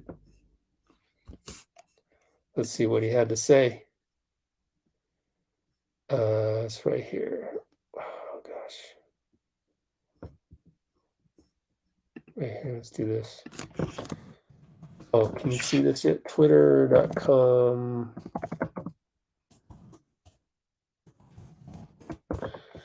Let's switch this over. Oh, cool. Right here. Y'all don't think I want to be out there, huh? Crazy. Clay's in the Thrive City room. Oh yeah. Oh, this is great. We gotta get to that real quick. Yeah. Cue it up here. Oh my gosh. He was on there for a while? Wow, he's been on there for a while. At least 2 minutes, 3 minutes. Oh man. He's been on there for a while. My fault. He was on there right after Mike Malone, and I didn't even know that. God. Okay, so let's switch the share screen over. Oh, this is fun and entertaining coming up. Clay! Woo! Clay! Let's do that. Okay, here comes Clay. Oh man, this is so fun. Can't wait to hear what he has to say. Give me a minute.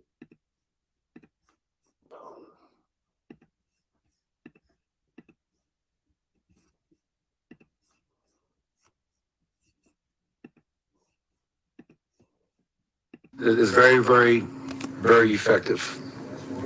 All right, we're live here at the Gatehouse, and we have a special guest. It's the captain, Klay Thompson. Playing the Sea Captain. Come on, man. Hey, Klay, man. Come on. Hey, we, by the way, read about the Giants considered real captains, man. What's up with that? Well, I mean, I give Grant a lot of respect. He's a World Series champion, and we can co-captain together. So He doesn't have a vote, Klay. He doesn't? He hasn't been on the water yet. He looks like he would. I think he's from the South, too. So he looks like he'd be resourceful. Well, by the way, congratulations, man. Welcome to the post-game show. 21 points tonight. Now, at one point, Willie looked over at me and said, Klay has 21. It feels like he has 40. That was your impact tonight. That was a quiet 20 for me. Really? It wasn't quiet in that third quarter. Talk about that third quarter where you guys dropped 44 on the Nuggets. Well, I mean, that lineup, obviously, with Steph and Jordan in the backcourt, them coming off ball screens, and me and Wiggs spreading the floor, then Draymond in the pocket. Just going to get open looks. And I knew my three ball would eventually fall as long as I stuck with it, and felt good just going a little run and, make some open shots. Klay, Mully and I had an opportunity to talk to you after game one, your first game back. I want you to tell us a little bit, how are you feeling? How you feel where your game is now after game two of the playoffs? Yeah. Well, I feel great physically, conditioning wise. And the most exciting part is I feel like I can be even better. I mean, you and Mully know as shooters, when you leave a few great looks on the board, that's a great sign because they're eventually going to go down even more. So for me, it's just about sticking with it and hunting those great shots and just being patient. I mean, we got so much scoring. We got everything we need to go where we want to go. Talking about you having everything you need, it seems like that week off, that practice, having time to bond with the guys, it seems like it helped coming into the playoffs because the chemistry right now looks like it's really on point. I just can't get used to Festus being behind me. We were just in the locker room We're together. still trying too. Like, it's just, This is still thinks he plays, Clay. right? I'm still excited when I wake up in the morning. This is Festus' commentator voice? This is crazy. But, that was a much needed week off, Fezzy, and that first game was tough because when you take a week off, you feel like you got to get your legs under you again. It might take a quarter or two, but now that we're back in rhythm of playing almost every other day, we all feel great. I feel great, and I mean, 2-0 to start the playoffs is great, but I think about my idol Kobe and that famous clip of him just so stoic during the 2009 finals when he's talking about the job not being finished. Not finished. So that's what Draymond reiterated in the locker room, and that's the feelings we're going with to Denver. Yeah, Clay, you talk about your journey back and your comments. You're so grateful now to be back on the court healthy. But you talked about your patience and your poise as your minutes restriction was lifted. I feel like you had much more trust that you could give the ball up, get the ball back, and get a much better quality shot. Talk about your mental approach as your minutes restriction was lifted. Just wanted to be me, and that's flying off screens, playing solid defense, moving the ball, pump fake, one dribble pull up. I mean, Steph made me look stupid tonight. He's on minutes restriction. He went out there and got 34 points. So I'm like, that's what I was trying to do, but he also did have a couple years off, and that's Steph just being Steph. So he makes the spectacular look easy. We'll discuss that small ball lineup here. First of all, you, Steph, and Poole combined for 84 points on 31 of 52 shooting, 13 of 28 from three-point line. That's pretty good. But the small ball lineup with you three and Draymond and Wiggins so far in the series is a plus 28, and we've seen Steve Kerr unleash that at the end of the half. What is it about playing small that just kind of frees you guys up? Because you guys flipped that game for the second straight night with that lineup. Yeah. Well, I think the best part of that lineup is we all do things so uniquely different. Like Steph, with obviously in the pick and roll, is incredible. Coming off the catch, incredible. Jordan is like a baby Steph Curry with his ability to stop and pop and with the ball in his hands, and then I'm the catch and shoot guy, and Wiggs is so great around the rim. He's so good at attacking the rim, and his catch and shoot has also been great this year. Then Draymond kind of glues us all together with his ability to play make, navigate the defense, and that's just a deadly lineup, and I think we'll have to unleash that if we want to go where we want to go. And obviously Steve has a lot of decisions to make, but he's in such a great place with the talent we have, and I'm just so incredibly proud of Jordan Poole to see how far he's come in these short 3 years. It's nothing short of amazing, and the future he has is, I mean, it just gives me chills knowing how great he's going to be for such a long time. And Millie, take Clay through these highlights here. 29 points tonight, 30 in game one. That's 59 in the first two games. Well, Claire, I was mentioning pregame, Jordan Poole, to me, has your skill set and Steph's skill set combined. He's really dynamic with the basketball, but yet he can play off the ball as well. That's what, the complement of your talents is so dynamic and so lethal, but he's come such a long way in a short amount of time. Yeah, I mean, that's a testament to his work ethic. I would see this guy have a poor shooting night his rookie year, and he would be on the practice court getting shots up after the game, after he just played 40 minutes. And when you see a young player like that being that hungry, you just know he's destined to fulfill his potential. To happen this quickly on the biggest stage, I mean, I can't say enough good things about this young man. Sorry, go ahead, man. Now, what about you guys' defense? You guys are flying around. You guys are doing an awesome job on Jokic, just making things hard for him, playing him basically one-on-one until you go to that small ball lineup and you guys double a few times. Just talk about the game plan going into Garden of the MVP and, potentially the back-to-back MVP. Yeah, I mean, first it starts with Loon. Loon's just improvement as being Loon playing center. This man came in the league maybe as a 3-4, and now we give him a lot. He played all 82 games. He just had an incredible season. And then we know who the DPOY is, and that would be number 23. Unfortunately, he did not earn it this year, but if he played the certain amount of games, we all know it would have been his. But I said the other night, Draymond's the best defender I've ever seen, and he is giving Nikola a lot of problems, and he's not satisfied. He wants to play off Dre as a different beast. He's just so competitive. He just lights a fire under everybody. Talk about your role, because you were just saying, it feels like we were just playing together, right? It feels like we were just the young guys on the team, especially in 2012, 2013, when we were making the playoffs for the first time. Now talk about the role that you're playing on this team, but some young guys that have not had that playoff experience. I just try to tell them stories about what we've been through. Shoot, it's so crazy. These 10 years went by so freaking fast, and hopefully I got 10 more, but I just tell them how lucky we are to play for this franchise. I tell them about the ties we had in Oakland. I mean, Darrell was there and at the Marriott. I love Oakland forever.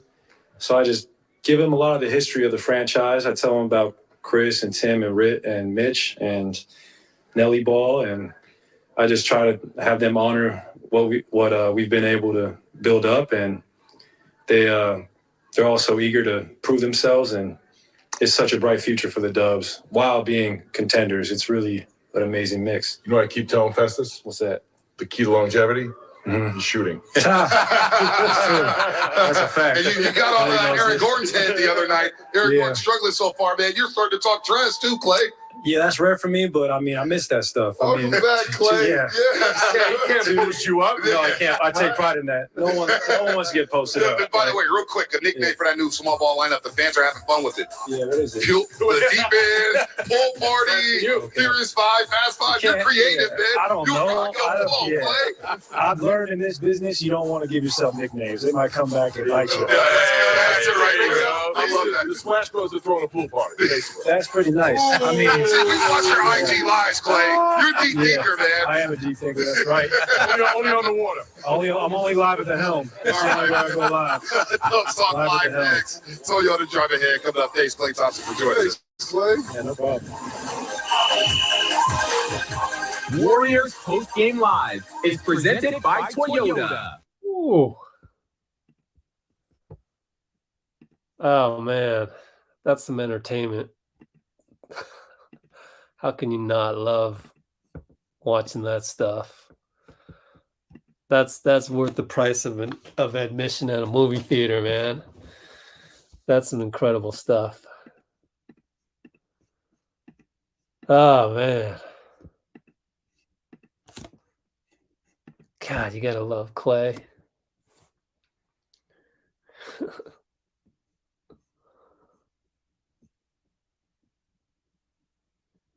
Yeah, some of the best auras.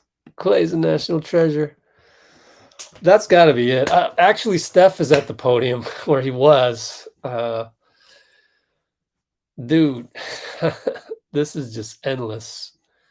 Endless experience. The endless experience here. Okay, I just did Jordan, Poole.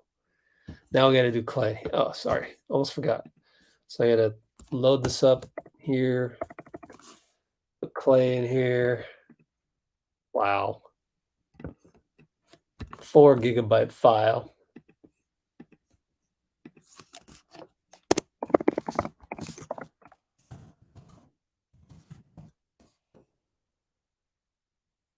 Ooh-wee. Let's see how long that takes. Okay. Description on this. JP. Got to do the giveaway.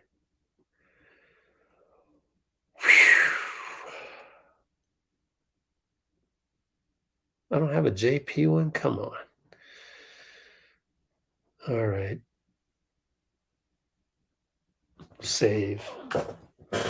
Go to this phone. 3 more minutes on the Clay one. Okay. All right. So what did Clay talk about? Talking about no nickname. Just trying to remember all the stuff Clay talked about. Man, that was fun. That was so enjoyable.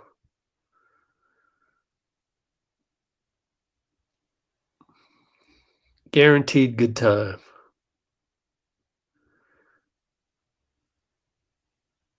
Jordan Poole was pretty fun as well on there. On I'm doing the thumbnail for JP right now. On the play where he did the behind the back on Boogie. What a play. You're doing behind the backs in the playoff game? Like, and it was legit. It was a legit, safe pass. Wow.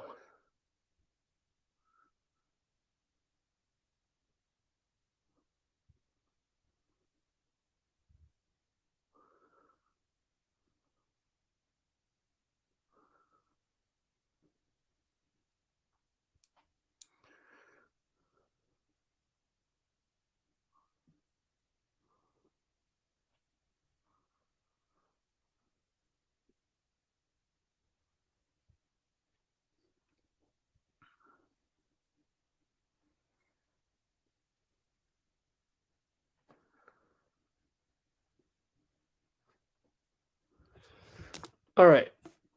What do we got? We got to do the giveaway pretty soon.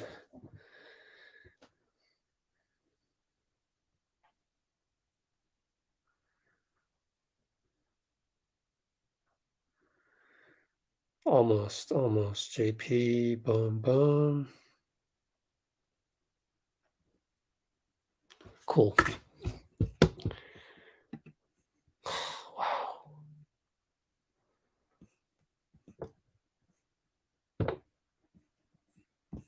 Oh, yeah, don't jinx it. Just what Clay just said. If you try to do a nickname, basically basketball gods. And I love the enthusiasm, but careful with the basketball gods. I don't want to talk about finals MVP just yet.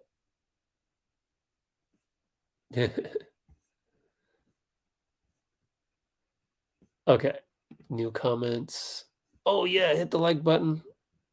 Sorry, Brianna. I got to email you back. I got to email all the giveaway winners, which, by the way, we should go ahead and do. I'm just. Oh, you know what? I can look for. Hold on. Let me look for. Let me airdrop Clay real quick.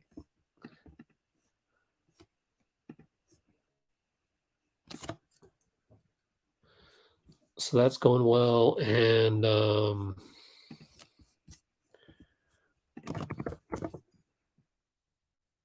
see if I can find Steph or not. Nope. See if I get lucky here.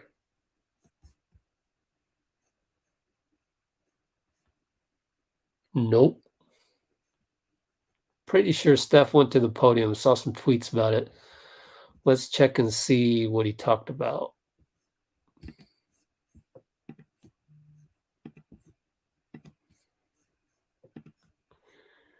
Let's see.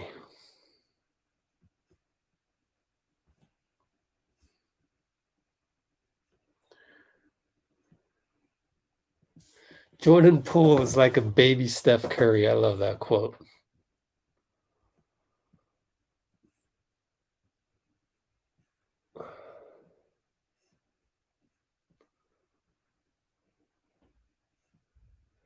Mike Malone wants to see Jokic handle frustration better.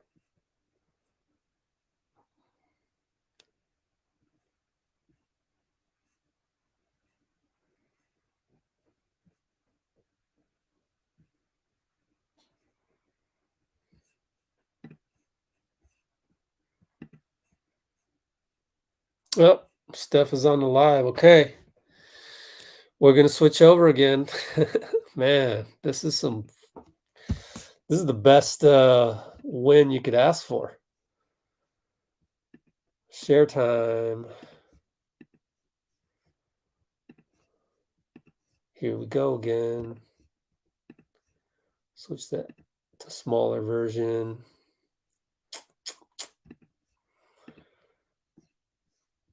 I got an ad playing right now. Wait till we get out of the ad.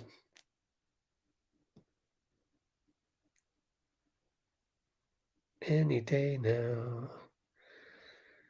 Any day now.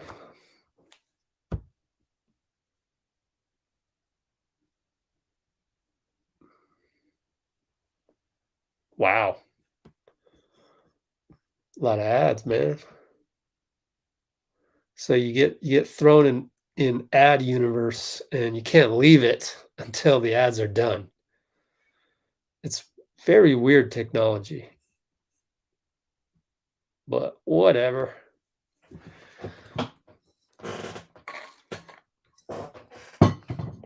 My God. No one should have a problem with me doing what I'm doing right now because all the ads are playing. That's what really matters. Well, if it's going to take this long, I'm going to go process the clay video.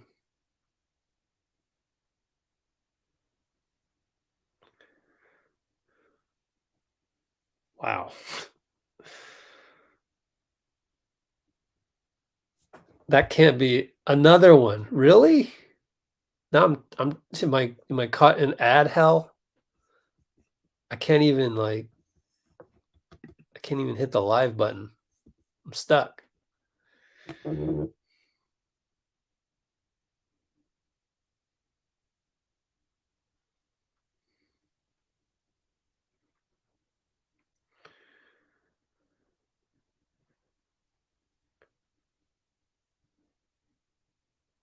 Wow, how many ads are there? Do I have to restart this? This is insane.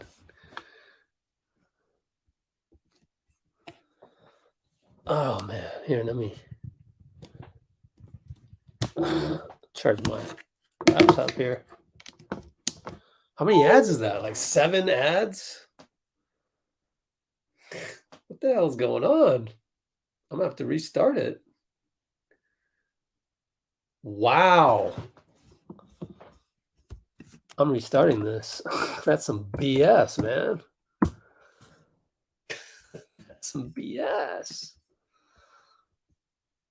Well, then we got to go through 2 more ads. It always starts with 2 of them.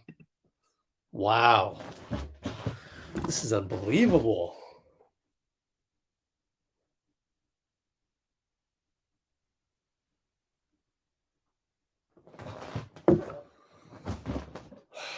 Well, at least I get to process this clay video while we're waiting here.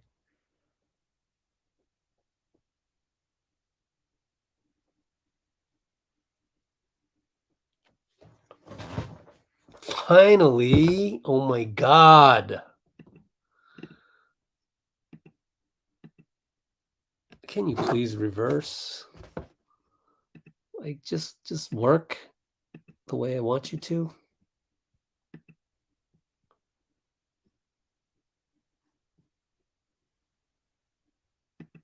Back another 2 minutes.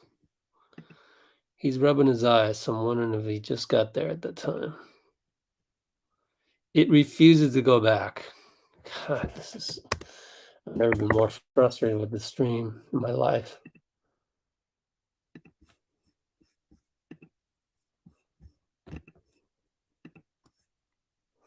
Okay, here we go. We wanted to make sure it was on our show.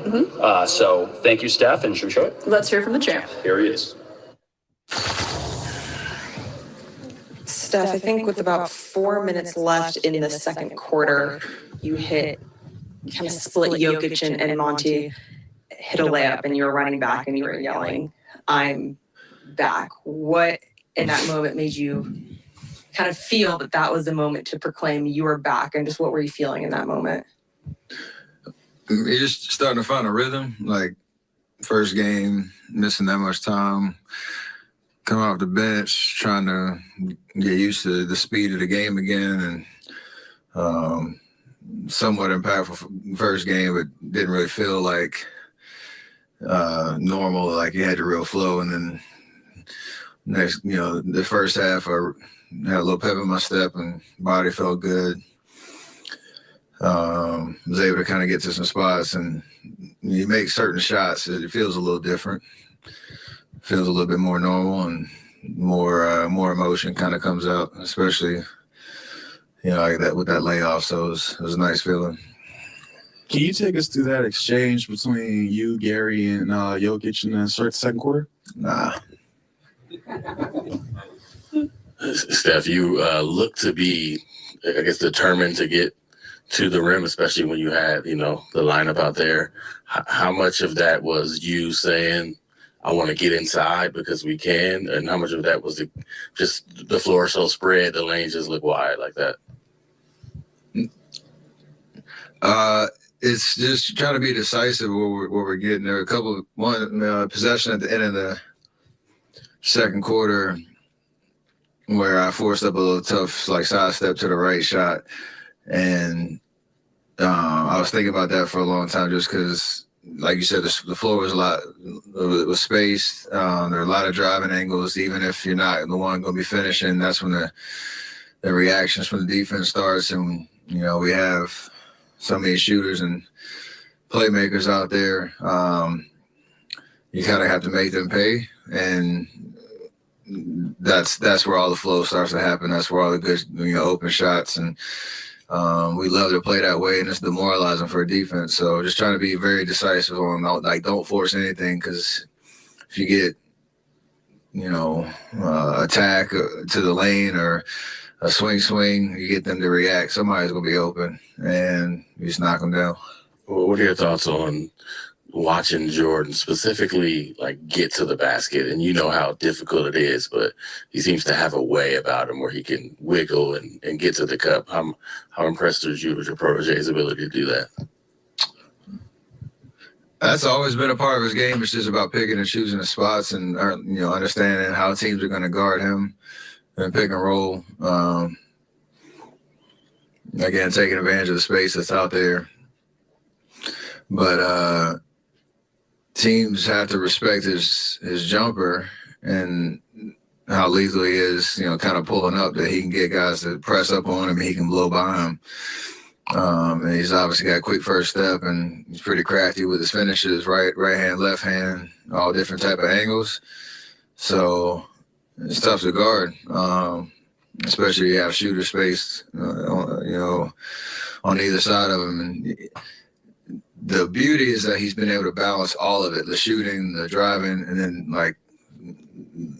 setting up guys with some crazy passes and getting everybody involved. That's another evolution of his game. It's not just the scoring; it's picking and choosing spots and making the defensive pay if he gets a little extra attention. Steph, Draymond said when he feels he's getting under somebody's skin, he just presses even more. And do you sense that he's getting to Jokic? And also, did you have a feeling you guys could make so many deflections and get the steals that you got tonight? He loves a challenge. Draymond loves a challenge. And we understand that it's not like you're going to just shut Jokic out. You're not going to keep him in single digit scoring. He's an MVP of the league last year. See what happens this year. It's a thing where you just make him work for the entire course of the game and try to, like you say, frustrate him as much as possible, try to make things difficult. Even if he scores, you want everything to be difficult. And that's what Draymond loves about this matchup is he still had 26 and 11 and 4, but it's how you get that. And that's where we can then turn that into good momentum for our side. Draymond stays engaged. He makes them pay on the other end of the floor. And we all have to do our job, behind him. But in that one-on-one matchup, nothing's going to be easy. If you're going to score, you have to earn it. And that's Draymond's MO. Steph, there were a lot of memorable sequences with that three-guard lineup tonight, but was there maybe one in particular that kind of stood out? Did you have kind of a favorite? I can't pick one, but it's just that feeling when everything starts to click and how fast we can play. And we still only had 9 turnovers, so there are a lot of back-to-back plays where it's kind of pick your poison and everybody was kind of getting involved. So I can't pick one. It's just that emotion, that feeling, that momentum we were able to create. We got the crowd into it. You could tell it was affecting them on the other side. every time out you look down and they're trying to figure something out. So that's playoff basketball in terms of you can get a team to have to worry about so many different things. Like makes the game a little easier. Steph, are you expecting to return to the starting lineup very soon, or does it matter at this point? Like I said before, most of it is trying to figure out what appropriately or how we can appropriately increase my minutes, and then you figure out what that looks like. Right now, the goal is to make my minutes impactful as much as possible. So we will see, and I'm pretty sure we won't give any of that away before I get back to the starting lineup. 2 questions. First off, how's your foot feeling? I know on Thursday you said you still were dealing with some mild discomfort. Is that gone away, or is it still? It's still there, but it doesn't matter. Like it's part of understanding what it's going to feel like now and throughout this whole playoff run, and how I can manage it and continue to try to make progress even though I'm back playing. So I'm not worried about it, but you want to keep trying to push in the right direction where every game I feel a little bit better. So not there yet, but getting close. And then Steve Kerr and Draymond both made comparisons saying that Jordan Poole looks, kind of like you. They see some resemblance in your guys' games. And obviously there's only going to be one Steph Curry, but just what do you think of those comparisons with Poole? The maturation of his game in these 3 years has been unbelievable. And just his confidence in himself to be able to, take it up another notch at this stage, like it's extremely impressive. You can give the direction and the X's and O's and the approach and all that, but you got to go out there and do it. The player has to go out there and do it, and that's what JP's doing night after night. So that can't be taught. That's something that you either have or you don't, and I'm glad that he has it. How does this team recreate the energy they played with tonight, Thursday in Denver? Just understanding we haven't done anything yet. It's the old cliche saying, series doesn't start until somebody loses at home, but understanding like this is the attention to detail in our game plan, knowing that it's going to be a lot harder to get a win, on the road, but we obviously are capable if we take care of our business, continue to play defense at a high level, continue to take care of the ball, making them forcing them to defend a lot of different actions. And then how you deal with adversity. Like that's going to happen at some point in the series. There's going to be a crazy run that they make. Their crowd's going to be into it. And we have to kind of impose our will, hopefully, pretty quick when we get up there. And, Draymond said in the locker room, like, game 3 is huge because you can, snag that momentum and then try to get greedy after that. So it's going to be a hard-fought game on Thursday. You and JP combined for 63 points tonight.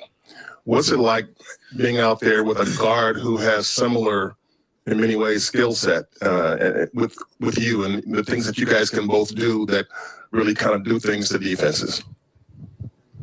I mean, it's hard to game plan against because you have to give up something. And, like, in those moments, we still got Clay on the other side. You got Draymond out there being a playmaker.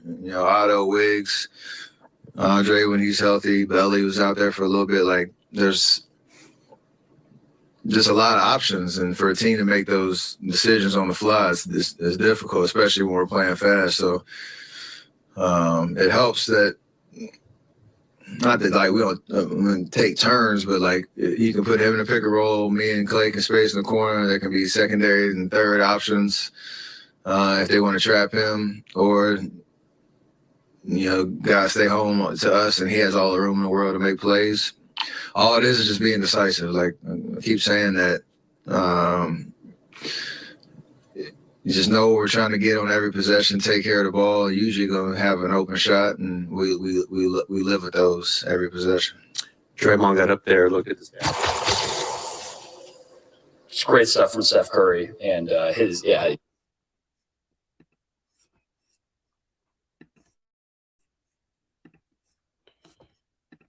All right. Giveaway time.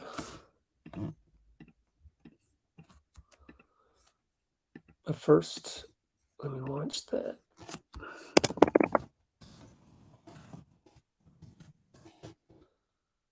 Okay, so that's going to take what?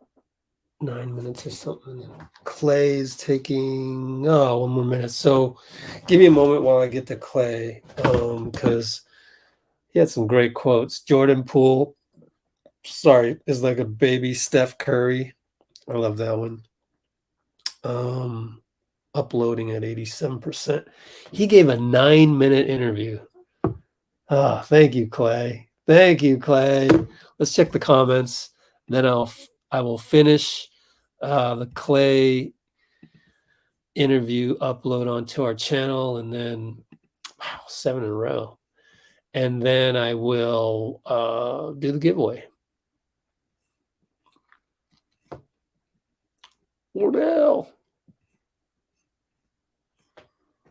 Oh yeah, let me email you the link. That'd be a good time for that. Email.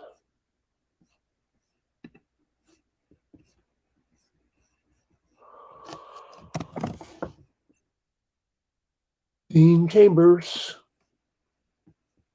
Let's see here. There it is. There it is.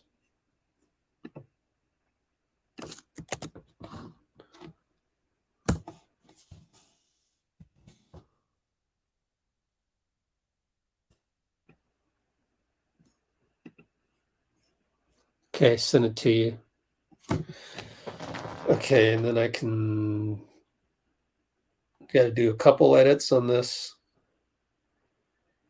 video right here.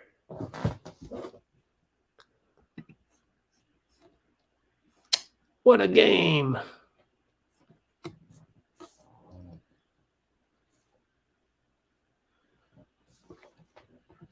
Clay said,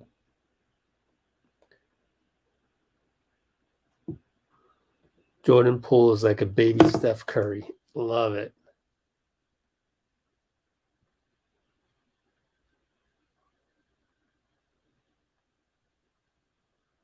That's a great quote. He has a lot of good quotes these days. Draymond is the best defender I've ever seen.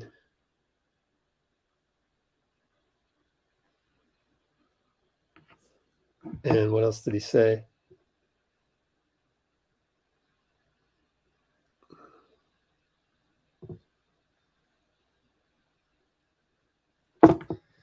Okay, that's good enough.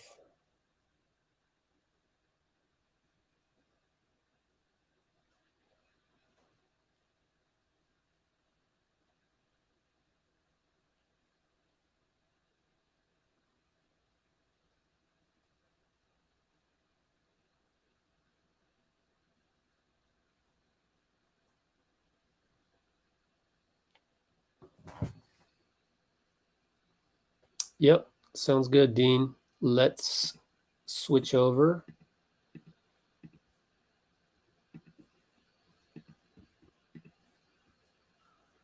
So I gotta do this thing 9 times, remember? And that's gonna take a while. So let's roll with this. So 9 times. 9 times, 9 times. List. Go over to this list. Control all. I mean, we basically got it all done after tip-off, so we got plenty. But you kind of have to be here when we're doing it all. Whoop, paste didn't work. Hold on. Let's see. There we go. All right. Look at all that. Randomize 9 times. 1. How many rows do we have? 2,000 rows, which is basically, I'm going to say, at least 500 comments, because each comment takes up 4 lines. You randomized 6 times. 7, 8. Okay, so the next one should be our winner. I'm gonna refresh that one. Okay.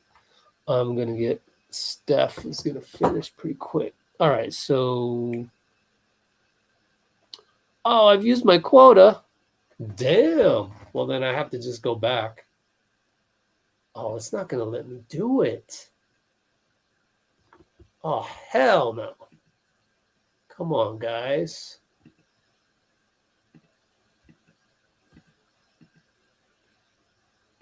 Oh, I don't want to send again. This is awful. Just gonna have to pick one. Let's see. What other random thing can I do?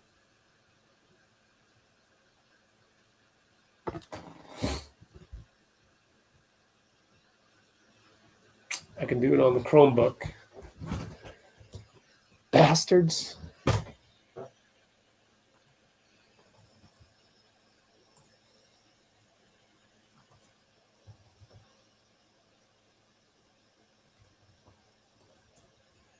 I'm just gonna take the first one that I get. Man. I gotta find a new way to do this.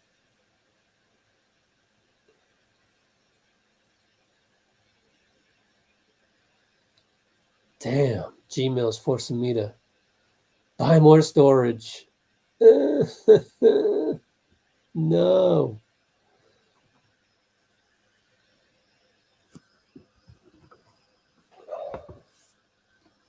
Laptop's getting hot.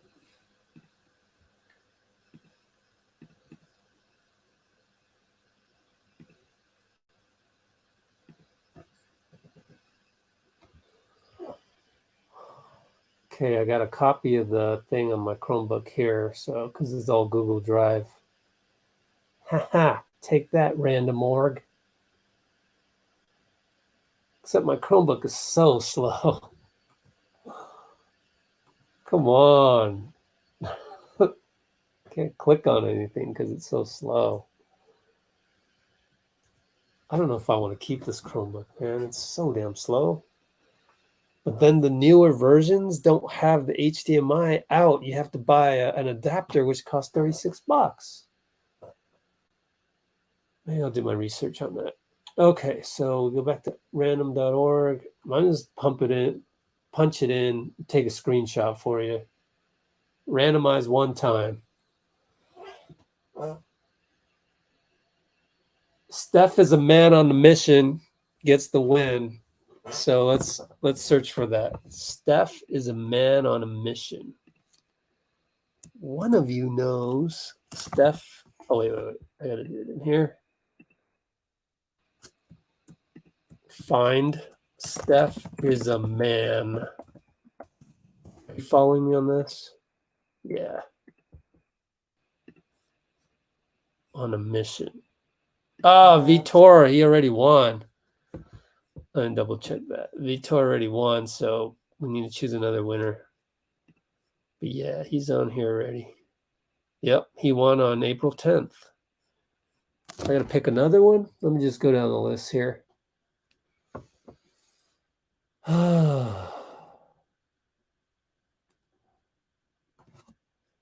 We got one. Eric is involved in here, so we can't pick him because he was such a Debbie Downer.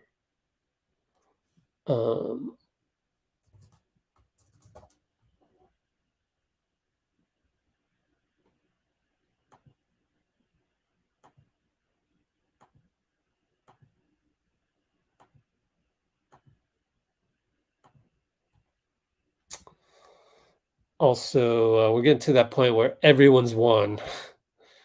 The other guy that I just picked is Art of Blasian. Art of Blasian already won. Let's go to the next good comment. I'm just going to go down the list.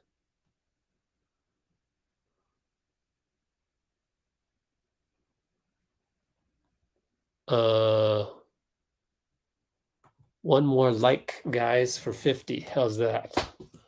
One more like, guys, for 50. One more like. Robbie Bautista. Has Robbie won yet? I don't think he's won yet. Oh, he did win April 3rd. Man, all you regulars will keep winning. Let's see. Oh, gosh. Love your channel and content. That's a good one. Love your channel and content. Love your channel. Yari Bari. Yari Bari, are you out there? Are you still here? You won the giveaway. Yari_Bari. Yari Bari.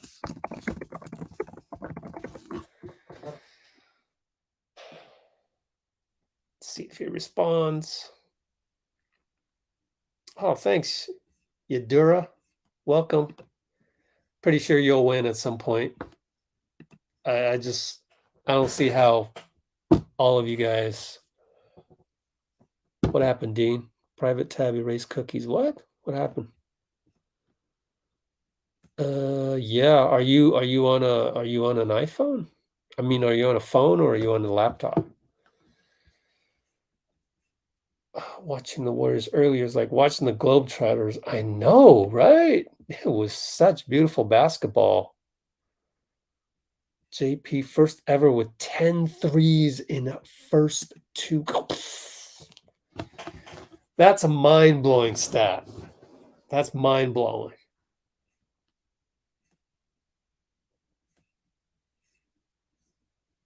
Oh, random.org. Yeah. I just need a new way of doing it. I think they probably go by a combination of cookies and something, but I can't do it on the same computer.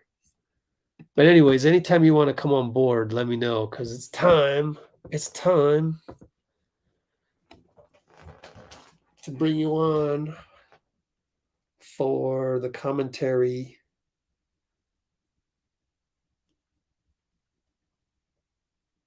Whoa. Steph talked for a bit there. What?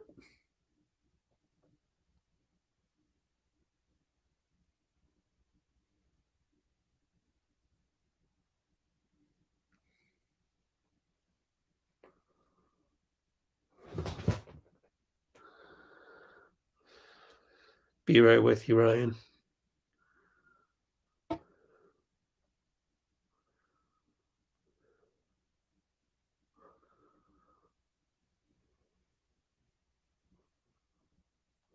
What the heck is Steph wearing? He looks like Kingpin in the comics. The heck is he wearing? You couldn't see it that well on the TV screen because it was a little bit. Wow, that's a hell of a suit. Well, you can see it on the Warriors Instagram. They got him walking in, and he's always hyping up black designers, so that's why he's wearing all these interesting fashion choices. Still waiting on Dean. Wow. Second to only Wilt in most. To even think that JP is going to be, unless Joe or Bob is absolutely stupid, to think that JP is going to be a Warrior for the next, I mean, basically, well, why would JP not be a Warrior for the next 7 years? Probably 10 years, 13-year career. Why would he not be? I mean, this type of trajectory, it's a no-brainer. You're playing like an all-star on the floor. I mean, just tonight, I would say, I mean, no knock on Steph. I thought JP was the best player on the floor just because the 8 assists. And Steph had to come off the bench, so it's a little different. Now you can see how tough it is for JP. Now they're so like interchangeable, and it's just, ooh, isn't it great to be a Warrior tonight? It is. It feels so good to be a Warrior tonight. Wow. Man. But stay in the moment. Stay in the moment, like Steph always says. Dean Chambers is here. Huh. I can hear you. I hear you. You can't hear me? Okay. Hmm. Well, we're good.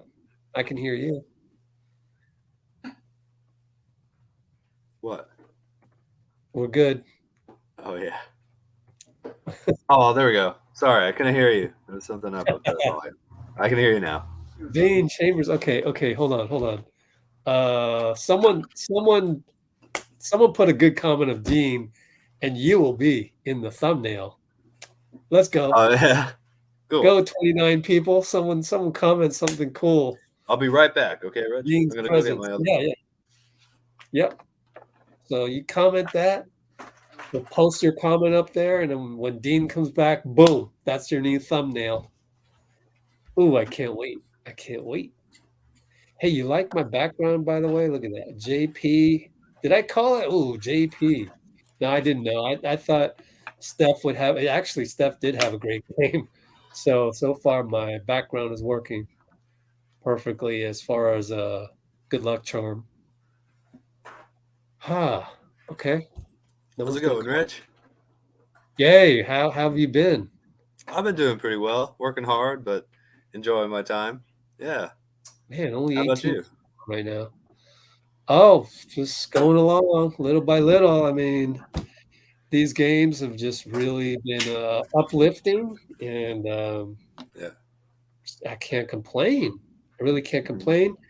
Most of all, we're getting good views on the channel, so that's great. And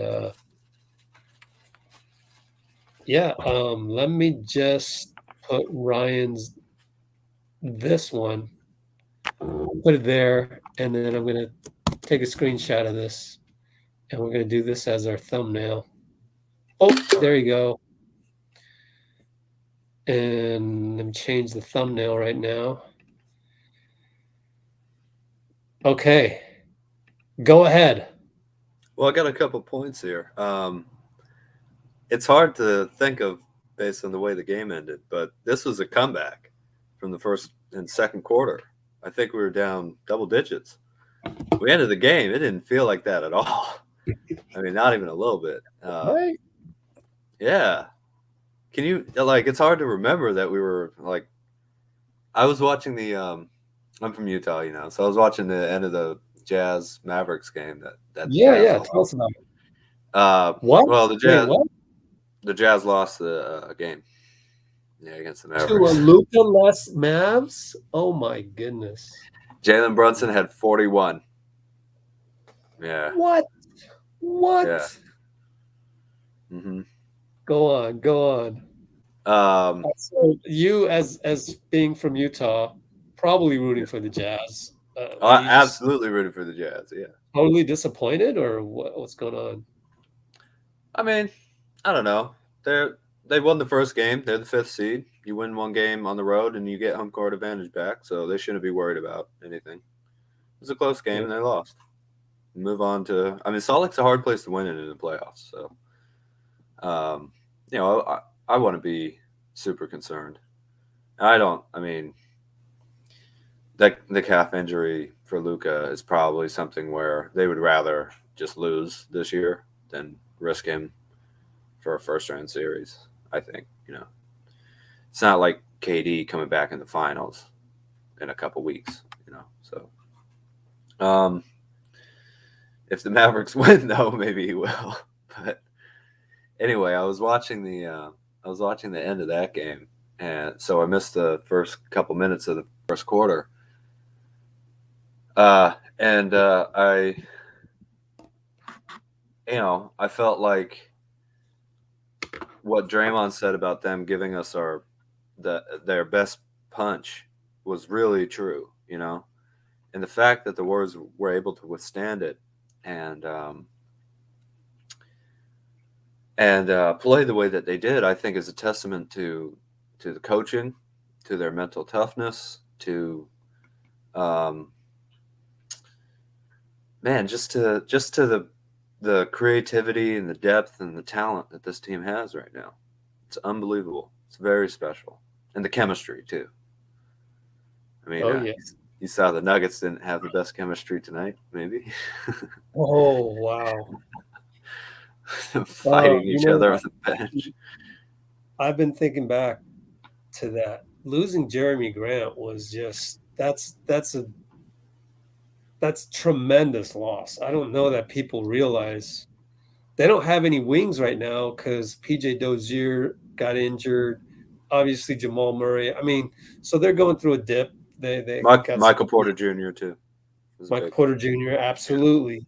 He's not the best defensive player, but he's still 6'10". He can put 40 on you on a good night. Yeah, he can put 40 on you, and he's just long. And when you're that long, and so, man, we're catching him at a good time. So, but that happens. We're under their skin too. I don't want to say we're in their head, but we're under their skin. I mean, the fight and Jokic getting ejected in one night, Yeah, that's not that is not the way you want to go home from a road trip in the playoffs. That is not what you want, But they're backed into a corner now, so they're dangerous. They still have the MVP. Yeah, and Mike Malone said in the post game, I saw some tweets that said that Jokic has to keep his frustrations in check. Yeah. So I imagine he would, and yeah, I like Jokic. He's fantastic. So we'll man, he's incredible. Yeah. Yeah, when his back's against the wall like that. So they need one more guy to step up, whether it's Aaron Gordon or Jeff Green, whoever it may be. They need somebody to step up and absolutely really ball in the hole. Mm-hmm. And the Warriors have to be preparing for that too. We can't expect. Oh yeah. To me, this is a team that has the MVP on it, and that's it. That's the way you respect them, and that's the way you approach them. I don't care about the injuries. This team is really good, and they have upset. I'm a Jazz fan, remember? They have upset good teams in the past. So this is a great win, but, you can't get complacent with it. Denver shot 43% from the field, 36% from three, and 91% from the free throw line today. And the Warriors shot 55% from the field, 43%, so the same as the Nuggets shot from the field, the Warriors shot from three, and 71% from the free throw line.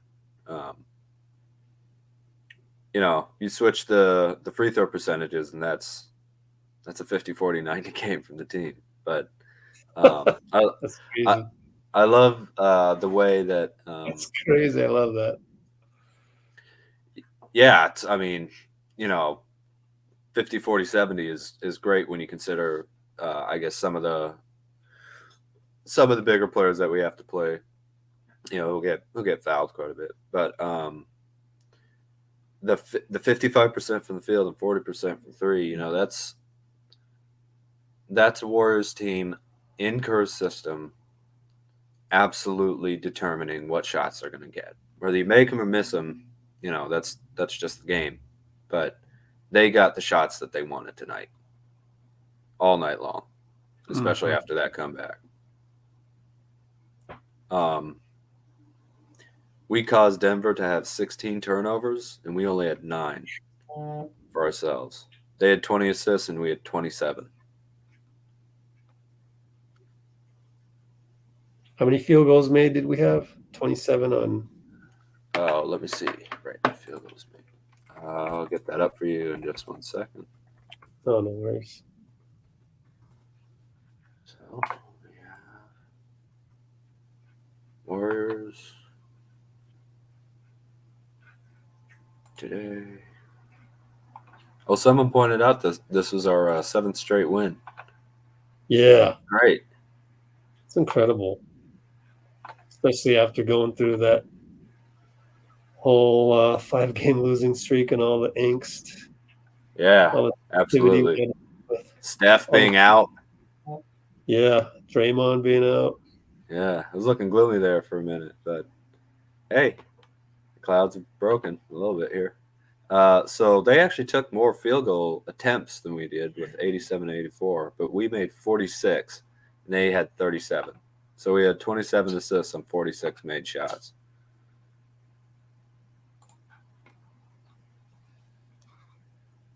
Nice. Yeah, absolutely. Wow. What else? If Draymond isn't the defensive player of the year because of the games missed or whatever, you put in this tape to show that he has been, is, and looks like if he stays healthy that he will be the best active defender alive on this planet. I This love guy, how he would not be dislodged by Jokic, and then he reaches around Jokic's body and slaps the ball out. Who can do that in the NBA? I mean, really, I want to know, like, who else can do that? Because usually you're a slow guy. Let's just pick on Robin Lopez. You're a slow guy, and you know you just don't have the wingspan like that and the quickness to go whap. Or you're a Giannis, let's say, and you're just not heavy enough. So just, man, I can't even remember back in the day who can do that. I mean, like, Barkley didn't even have that, base, like that low center of gravity. That's just like, you can't teach that. I'm just trying to think. I mean, okay, Karl Malone, maybe? I don't know. Karl Malone wasn't. He was a. He was a good defender. He was great Rodman. on offense. Yeah. Rodman yeah. and Ben Wallace. Mm-hmm. There you go. I got to throw out Bill Russell there too. Bill Russell, yeah. Although I didn't obviously don't get the eye test is impossible. You think I did? So yeah. Anyway, just amazing. Yeah. His IQ is just incredible. Against the MVP too in the playoffs. You can't argue that. Jokic is just so, like, I was looking through the game 1 footage that I had from the in-arena stuff. It's on the channel, and just wow. Like, Jokic has his own tactics as well. He can chop down on your arm, and then he knows when to draw the foul. So it really is a chess match. However, he got frustrated because they were losing tonight, and with Draymond, just some of the things that he does. There was a play in game 1 where Monty Morris did a back screen on Clay, so Clay lost.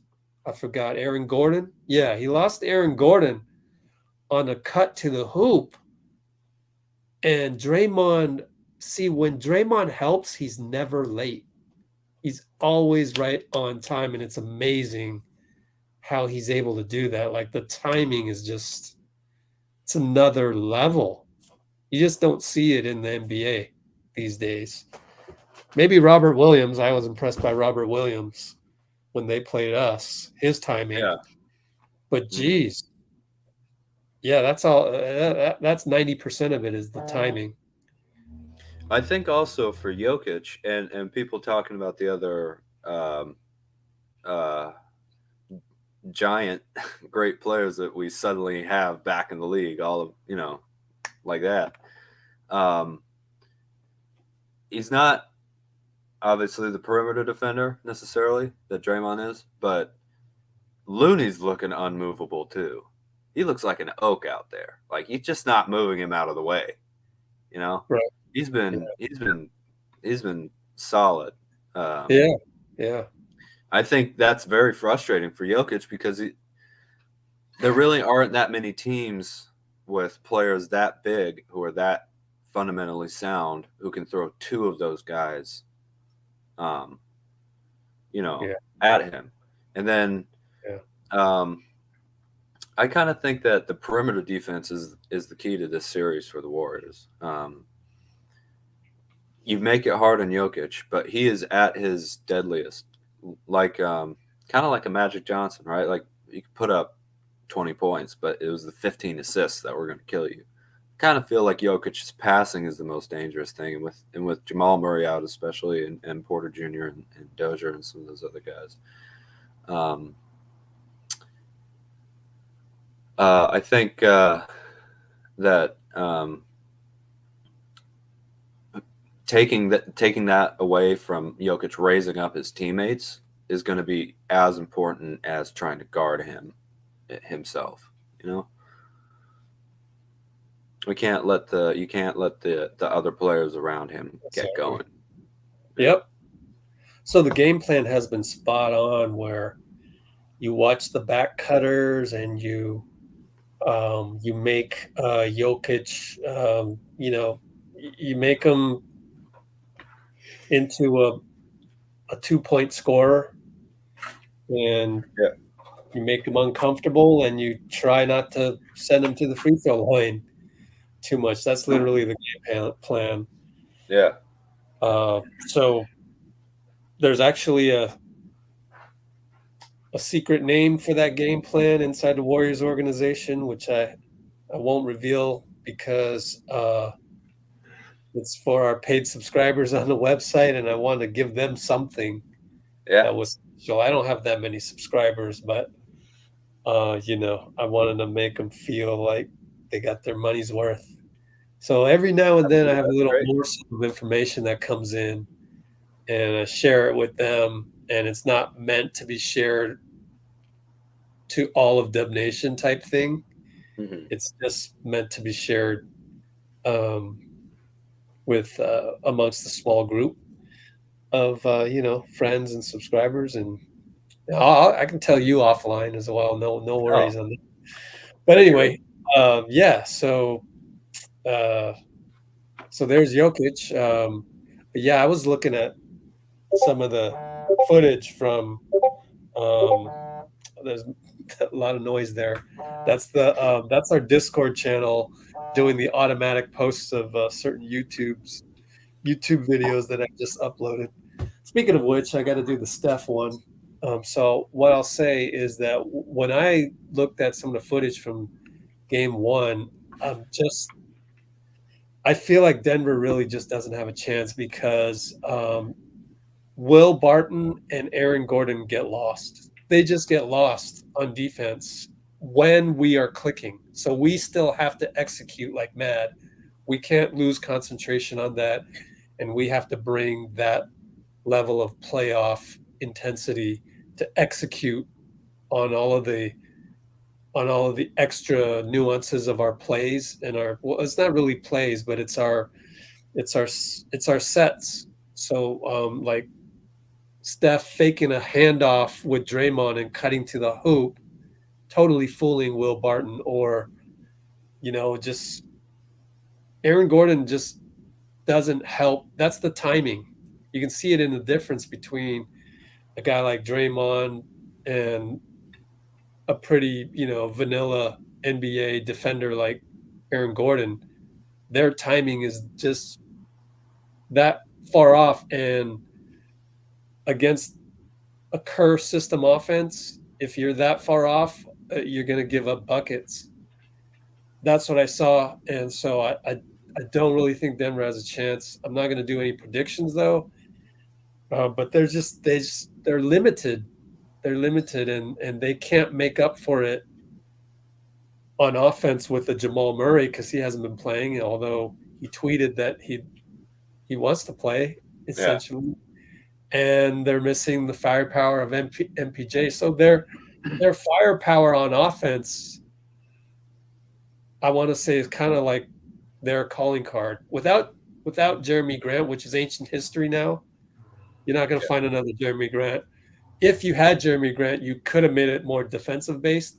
But now that you really just have MPJ, Jamal, and Jokic, now to me, it's like they're more of an offensive team and overwhelm you with that Jamal at the one athleticism and Jokic and then MPJ. That's a pretty awesome offensive big three. And then they can, I mean, Jokic being the rim protector is good enough for them on defense, I feel like. So with two out of their big three out, they just don't have the personnel. So if it wasn't already apparent, they're in big trouble. I agree with you.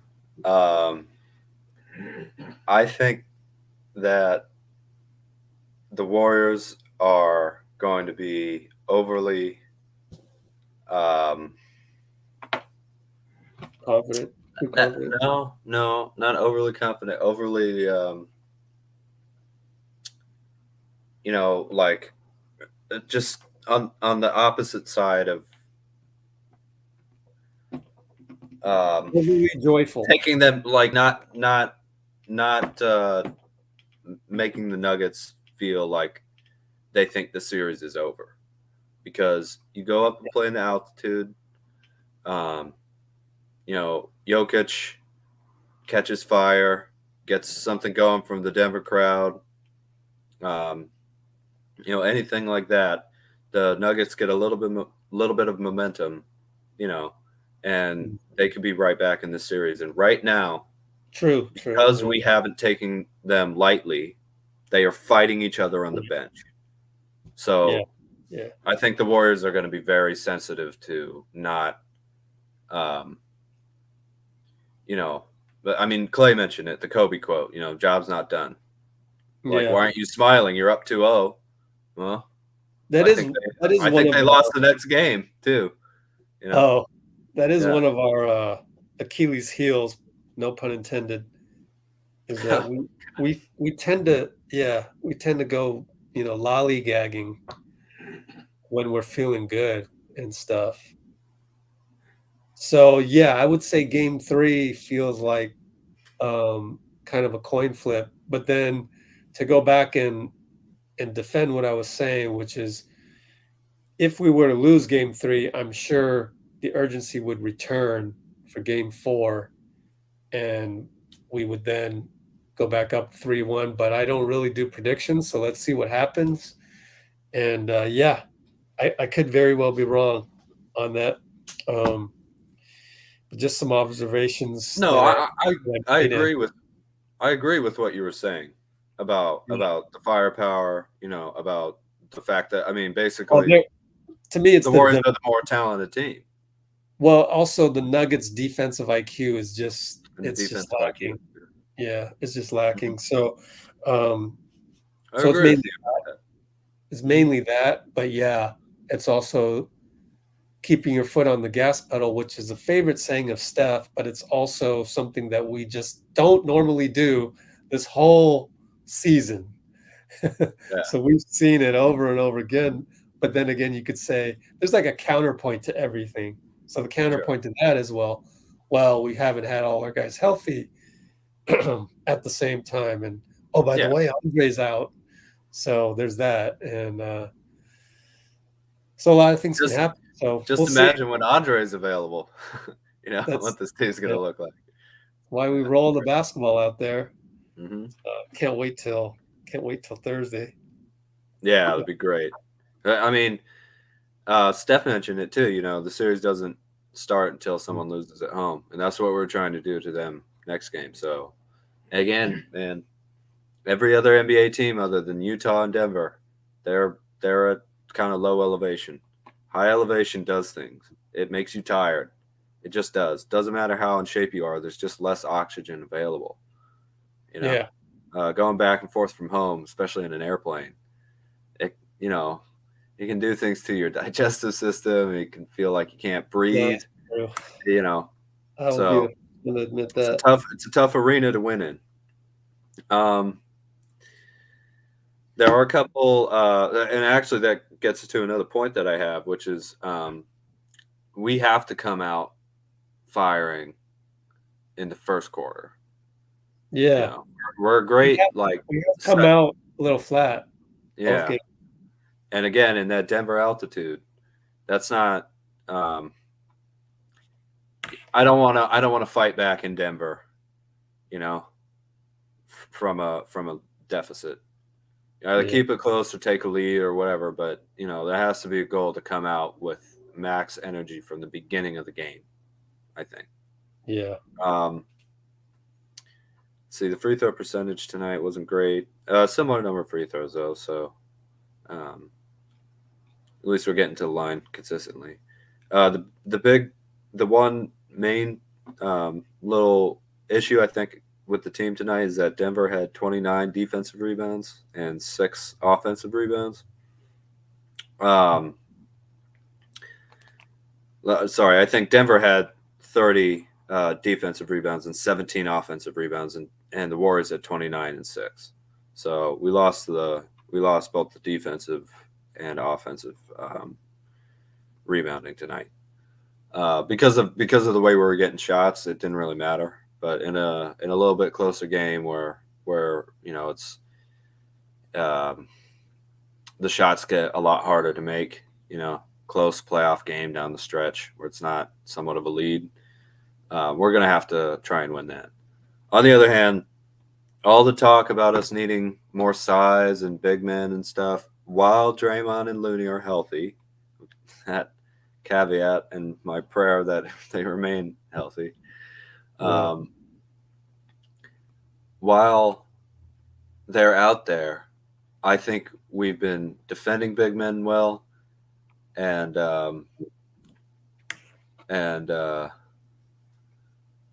we've been I don't know, just not being moved around the way people thought we were going to be. You know, I've been very impressed by that. I got 5 questions for you too, Rich. Oh, okay. Do you think Jordan Poole is the most improved player of the year? Oh, I do, but the problem is that it's an award, so there's voting, and yeah, you know, it's not up to me to pick a guy. You know, it's up to the NBA to have. I meant for you. Is he? Yeah, for me. Well, I'm always biased because I just have watched only Warriors games, so I don't know how. I mean, Darius Garland came out of nowhere for me. Yeah, I didn't even know he was good. I do think Ja deserves to be on an MVP ballot, not an MIP ballot. Plus, he was the number 2. 30 a game against the Jazz in the playoffs last year. Yeah. It could be MIP after that. Who else is on the list? I thought Desmond Bain really. Oh, it was DeJounte Murray. Per Ja Morant, yeah. Also, DeJounte, to me, kind of came out of nowhere as well. I didn't expect the guy to be that good. Desmond Bain's a great name too. Those are all good. You know, that's a competitive thing, and but also we're talking about these 2 playoff performances, and it's like that award is only for regular season, and you know, like, so I'm basing it on what have I seen just now? Recency bias. So, Ja Morant probably shouldn't be on that list because he's an MVP candidate. I'm just going to take him off. Darius Garland, DeJounte Murray, and who's the Desmond Bain? Yeah, Bain. So Bain is up there, but Darius Garland and he's not that great, you know, like DeJounte Murray. Those guys missed the playoffs, and I understand that the Cavs had injuries and things like that, and they lost in the play-in, and the Spurs made it to the 10th seed. Yeah. Well, we had some injuries, so Well, and Jordan Poole was a big reason why we had yeah. point guard play throughout a lot of the season. Mm-hmm. You know, well, I mean, from March onwards, Poole was the starting point guard, and at the beginning of the season, he was filling in for Clay. This is a dude who right? What a journey! Wow. right before he got sent to the G League last year, right? You're like, oh, he's playing okay. He's playing a little better. And now he's got the second most points in his first 2 playoff games in Warriors history behind only Wilt. That's unbelievable. What? That's an unbelievable stat. Yeah, anytime you're He's the mentioning next Wilt Chamberlain, really? Yeah, if you're on some list with Wilt Chamberlain, you're definitely doing something pretty groundbreaking. Yeah. Yeah. I mean, first That player right to there, ever just have hand him the 10 trophy. threes. Hand him the MIP trophy right there. He's But the yeah. most improved player. I think so. Yeah, for sure. Yeah, I think so too. But it just goes back to, just like Draymond said the other day, is it kind of goes back to the definition of most improved. Yeah. So But hey, he doesn't need the award if he keeps playing like this, huh? yeah, who cares? I'm good Let's with it. just go deep into playoffs. That's all we care about. Yep. Do you think this was the best game of the season? Oh, yeah, I kind of think you just have to go with recency bias. I mean, no game has been as important as this one. So yeah, I'll just say yeah. And then if we win the next one, most likely that will be the best win of the season too. But compared Well, to I don't this, mean the most important, but I mean the Warriors playing at their peak. I'm not sure if I've seen again. Yeah, maybe it's recency bias, but I just felt like Steph, Clay, and Draymond and Jordan out there, and Wiggins. We've hardly talked about Wiggins, and he's played really well.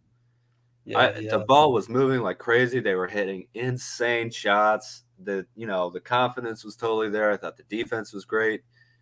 There's something that the Jazz didn't have today that they had in game 1 that the Warriors also had in the first game and this game too.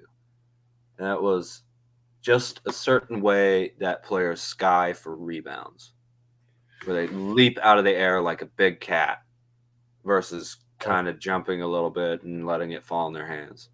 When teams play like that, they, especially in the playoffs, they almost always have it going for some reason. Just the energy is there. It's like they're floating a little bit, you know? That's awesome. Warriors have been playing like that.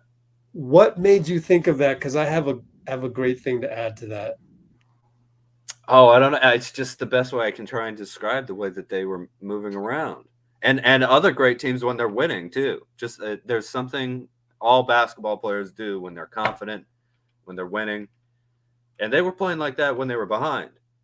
You know, it wasn't that they had the lead. It's just that they were like ready for the fight or something. I don't know. Anyway, what did it have to do with what you would think? Whenever somebody asks me, because I literally started Let's Go Warriors in the 2013 playoffs. Yeah. And then I was the only beat writer to cover them in China the summer of 2013 when we got Iguodala. Mm-hmm. I also remember being in China and not really knowing Iguodala. You know, I mean, you kind of knew Steph's demeanor in a. We didn't even really know Draymond at the time, but then to have He was this a rookie, right? What? He was a rookie, wasn't he? Who? Draymond? Right. Yeah. So we didn't really know who he was. Now we love him, right? Yeah. But back then, also Andre was the new, shiny free agent, and the way he talks now, transplant that 10 years ago, and you're like, what? Right? But anyways, when people ask me what I remember most about that team, in 2013. This was before Andre. We were playing against Andre, against these Denver Nuggets, oddly enough. Yeah. Mm-hmm. We won in 6 games, and when they asked me what do I remember, aside from Steph first unleashing the haymakers, because back then shooting from the logo was unheard of, and to do it in a playoff game, Oracle was so loud, so loud. I wasn't there for We Believe, and I'm sure that was much louder. But the second loudest had to be that season when Steph hit a haymaker, because nobody had ever seen it. But the thing, when people ask me what I remember most, was not so much, I mean, that too, but it must have been, did we win game 2? So first 2 in Denver, game 3, 4 at home, game 5 in Denver, game 6 at home.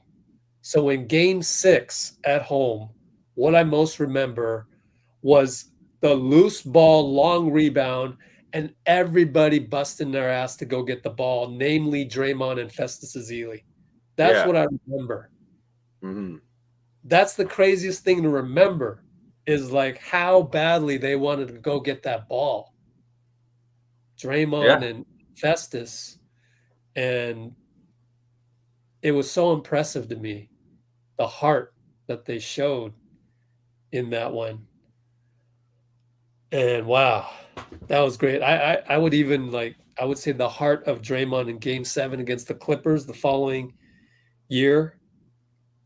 That was great too, except I was in the nosebleeds in the secondary media seating at Staples, and it was very difficult, like little ants. So that it was hard to measure.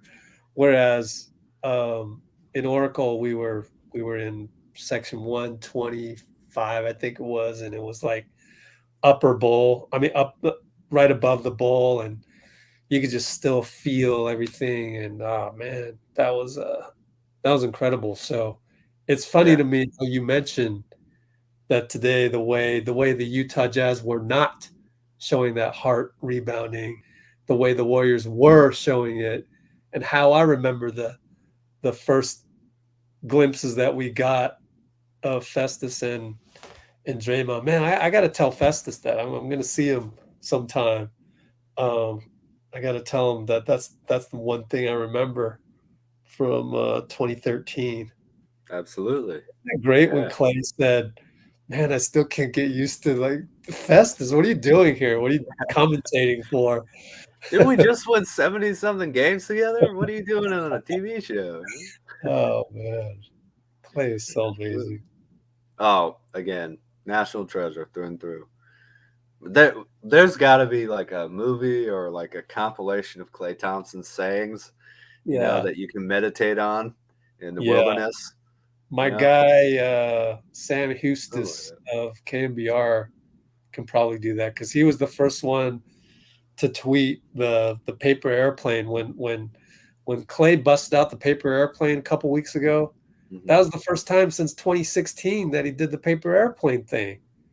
And immediately Sam had the footage from back in 2016. You know what was cool about that?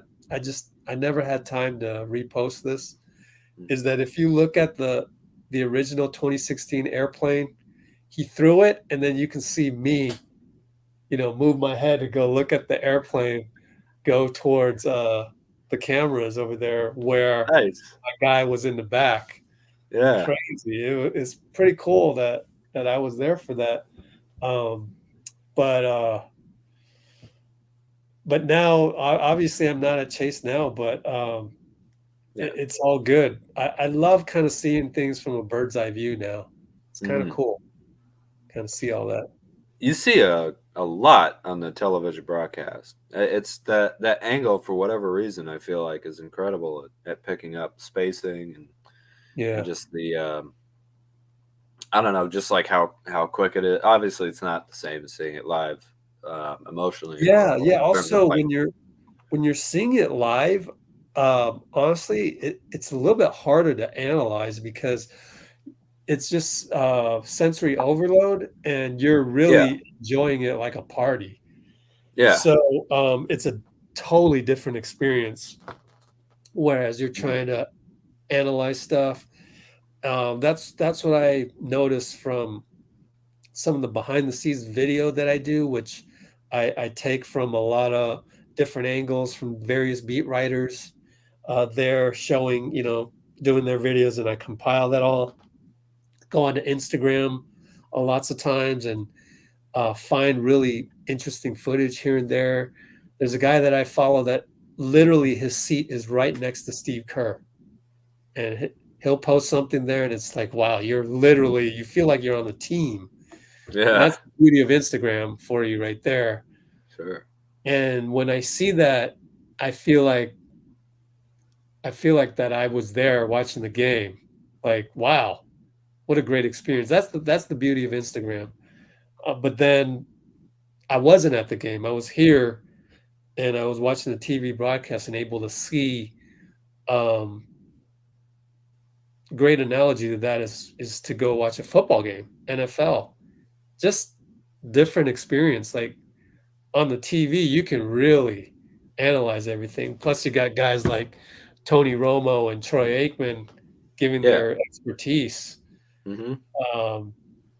Whereas if you would go watch the game, it's just different. It's just how you soak up the information is different. So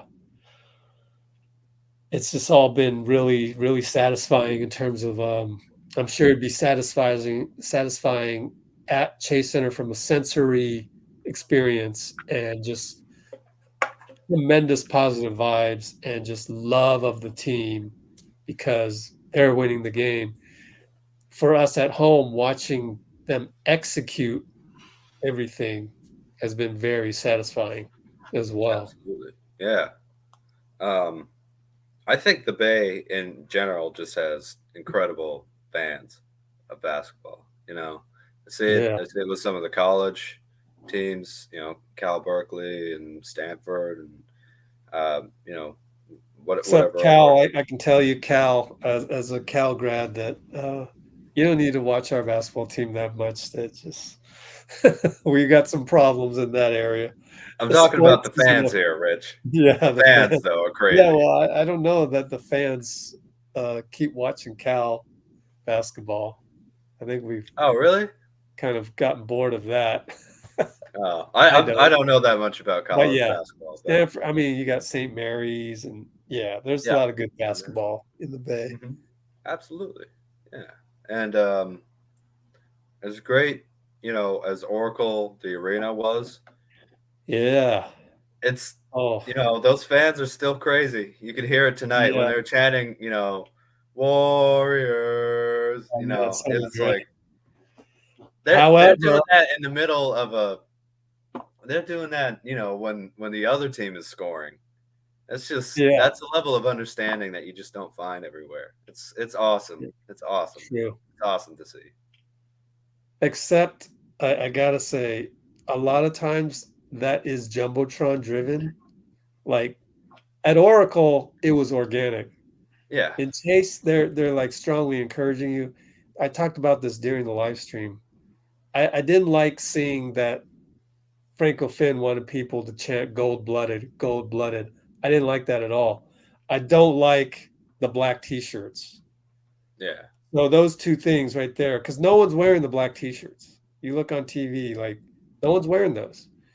And I get how if I were running the Warriors, I'd probably do the same thing, unfortunately, because you want to separate yourself from the past of Oracle and establish Chase as a new identity. So I understand the business decision. I really do.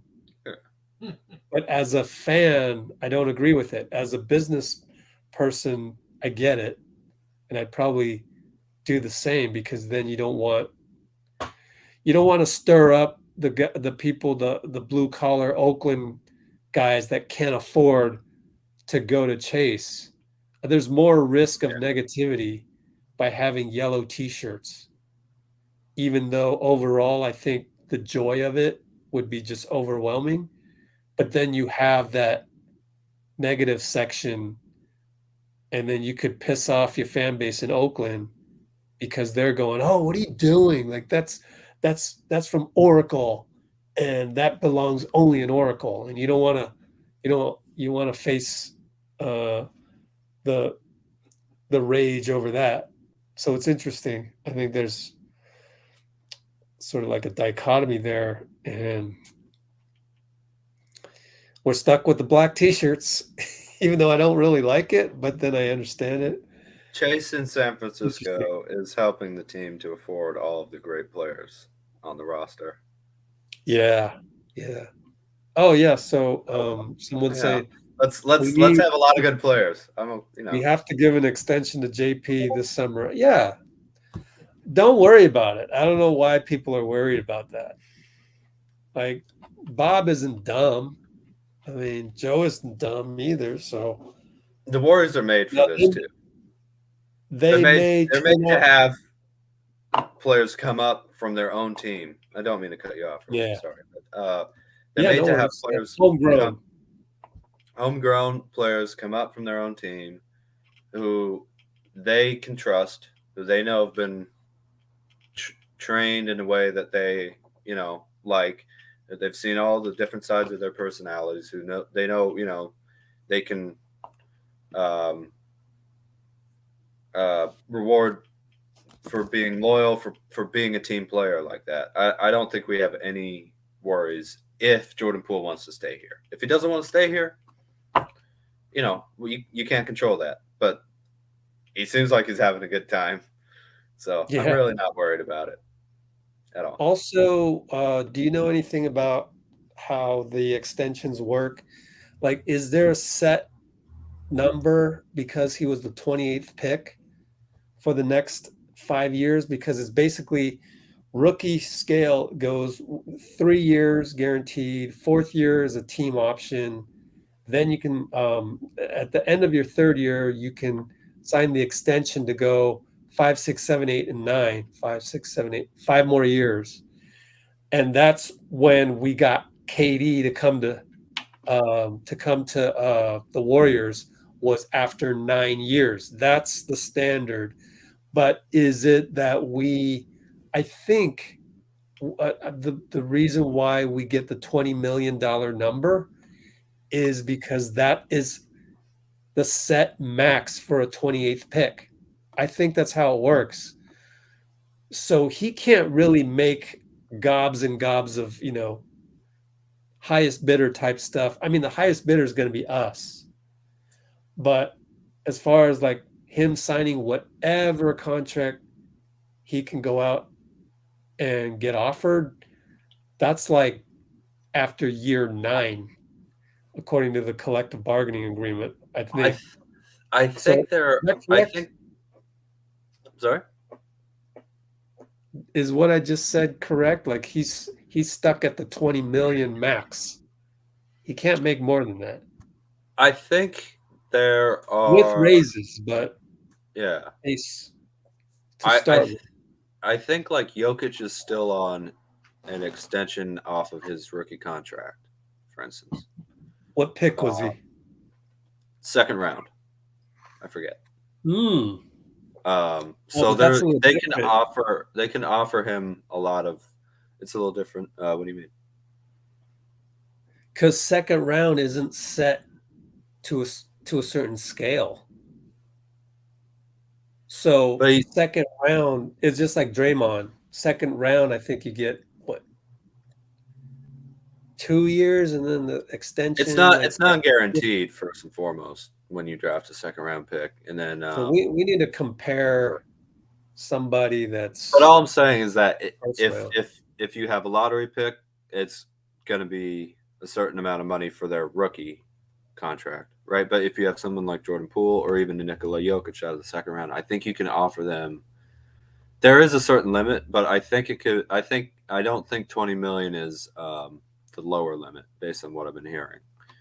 They can kind of negotiate up to a certain point. So if he wanted 25 million and the Warriors said yes, I think they would be able to do that if they agree to it. that's allowed. Yeah, I I'm don't think sure yeah. all NBA and MVP and stuff like that changes your contract. Like okay, Donovan Mitchell. That's another guy now. He was the 13th pick, I think. Okay. Let's That's look him up. lottery. But But I think first round is first round. There's a certain scale. there's a certain scale to those contracts, but in terms of a contract extension, I'm not sure that where you were drafted matters as much as do you have their bird rights. Things Can't like that. tell But I anything. might be wrong. I just I'll look that up afterwards and try and get back to you on that though. Oh, okay. Yeah, cool. Yeah, I'd love to dig into that. I like to know not just It's for not like easy to talking find. about but it helps you to kind of figure out where the Warriors might be in a free agent thing later on. You know, not with Poole. I don't want to get him off the team, but I'm just saying like knowing that kind of stuff, you see how they could set up a move later on for a bigger name.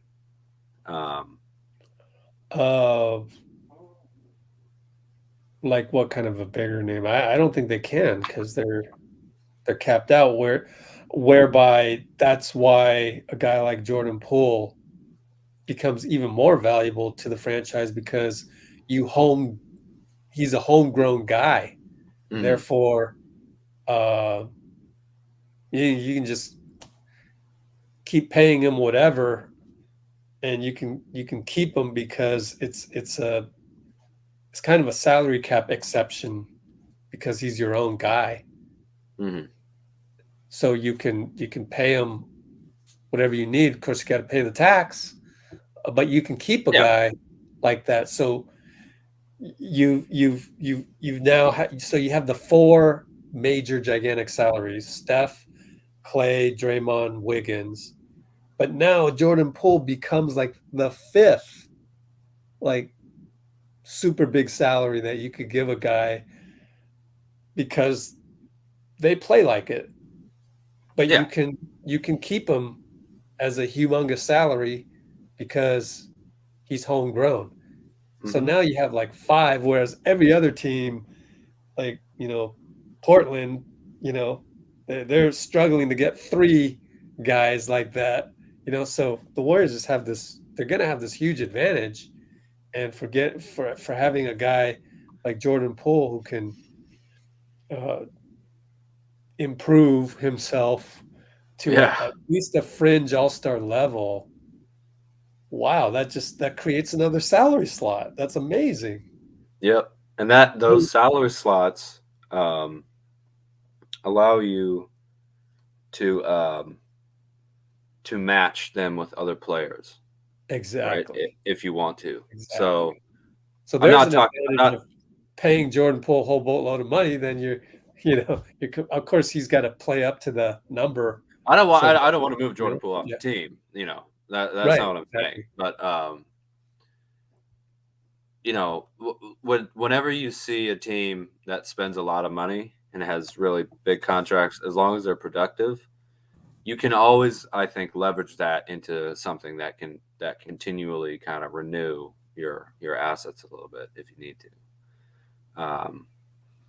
So, and also Jordan Poole is definitely worth it.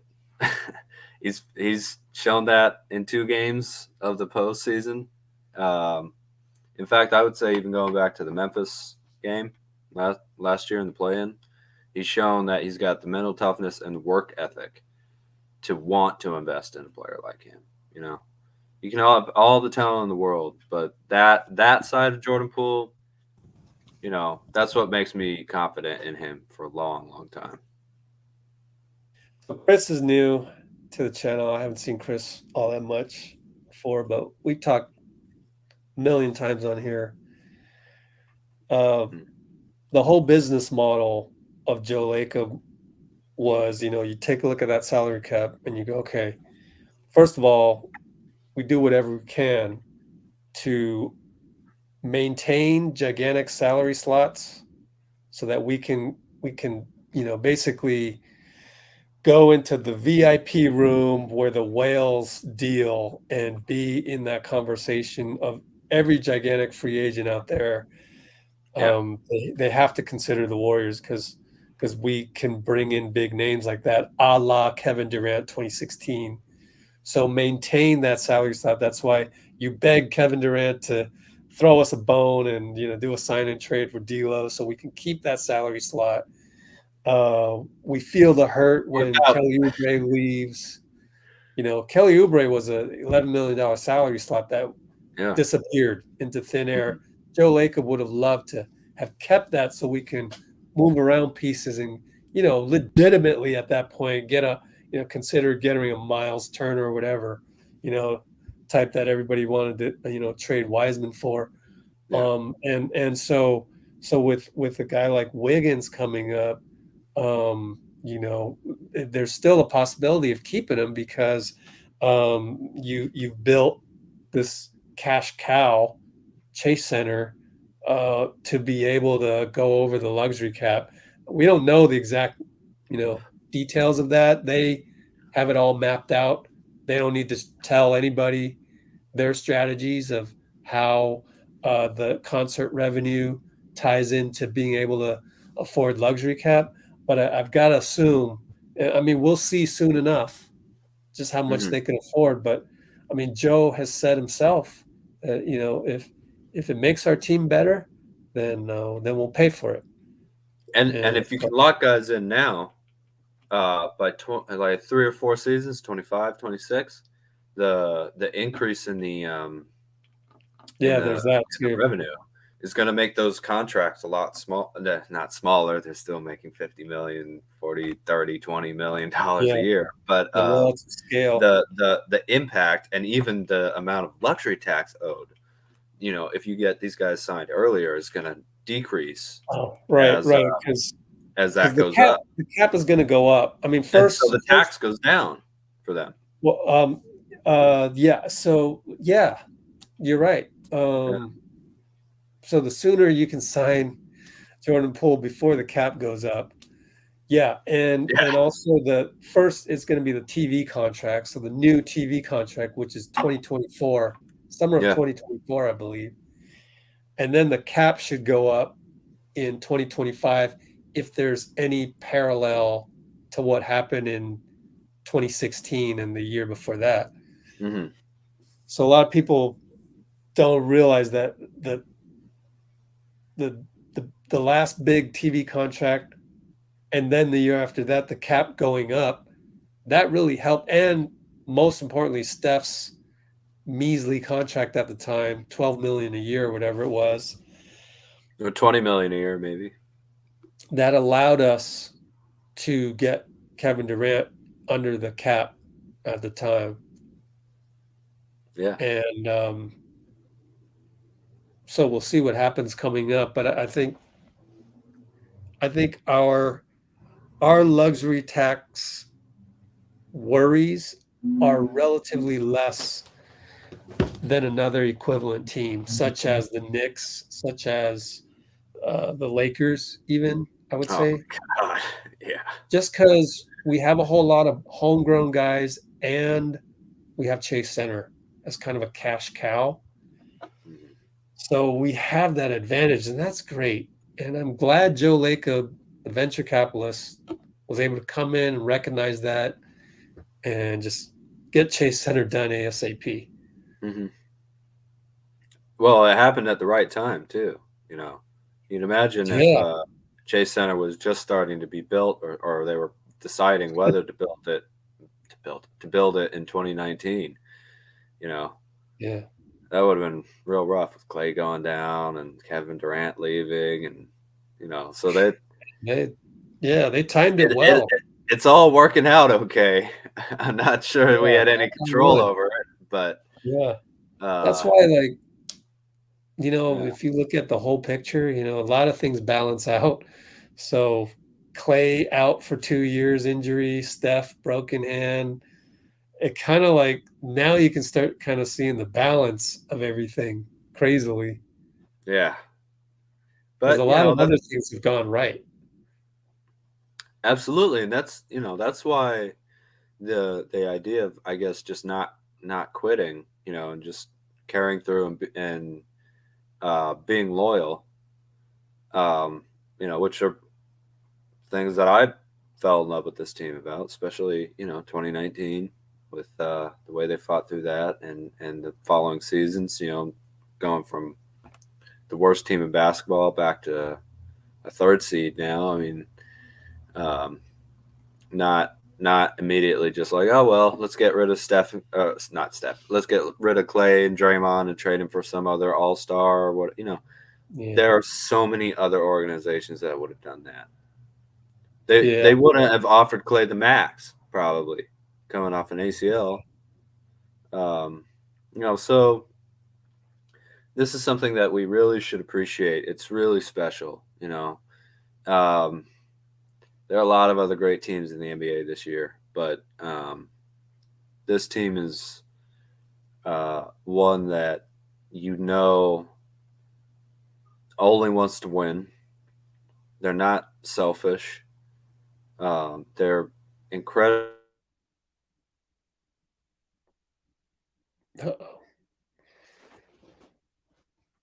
Uh-oh. Lost Dean. He's thinking hard. I should take a screenshot. Oh, there you go. Oh, nice. No, I'm kidding. Thought it closed down for a second. Anyway, I love the chemistry of this team. I love the way they play together. I mean, I can't think of hardly anything that has been, something I felt uncomfortable with or disagreed with much. I mean, the worst you get is Draymond saying, oh, we're going to go to LeBron's, record-setting game rather than playing a game. I mean, that wasn't even serious, Like I was like, uh-oh, Draymond's going to miss an important game. Like he was just talking about his friend. I don't know. It was like at the barbershop or something, or on the court. Like, oh yeah, I'll be there. I'm not. Don't worry, I won't miss your game. It's like that's the worst thing that's happened all year. Yeah, and he wasn't even. He was just saying that to kind of make a point. He was just messing around. He's not really going to miss the game. No way. That's Draymond Green. Yeah.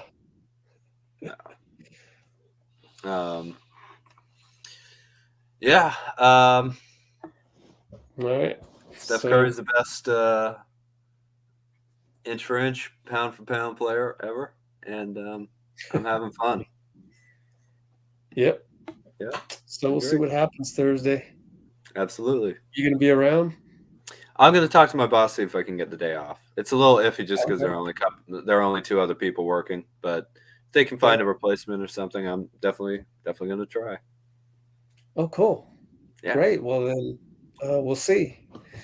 Cool. And we did 6 hours. You did 6 hours, man. Yeah. Unbelievable. Rich is the best, isn't he? I'm going to screenshot it right when we hit the 6 hour mark. Who wants to have a good let's put Chris up there. He's practically the only commenter left 6 alive. man of the year. Yeah. Right now. Yeah. It's almost 1 o'clock in the morning for both of us. Who was joking about that someone was joking about that in the Oh yeah, it was Bonte and no, it was Chris Mullen. Chris Mullen in the post game on the on-court interview. I'll endorse you. I'll endorse you for 6 man of the year. Yeah, that was so funny. Good old Mully. Only Mullen can joke about that. No, Bonte can't joke about that with Steph. No, Mully, maybe Festus. Hey, it's been working, man. Wow, we got 20 more seconds till I do the screenshot of 6 hours. Never done 6 hours. Rich is giving you 1/4 of his day. Oh my gosh, I can't even believe I did that. 8, 7, 6, 5, 4, 3, 2. You're a little behind.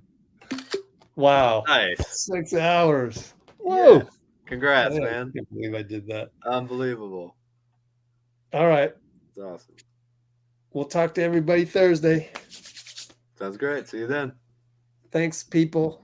Take care. Have a great Tuesday and Wednesday. But I'll try and cover practice as well as usual. See ya. Thank you for having me on again, Rich. Yeah, no problem. Thank you.